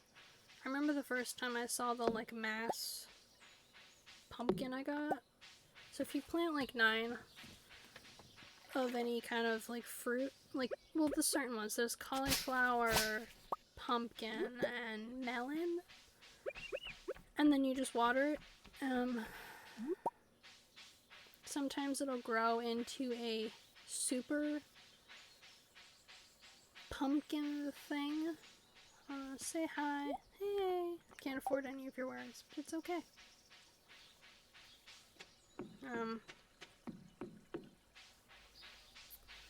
So I got that once. And then you have like the asteroid that crashes and it gives you like a ton of like iridium or something. I don't know.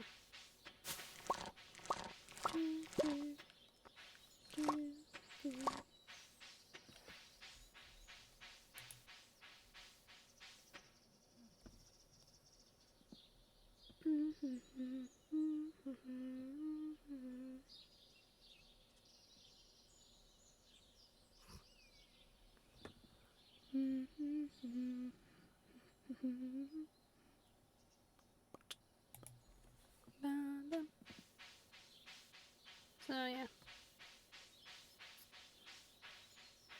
Man, I'm still giggling about the forest.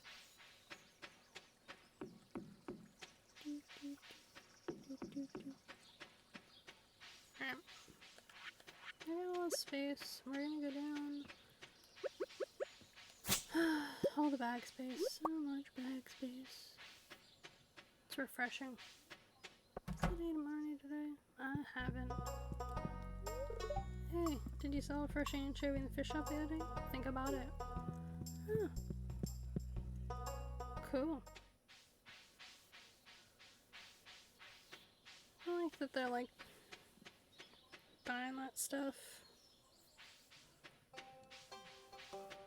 Chicken bins, glasses, bread. That's why you check the bins. We're giving her a tulip. Yay. Aww. I'm glad. Rumors of very powerful magical rings forged long ago by forgotten civilizations. I'm not sure if it's true or just a fairy tale. It's true. We found the glow ring eventually. Sniff, sniff. Oh, I sense you've been spending some time in the old community center. It's good to know someone's taking care of the place. Is it? Isn't George? Still watching the cats. This is my grandson. Have I told you that already? Yeah, you have, George. Yes, you have. Sure.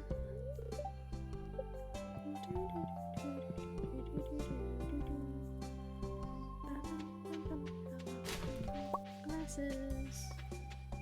Can't do that because Evelyn's there. Oh yeah, just going. Oh wait, we have to talk to Harvey. No. Hey Sam, did you watch the game last night? Oh wait, do you have a TV? I have a TV, but thank you for asking.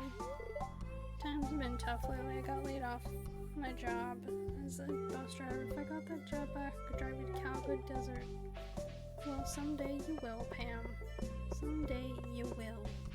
Because I will eventually fix that. And then we can drive to the desert together. Alrighty. Bum, bum, bum, bum, bum, bum. I don't have everything I need for this, but I'm gonna put the first of the things in. So I need to come back with the other three.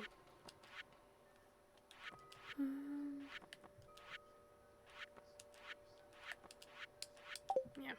I'll come back when I've got the other three. It doesn't unlock the others until I bring it back.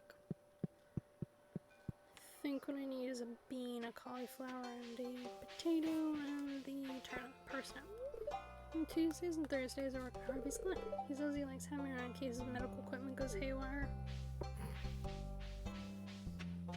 Oh man. Good old Harv.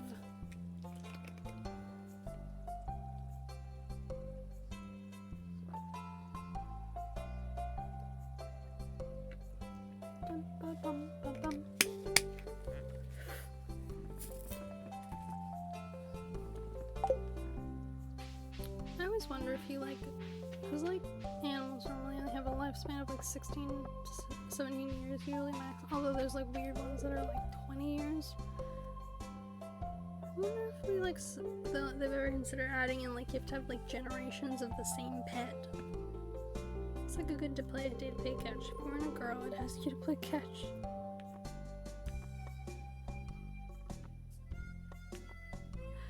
Dude, you know what? I'll play catch. Really? I guess I underestimated you. My arm's a little sore, but maybe next time. That's because you don't want to play, my dude. You do not want to deal with me. I could totally take you. Hey, Judy.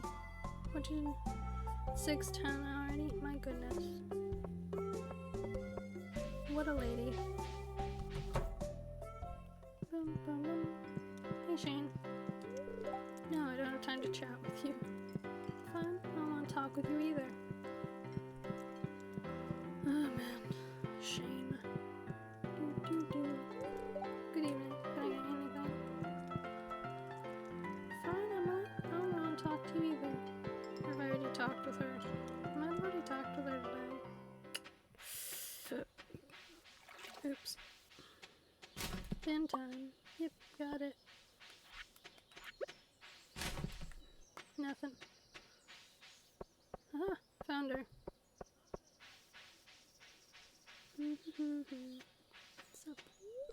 Hey, sorry in advance if I say any rude. I didn't get much sleep last night. Yeah, I get it. Sleep does make some people crabby. You know what, I think the next goal is going to be to pay to fix the bridge. I think I can get that just by...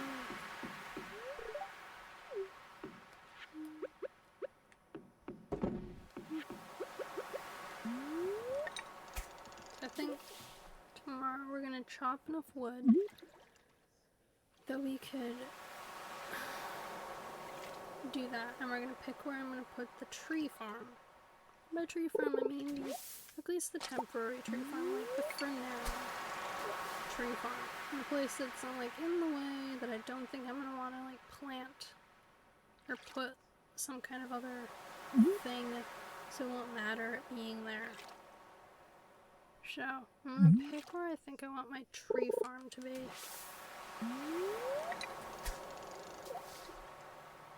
It's gotta be in a place that's not gonna be an inconvenience, at least the temporary one.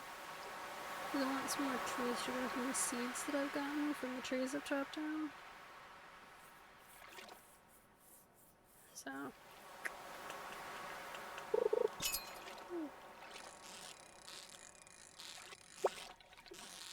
I like that the bar gets bigger on its own, even though I like, have a lot of bigger rod.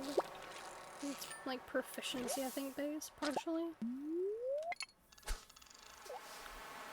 Because I can never remember if it's like just like proficiency based or if it's also like the rod you buy.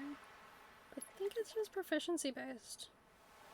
Like the rod just like gives you the ability to like have bait and other stuff along with it.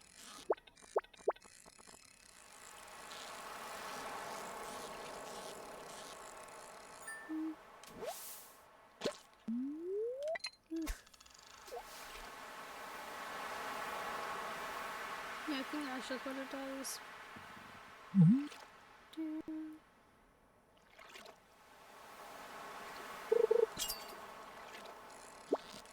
Now, I know I'm not playing Animal Crossing, but I'm a big Animal Crossing person. And recently the Sanrio cards came out. Now, a lot of people weren't able to get them, which is awful. Because I think they're doing a reprint and re-release of them, which is good.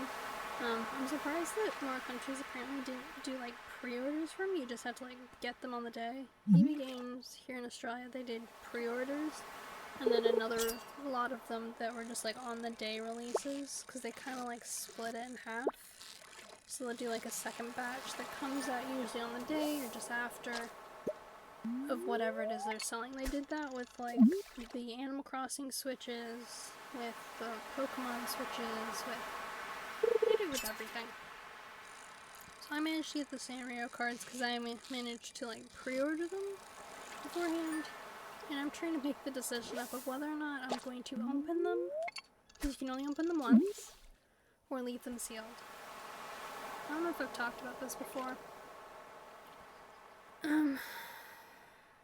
Like, I want to open them because I want to see them and know that they're all there.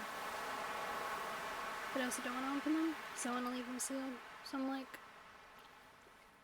I'm thinking of trying to gingerly open them from the top, so I'm not cutting through it, to just count that the cards are all in there, but leave the cards in the packet. So that's my current, like, best option. And then, like, put them somewhere safe, because I have a lot of card boxes that I use to store, like, amiibo cards and stuff.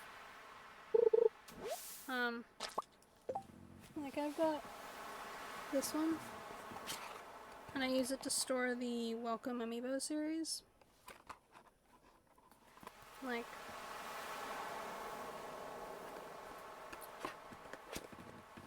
and then I've got my much grubbier, this one, which I store like ones I'm using, which don't have the card sleeve. Some that do have the card sleeve, like some special ones I got out of the. There was a box set that you could get for the Welcome Amiibo game. It was kind of like Super Mario Party, but for Amiibo. Can't remember its name right now. Amiibo. What was it? Amiibo Festival. That's it. And it came with these 3 cards and 2 amiibo. Now I've left the game and those amiibo in the box because I bought the amiibo separately, but I've taken the cards out and put them in these card protectors. The other reason I'm split on opening the Sanrio ones is I bought Etsy fake cards ages ago.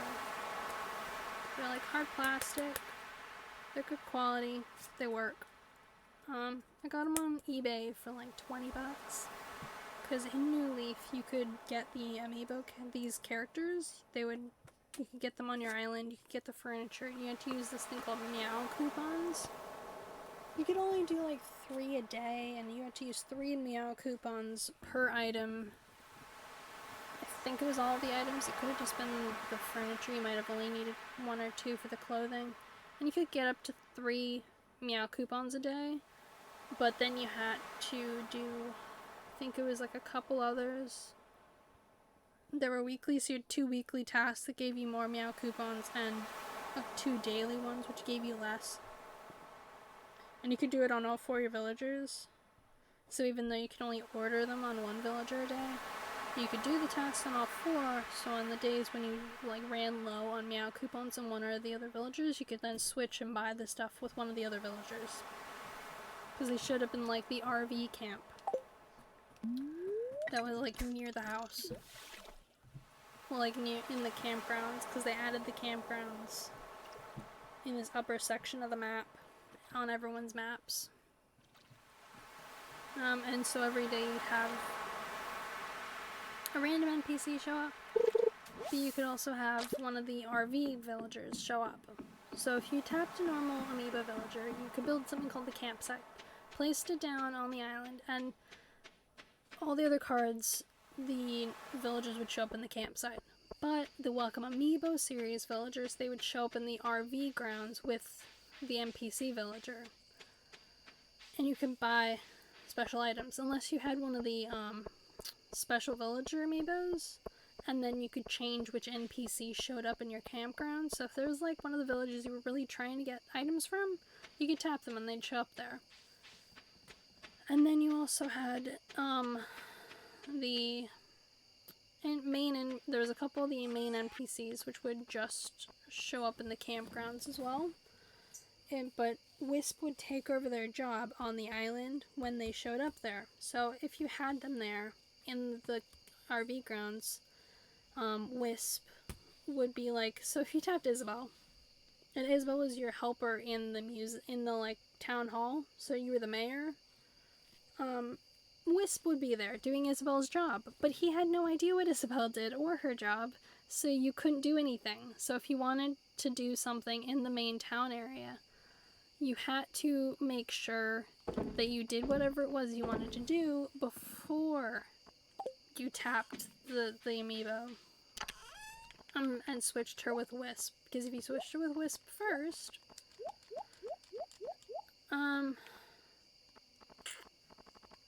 too bad, so sad. Like, it wouldn't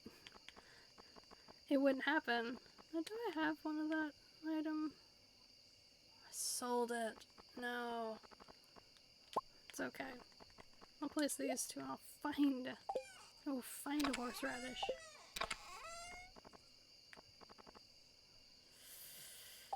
Okay, we're gonna put these couple of things in the other space until then. So they're separated. Okay.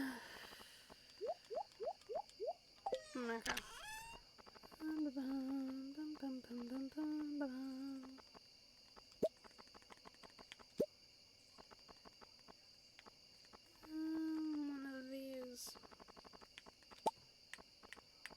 We're gonna give those with Gunther.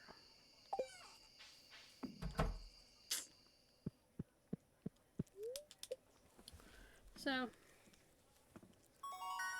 here's like a whole thing.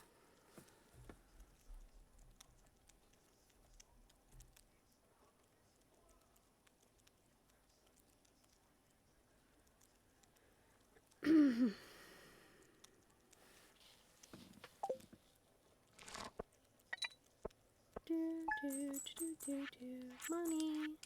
Money, money, money. Money. I should not sing that either.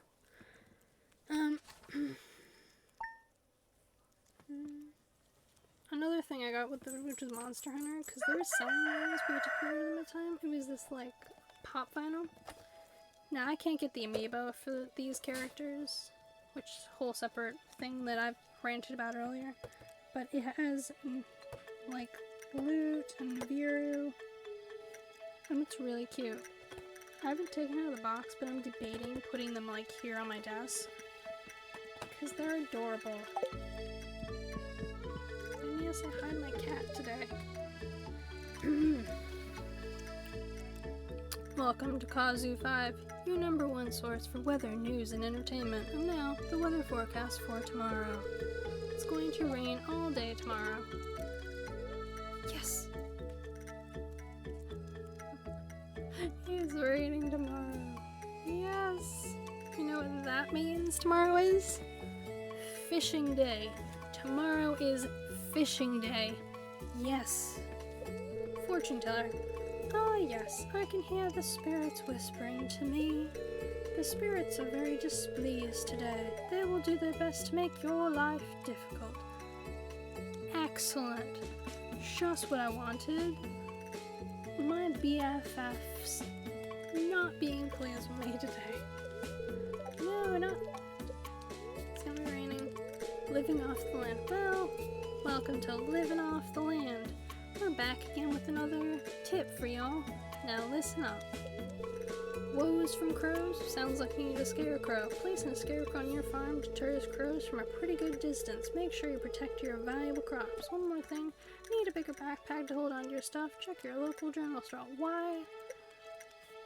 If you aren't Captain Obvious, my good sir, I don't know who isn't. But tomorrow's gonna rain. My favorite asks. I don't know where the axe is. Ah, cat. Saw the cat. Come here, cat.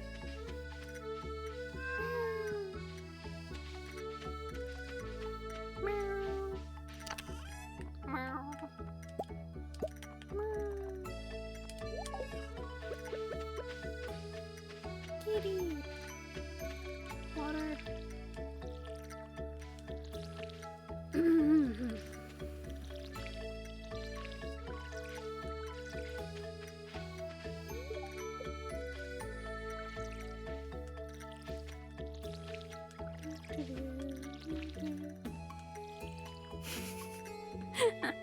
Hank turned his head again. Oh my god. Hi, Hank. There's a cat. It's a good cat. Don't worry, Hank. It's a default cat, but it's glorious.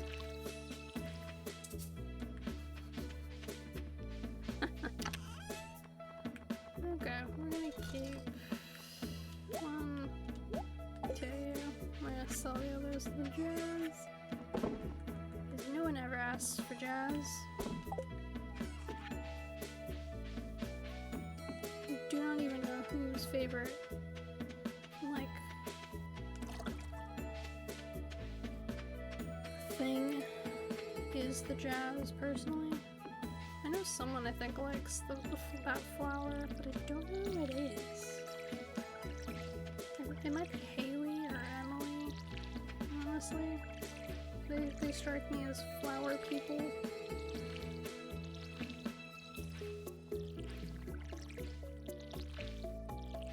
I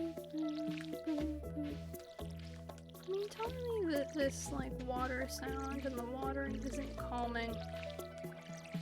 You know, it's kind of like terraforming in Animal Crossing, where it's just like this calming event that you do. It's just repetitive and chill, but like, you know, takes a while.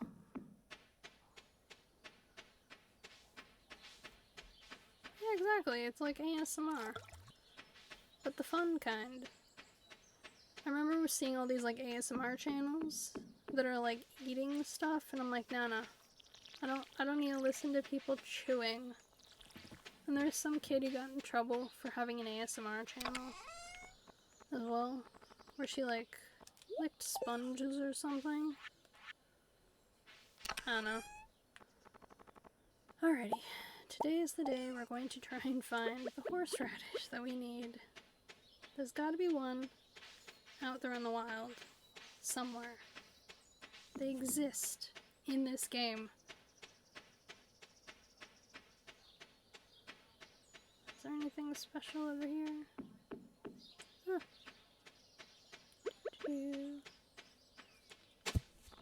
Earth. Okay.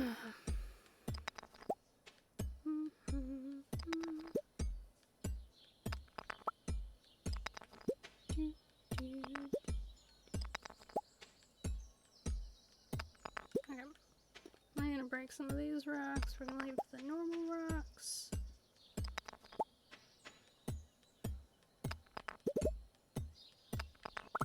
And we're gonna go looking for a horseradish.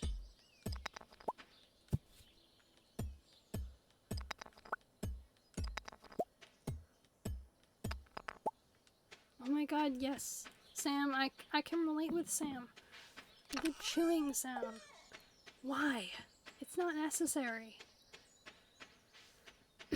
Where they're like doing that like smacking of lips, like crunching into it, where they look for stuff that's like slimy and like, oh my god, there was this lady who got in trouble, so much trouble, because she was eating like squids.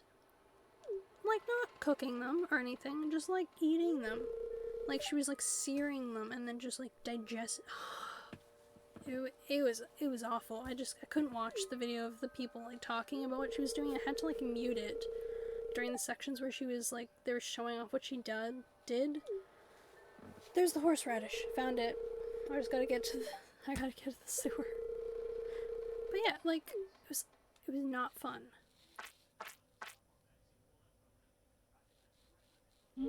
Leave it to two little kids to find the creepy place in the middle of nowhere that you're not supposed to go. I swear, this is it amuses me in some kind of like, is this like an It reference? Like a casual It reference? Something moving around in there. Yeah, it's called Krobus. He's gonna be our roommate. He is the end goal roommate. No marriage, roommate with Krobus. He's gonna be our BFF.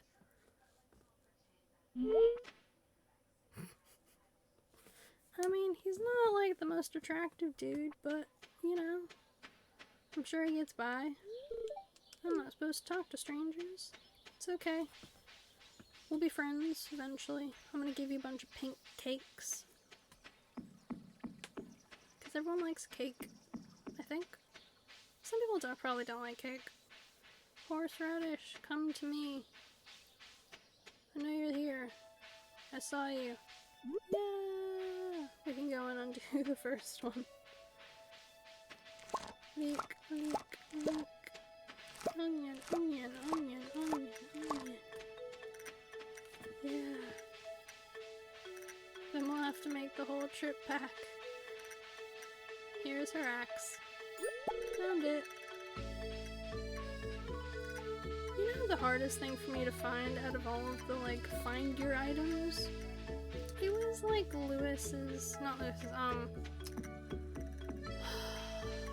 Linus Linus's blueberry thing. There's actually a lot of wild food in this area if you know where to look. Because his is like hidden. You have to like walk along the road up towards the desert to find it. You can find it eventually, but it's like a little bit of a mini task to find.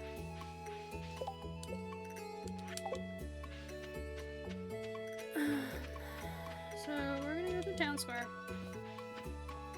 Go up the top, because their house doesn't close till 7.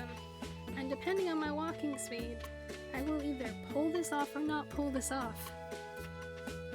The walking speed is what will do us in. Walking. Now I have the bait on me. No one talked to me. I'm taking bait to the bait box. We're gonna drop it. There's gonna be absolutely nothing of worth on the beach. Because we need to build that like other place. We need like 300 wood to unlock the bridge. So first up, bait time. Oh look, sure, okay, that was useful. Let's talk to Willie behind the counter. Hey, now this is something cool in that like there's apparently this back section that you can do something with it once you've unlocked something. I don't know what you need to unlock in order to unlock that, but it like you unlock that and it allows you to go somewhere cool. And now don't ask me what's there because I don't know, but it's in like the latest update that you can go back there and there's like a sub. You just have to fix it up. Hey George. Can't talk right now. It's okay. I'm on a mission too. Finn. Oh, Evelyn's out. Saloon can get pretty lively nights. Sometimes we even put a coin in the jukebox. Chuckle. And I should really put something in the jukebox. Hey Evelyn. I'll be baking cookies today. I like to make flower shapes in the spring. Aww. I want your flower shaped cookies.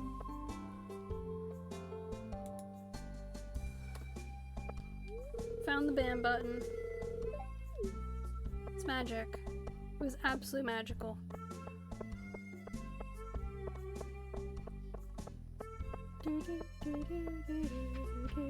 And you know what? I don't really want to be famous. After, like, I was recently watching this documentary, like the Demi Lovato series, and dear God, that girl was put through a lot. She was talented, but that doesn't, like, talent does not mean you should have to go through a ton of sucky things. It really doesn't. So no, I'm good. I don't need to be famous. Thanks for asking.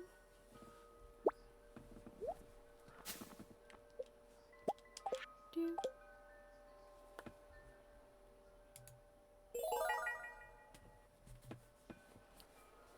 find it interesting that I think they've like updated the method that they're using that with. They used to use a couple more numbers in certain places because it would get it around the auto mod. But I think the auto mod's like, because of some update with it, it like it's missing out on that now. Yeah.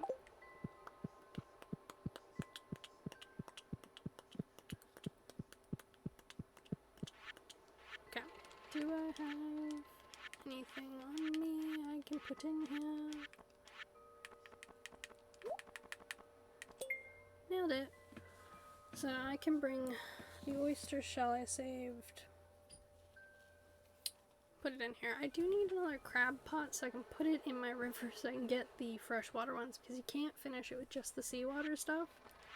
You also need the freshwater, but I got the night eel, so one step on the river train. I don't remember if I have. I've got the shad. Don't know if I've got the right fish for that other one. And there's the catfish. I don't think I have the special. I think I have the bull one and the carp and the fat one. I gotta check. I will check when I get home. But do.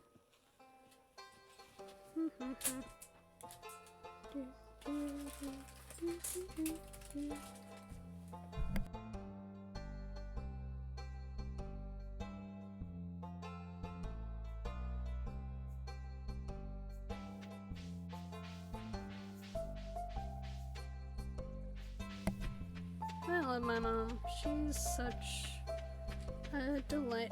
She likes to tell me about how like the biggest like inventions from her time was like the electric typewriter. So she calls like streaming like talking, and she keeps thinking I'm doing it with my boyfriend or something, but I'm just like chatting with him. No. I love my parents. My dad kind of gets it though. Oh no, I think my dad's gonna cook dinner tonight. So if you hear her in the background, it's because you can hear her voice through concrete. Hey, found my axe. What a relief. I almost chopped my toe off with another one I was using. Thank you. How's the farming business going? It's parts snip season, isn't it? My mom. Gotta love her. You could hear her probably on the moon. Because I think there are like hearings going personally. And so I think that they talk louder with each other even when they're in the same room because they can't hear themselves. And so they think that it's some like marvelous thing that rather than just slightly turning down the TV or pausing it, they have to talk at the like their loudest volume so that way everyone in the world can hear them. Which is just super. So I'm terribly sorry if any of you hear her or him chatting about nonsensical things in the background. I cannot stop them. Do you want something from me? Oh, Linus. Noise cancelling headphones would be delightful. Do do do do do do do. The mine? Oh my god. We got the mine. We're not doing this tomorrow. The rainy day is not going to be used on this. We're not using the rainy day on the mine.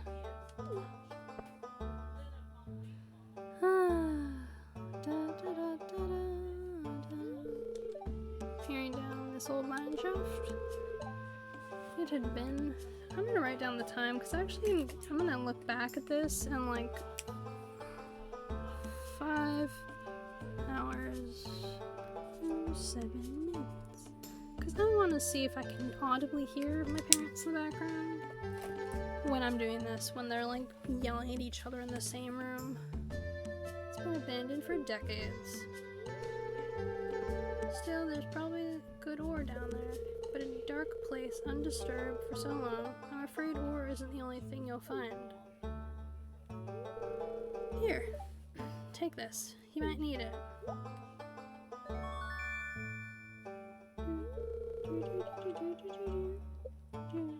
Rusty sword. Name's Marlin, by the way. I run the Adventurers Guild right outside. I'll keep an eye on you, prove yourself, and I might think about making you a member. Yes. Membership. Explore the mine. X. Did I give that back to her? I think so.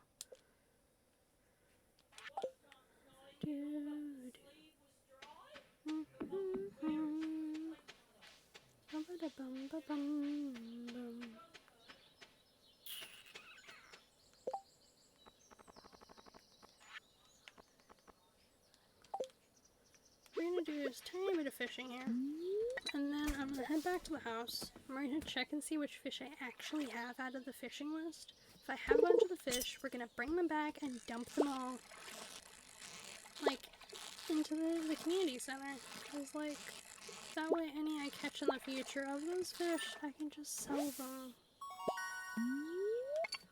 So Ackley's got the largemouth one. And we've got one more fish in us before I gotta leave.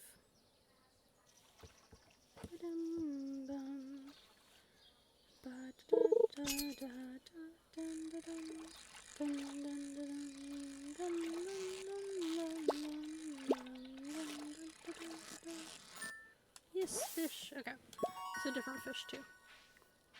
Cool. So we'll go back, check, because I know we need one of this gray fish.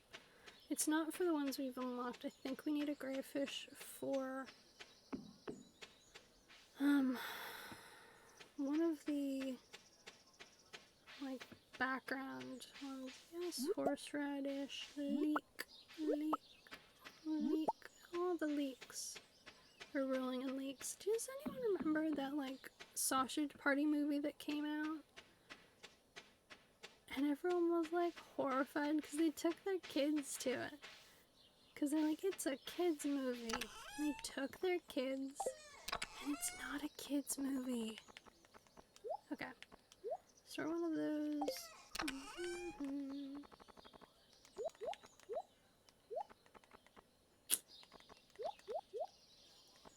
We're gonna need another one of these. Do not have the wood for it. Bread. Wait a minute. Alright. We're gonna eat a bread. Didn't deliver these, so we'll put those in here. Okay. So, eel, shad. Don't know.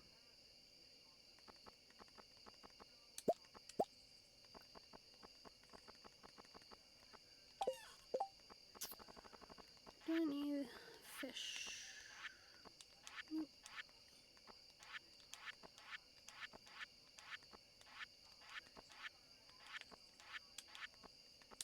I think I sold the carp. Sardine. Okay, do I have a sardine? Yes, I have a sardine. Cool.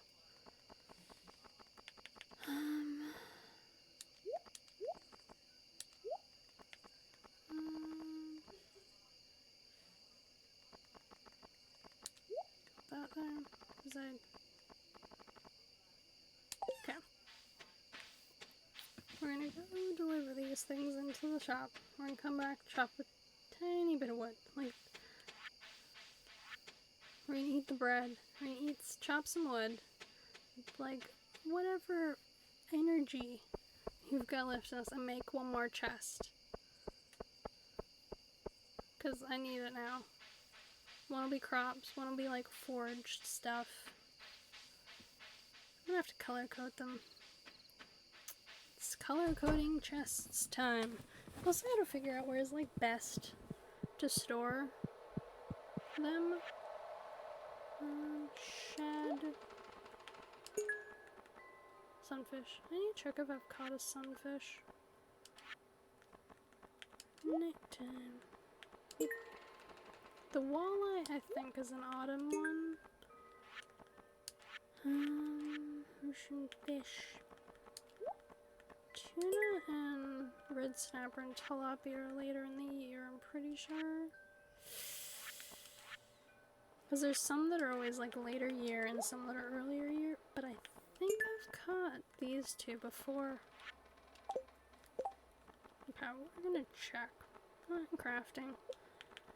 Fish cut. Yeah, I got a sunfish. I got a carp, so and I got a bullhead. Alright, so we're gonna do a mountain fishing thing during the sun, during the rainy day. To pick up these ones, because I'm pretty sure the other ones aren't like available in this time of year. I think the walleye is only available when it's raining in like fall or autumn, depending on what you want to call it. So that one's, but we're gonna go mountain fishing when it rains tomorrow. Is it raining tomorrow or is it raining today? God, I need to check outside. Potato. I think it's raining tomorrow because I watered this stuff today. Yeah.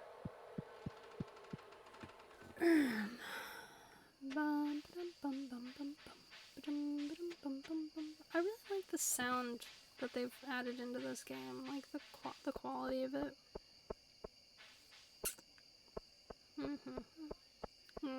talk to the people in the saloon, then go.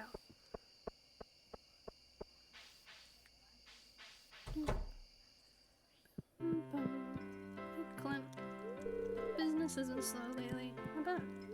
What do you want? Leave me alone. You know, with that attitude, I will leave you alone. Shane? Thanks. Pam? Gulp. I've been looking forward to this beverage all afternoon. Yeah, I know. Hey, you look like you could use a beverage. Gus.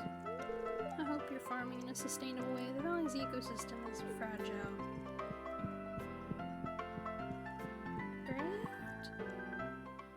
I mean, I appreciate that that's in the game and that she's concerned. You know, I have no idea if that our farming would affect the ecosystem at all. Interesting question. One I will not have the answer to because I don't know anything about agriculture besides like what I read on the news about the agriculture industry in Australia. What was I doing? Bread, that's right. Give me your trees.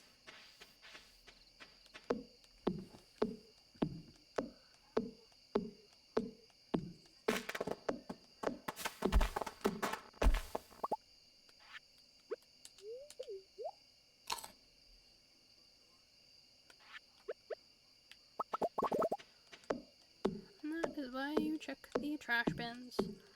Bread. Bread, glorious bread. Dun, dun, dun, dun, dun, dun. I don't know if that's a song, but bread is definitely glorious. I can attest to that bread is a delicious, delicious thing. 100% worth it. I understand that, like, some people are, like, gluten intolerant, but there's, like, gluten-free bread that I've heard is pretty good. So, I mean, that's always, like, an option. I want to sort this. This food. Trash. Oyster. Did I put an oyster in there? Seeds.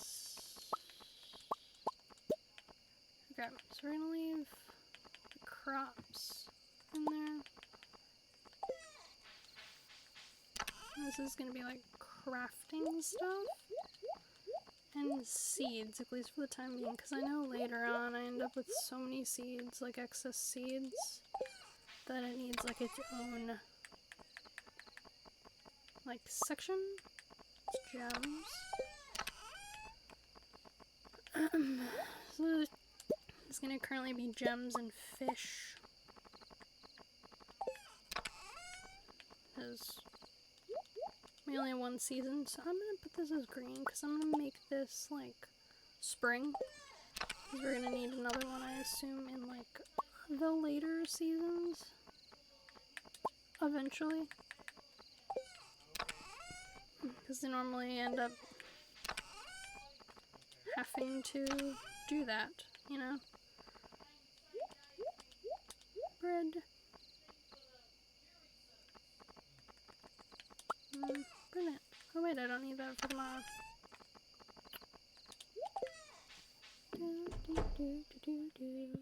Hey kitty. I like that now they like sleep on your bed. Because they used to like sleep on the floor. Haha! Okay. I do not remember.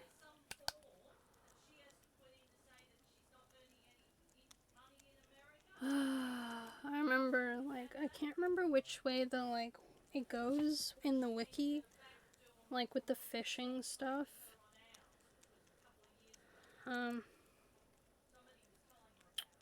Stardew fishing skill.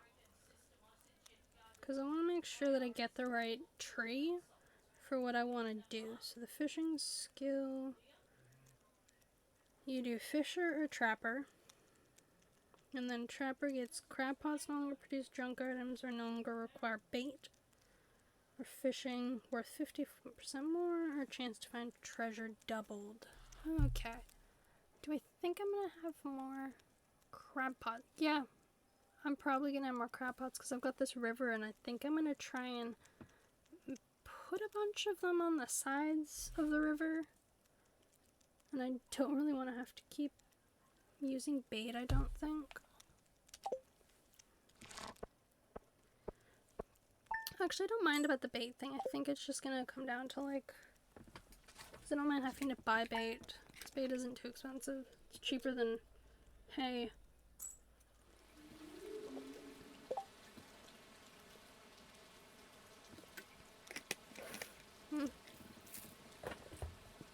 So, hey kitty.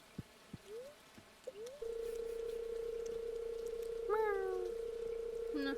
Welcome to Kozu 5, your #1 source for weather, news, and entertainment. And now, weather forecast for tomorrow. It's going to be clear and sunny tomorrow. Perfect weather for the Egg Festival. The event will take place in Pelican Downs during between 9 a.m. and 2 p.m. Don't be late. Fortune teller. Welcome back to Wellwick's Oracle. If you could seek hidden knowledge of the future, well, you've come to the right place. Spirits are somewhat mildly perturbed today. Luck will not be on your side. Excellent. Well, that's a good thing that I'm just doing fishing. 2 rocks tomorrow. I'll be calling the Egg Festival in Town Square. Be sure between 9 and 2 if you'd like to attend. We won't want to miss the annual egg hunt. Great. So, cauliflower is still growing.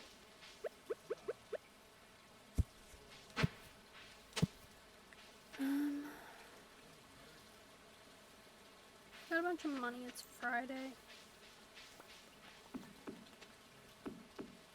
I'm gonna plant these trees in my place I will kind of want to become the tree farm. Or at least the place like I'm cool with them growing.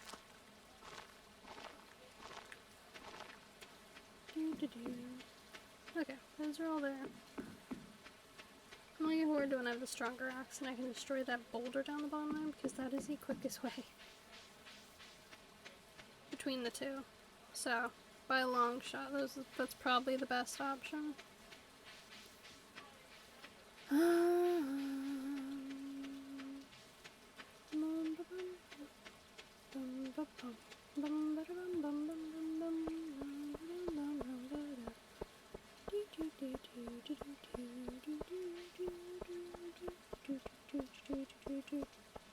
Yeah, it's raining, which means everyone is inside. So I can check the trash can. It's also 8 a.m., so that kind of helps. One more can. Nothing. Excellent.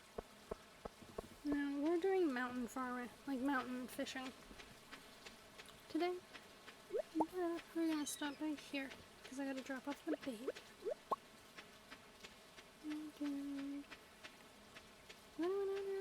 No, good. Glasses. Oh no, Wiley's out here. Knew it. Hey, my dude, I don't want to get the fish biting. Make sure you put some bait on your hook. Yeah, no. It can really help to, like, put the bait on. Oh, this hair from the back, it's really growing on me. I really like it. I don't know if it's supposed to be, like, uber fancy or whatever, but I like it. It is fabulous. So.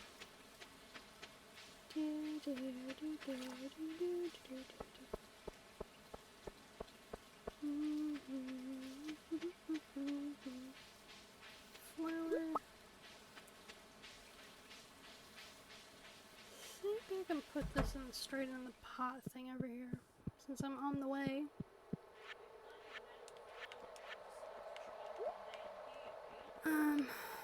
Wait, I haven't put the oyster in yet.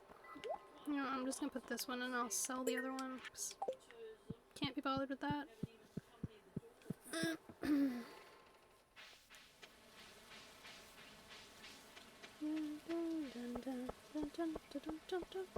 Okay, we're gonna buy some parsnips.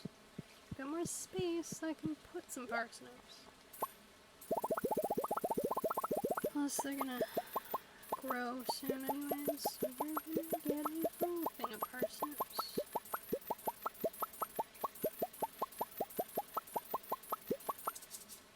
Parsnips. We good. We got all the parsnips we need. 'Cause it's the 12th. This is how you easily rank up farming. It's like mass parsnip selling and farming. So I'm a parsnip seller. Parsnips. Parsnips. I'm gonna do some fishing up here, because I'm pretty sure...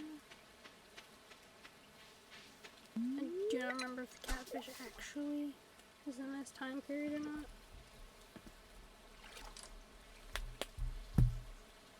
But we need some of these mountain fish, so we're gonna try this first.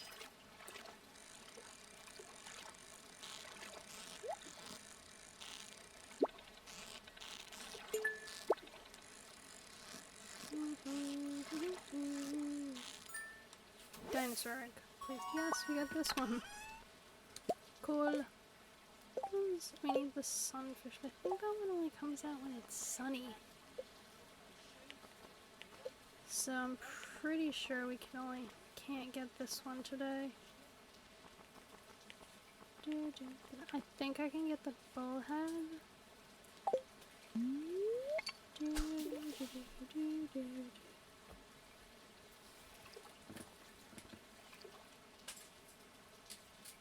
So the bullhead is like a... Don't think the bullhead, unlike the sunfish, requires it to be sunny, so the sunfish will love to come back for when it's not raining, which is gonna suck, because with all these parsnips, it's gonna be a nightmare watering them all. Or at least it'll like take away most of our energy, which is unfortunate.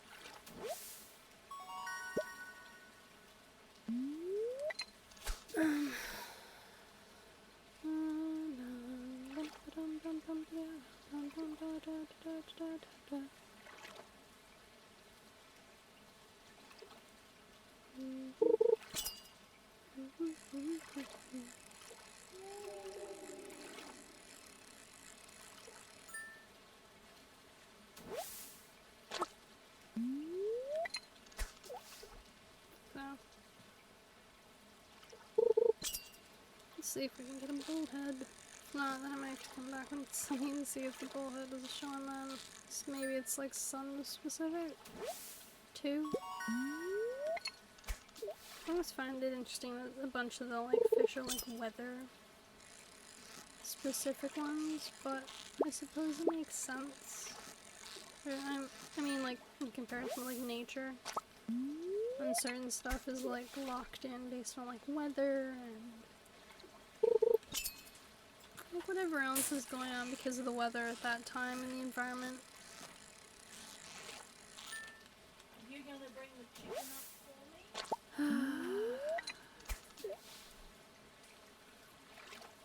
If it was possible to make my area soundproof, I'd probably do it.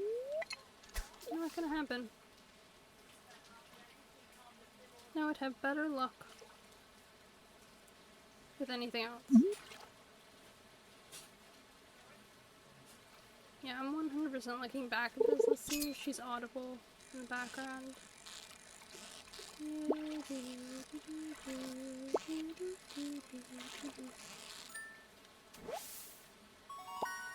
Yeah, large mouth. Okay, so we've got the bullhead. We got all the like the mountain fish that we can. The sturgeon one, I think it's in a later. I think it's in fall. It's in like summer or fall that it comes out. Maybe winter. I just listed all the other seasons, but it comes out in one of the other seasons, so I'm not gonna be able to get that one today.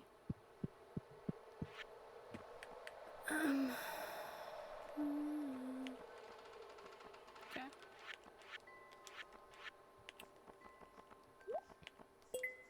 Why did I do the gold one? Oh well, we're here now. Only options.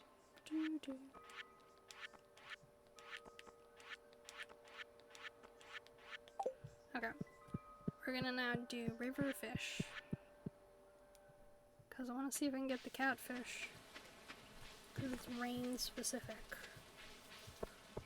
Because the catfish is probably one of my least favorite ones to try and get.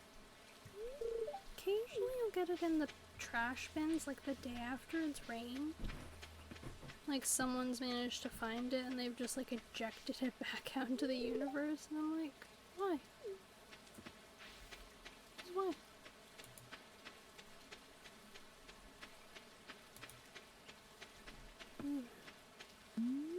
Anyways.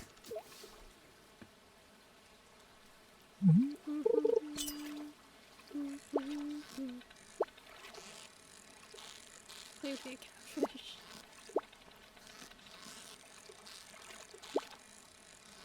It's not lost to me that the catfish is one of the harder ones to catch.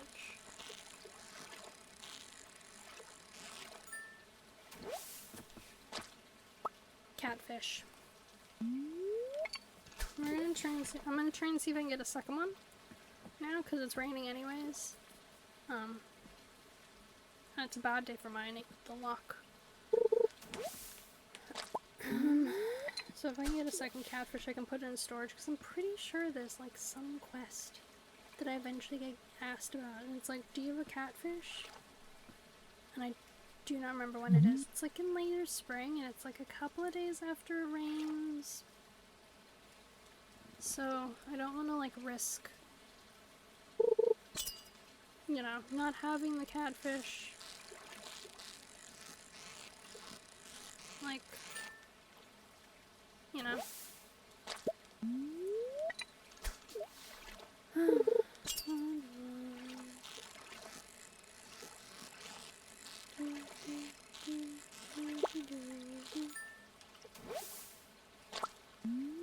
don't know.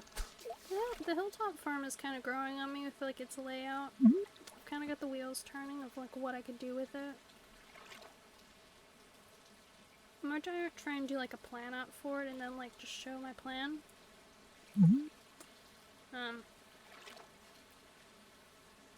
So when I eventually like start building on my farm, whenever I go to build it, I can put that in like the lower corner to like make sure I've got like it placed right, but I don't know.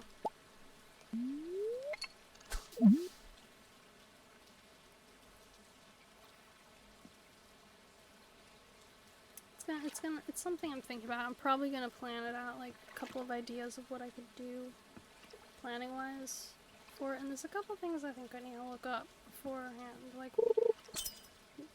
which fish I think are weather and time specific, because I'm pretty solidly sure it's like the walleye, the sturgeon, the sunfish requires sun, so I'll just catch that sometime during the day on the mountains.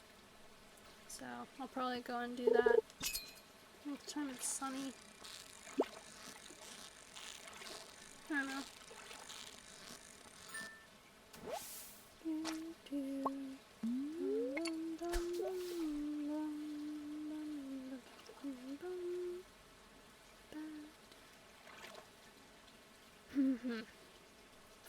Like, I've been really enjoying like this getting back into Stardew Valley. I didn't think I would, because it's, well, like I knew I'd enjoy playing Stardew Valley, but I wasn't sure if like how much I'd enjoy it again, because it's been a little while and I haven't played the new update. Like we haven't really hit on anything really that's in the new update. All the stuff that's in it right now is stuff that was always there, or has been there for ages, so.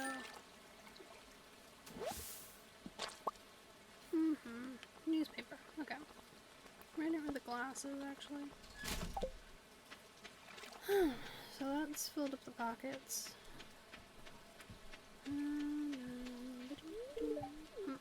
It's not sports weather. Yeah, I wouldn't think it is sports weather today. Somehow. Hey George. Hey Evelyn. So, you're a farmer, huh? At least it's honest work. I mean, sure. When I woke up, I heard dripping from somewhere. I think the roof might be leaking.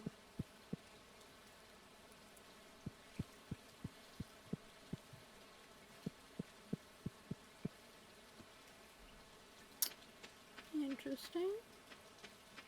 I think this doesn't open until 11. Or does it open already? Wow. warm me up to be ready for another cold night in the ocean. I bet. Hey Rockstar, read anything interesting in the library lately? I mean, no. Do you have any work to do? Haha, they're here. Nothing like an ice cold Joja Cola on a sopping wet day, huh? No, I don't think so. If you're lucky, you might see a frog in this weather. Hey Abigail, we want to chat. I think I've already talked to her today, actually. Dr. Lewis, good evening. It's nice to see you socializing with the townsfolk. It's good to stop by once in a while and see what the latest news is. Yeah. It's simpler to be friends with the trees. They don't have much to say. Leah, no, not the trees. Are you telling me you're like friends with the tree folk? Boy Gus, give me another pint of your strongest. Bam. Business is really good tonight. I'm pleased. Aw. Never rains in Calico Desert. That's where my friend Sandy lives. You're friends with Sandy? No. It's the blue hair. Oh, wait, doesn't Sandy have like purple? Hey Clint. Today would be a good day to explore the mines. Who knows? Might win some rare ores. Not today, won't. Today's a bad luck day. Terrible day to explore the mines. That's awful advice, Clint. But I appreciate the thought. I know where you're going with it. But I could explore the mines once I got the, like, sword. It makes sense.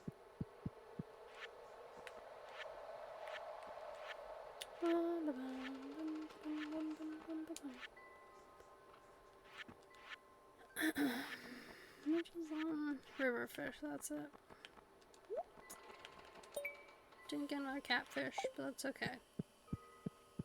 Didn't I got one, which was my like overarching goal. There's so much energy I have left, you know what? Yep. Alright, I'm gonna go back to the farm. We're gonna do one of two things. We're either gonna fish some more out of the river, or we're gonna chop trees. Because literally there's two things to do. And those are the options. Book time. I like that at least when you like have full storage now, it just sends the book off.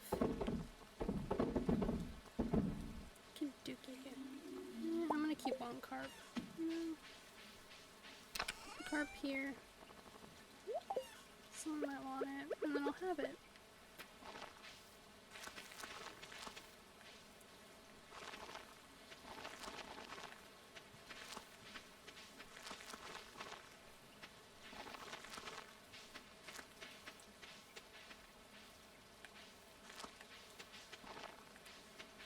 Okay.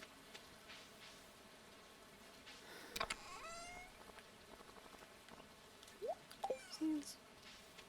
I think that's enough seeds. I'm gonna like do one more thingy. That's nice.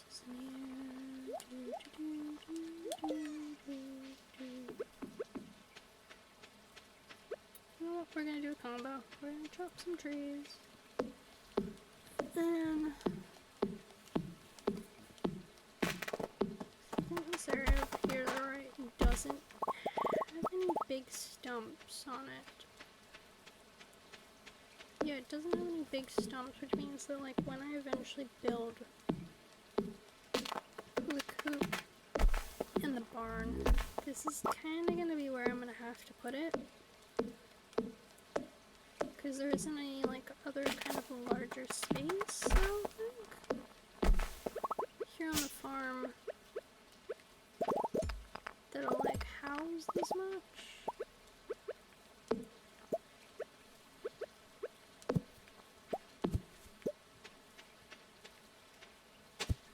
Okay.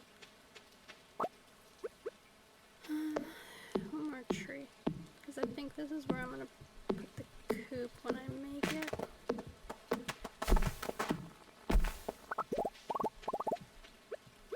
Yeah, this is gonna be coop spot.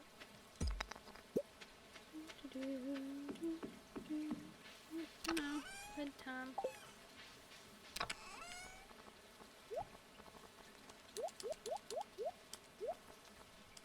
Because I need to find also a spot to put 2 of each tree for when I make the sap gathering things.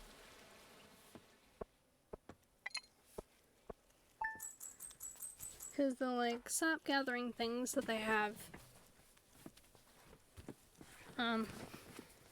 essentially you need the ones for the maple, oak. You need one at least for each tree, so you can get all of like each type of sap for crafting.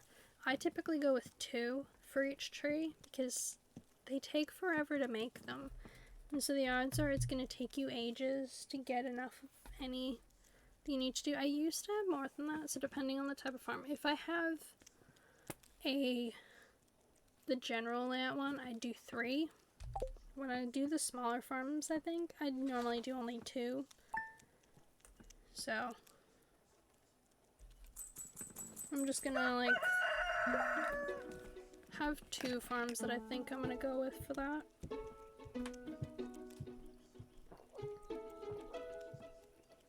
And no, I don't need any space for my fruit trees. I put them inside the greenhouse, because you can plant them in the greenhouse.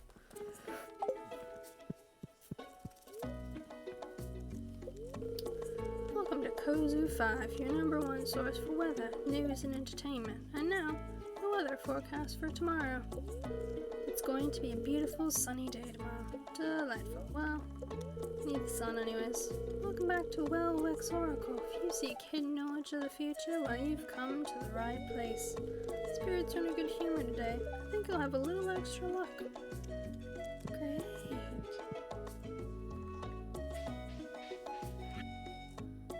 Robin here. I know there's a lot of stone scattered on your farm. If you have a surplus, you might consider having me build a well for you. Wells can be placed all over the farm and serve as a convenient place to refill your watering can. Just swing by my shop with 75 stone and 100 when you're ready for it. You know what? I need to decide where I'm putting my silos, actually. I think I'm gonna make this stretch here where I put the silos, because I normally have the silos near where all the farm things are, so I'm gonna have to move these eventually. So I might put the first coop here, and the second coop over here maybe, or like depending on the width. But yeah, so I'm gonna have the silos I think in there, because I always have a ton of silos, because you don't want to run out of food, especially food in the winter. In the winter months, your animals go through so much food. It's insane how much food they'll like eat through. Like, it's not insane, but you gotta like, when you go agricultural, like with the cow farming, like, because I prefer typically I prefer the cows and the chickens to like crop farming, except berries. I like to lay in my stuff and I put out sprinklers, and then I'll like, I do a solidly like massive layout area for all that. But when you have cows, you have to like pay attention to the hay and how much hay you have, and that it like covers your general needs, because you never know like when you're gonna run out of money. Like when you have the farm animals, it's easier to like have a ton of surplus, I think, because you have like daily cheese, and cheese is worth a fair lot. So I normally have like a couple of barns, one that's just cows, one that's basically just goats, and then I'll have one that's like pigs and sheep. For like, or I'll have it as like, I normally only have like 2 sheep and like 3 cows-ish. Well, not 3 cows, like three pigs, and I'll normally have like 3 sheep, 3 to 4 sheep. And then like figure it out from there. Egg festival. They can sense that it's Easter. It's probably it's not Easter for any of you that are in like the northern hemisphere, but it's Easter here. So Bunny Day. I'm not really like bothering Bunny Day because I'm time traveling in Animal Crossing at the moment, so Bunny Day is not my problem. But I do get the fun of chocolate. I got cherry ripes this year. Which are basically like coconut, like some kind of cherry-ish flavoring. They apparently notoriously don't have a lot of cherry in them, which I'm amused about. I really have to check the ingredients before I like make claims like that though, because they probably have some cherry in them, realistically.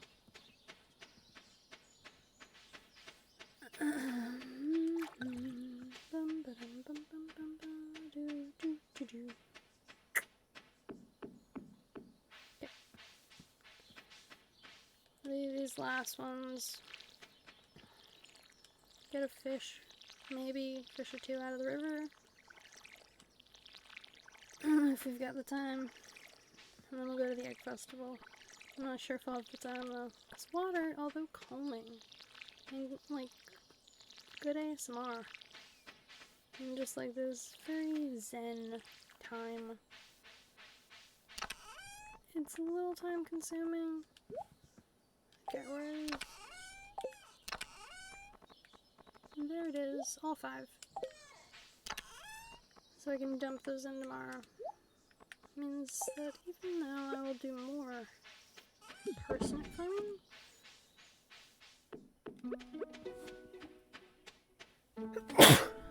because I've gotten all the parsnips I need. Like I have every parsnip I could need for the community center, which is good. Oh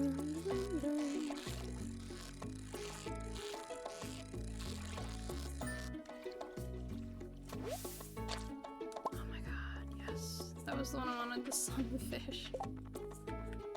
Oh man, sunfish, okay. So I'll dump the sunfish and 5 parsnips in tomorrow. That is very lucky.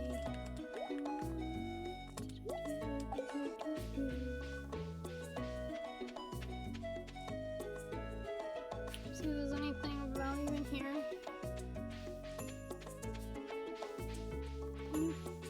Noopity noop noopin'. And off to the egg festival. To the egg festival we go. It's a... Okay, so I got my 7. I always forget that I need to have the money for these strawberries. I plant a lot of mine, mostly in like the greenhouse, so I normally do, because I know a lot of people do like ancient fruit, but early on, strawberries and blueberries probably your best bet. And I also do some coffee, because I like the coffee. And I'll do some hops and grapes. No one really talks to me. Just come for the deviled eggs. Is there any more food? Hehe, I put something nice into the punch. Dude. Hope everyone's enjoying the food. I've been cooking for days to get everything ready. Fried eggs, boiled eggs, poached eggs, deviled eggs, scrambled eggs, chocolate eggs, you name it. Oh my dude. Spring is a busy time of year, so it's nice to have a day off to catch up with friends. Abby's always loved the egg festival since she was a tiny girl. Even with my bad leg, I never miss a town festival. Hey Harvey. Eggs definitely have a place in the well-balanced diet. You know what we're gonna do? Come on. Yeah. Nope, not yet. Welcome to the Egg Festival. Compliments of my wonderful brood of hens. Eggs, what a strange thing to eat. Yes. Sometimes I'll hide an egg too well and no one finds it. Well, until summer rolls around, then the hot air starts to bring out the rotten smell. No, really? Why? I used to watch Gilmore Girls a lot. I loved the show Gilmore Girls. It was one of my favorite shows as a kid with my mom. It's got some mature elements, but beside the point. There's an episode in which they had Kurt, one of the characters, who's super forgetful, notoriously bad at remembering stuff. They had him hide all the eggs. Normally there's an egg map, but he was like, I don't want anyone to find the eggs super easily, so I'm not gonna make an egg map. And so they had hundreds of these eggs just around town. No one could figure out what the smell was. It was awful. Finally he came clean, Kurt, and he told him. He was like, this is what the smell is. Because it was days before the flower festival and they had to clean up the town. It took hours. Everyone pitched in. No one could find them all. There's like 30 of these eggs left at the end. Kurt was devastated because he loves this town. Loves the guy who runs this stuff. So, one of the guys, the main characters, he went out and found the remaining eggs and he gave them to him. He said, just tell me you found them.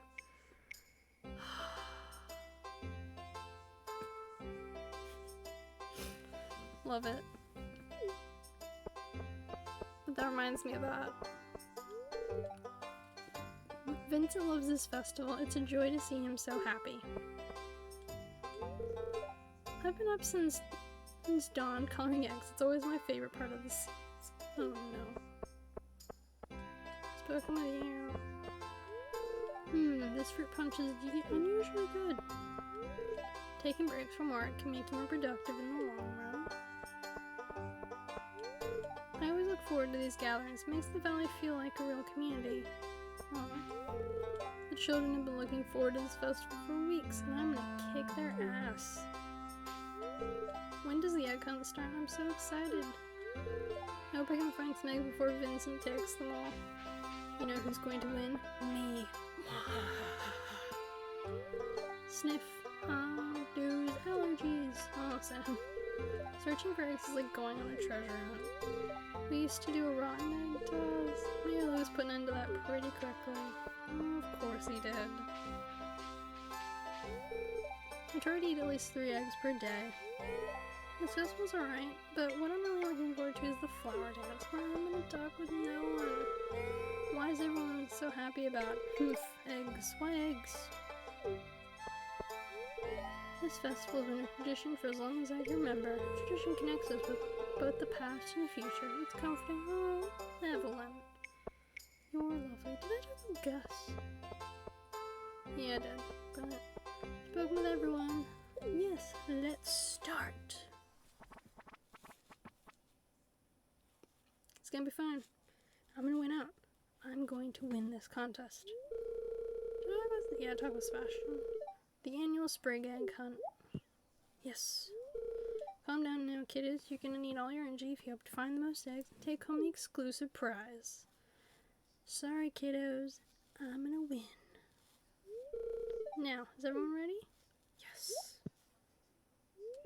Let's the egg hunt begin.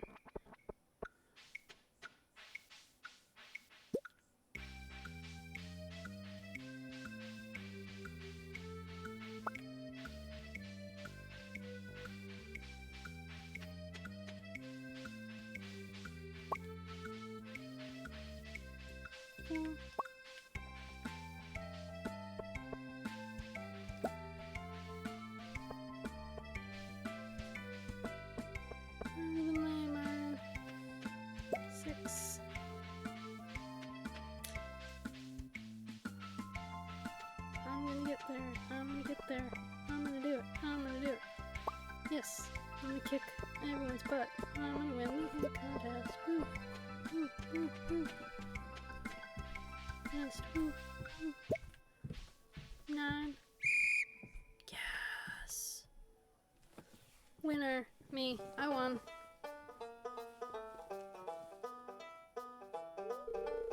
Wow, look at all these eggs. If only I could get you kids to pick up a litter this efficiently, we'd have the cleanest down the side of the gem, say, Jackal.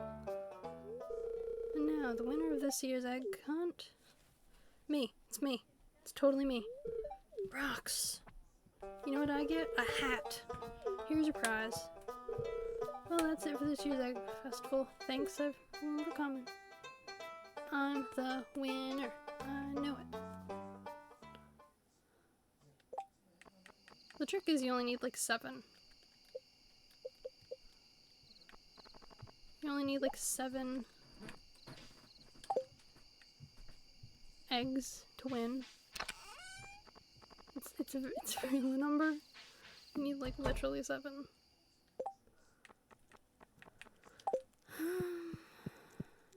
Yeah, sleeps. Okay. Bee house, speed grow, farmer's lunch. Boom. Nailed it.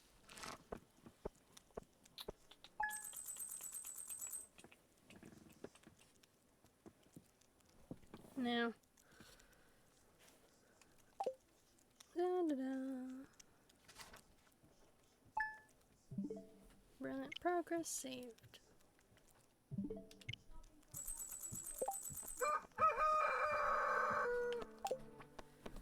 I think I'm gonna end the stream here. I don't really know.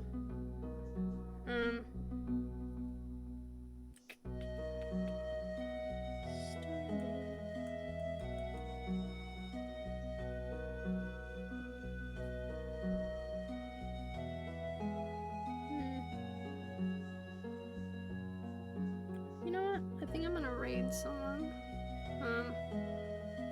So what I'm gonna do is, I think, yes. So if you're active, you wanna raid with me, that would be appreciated.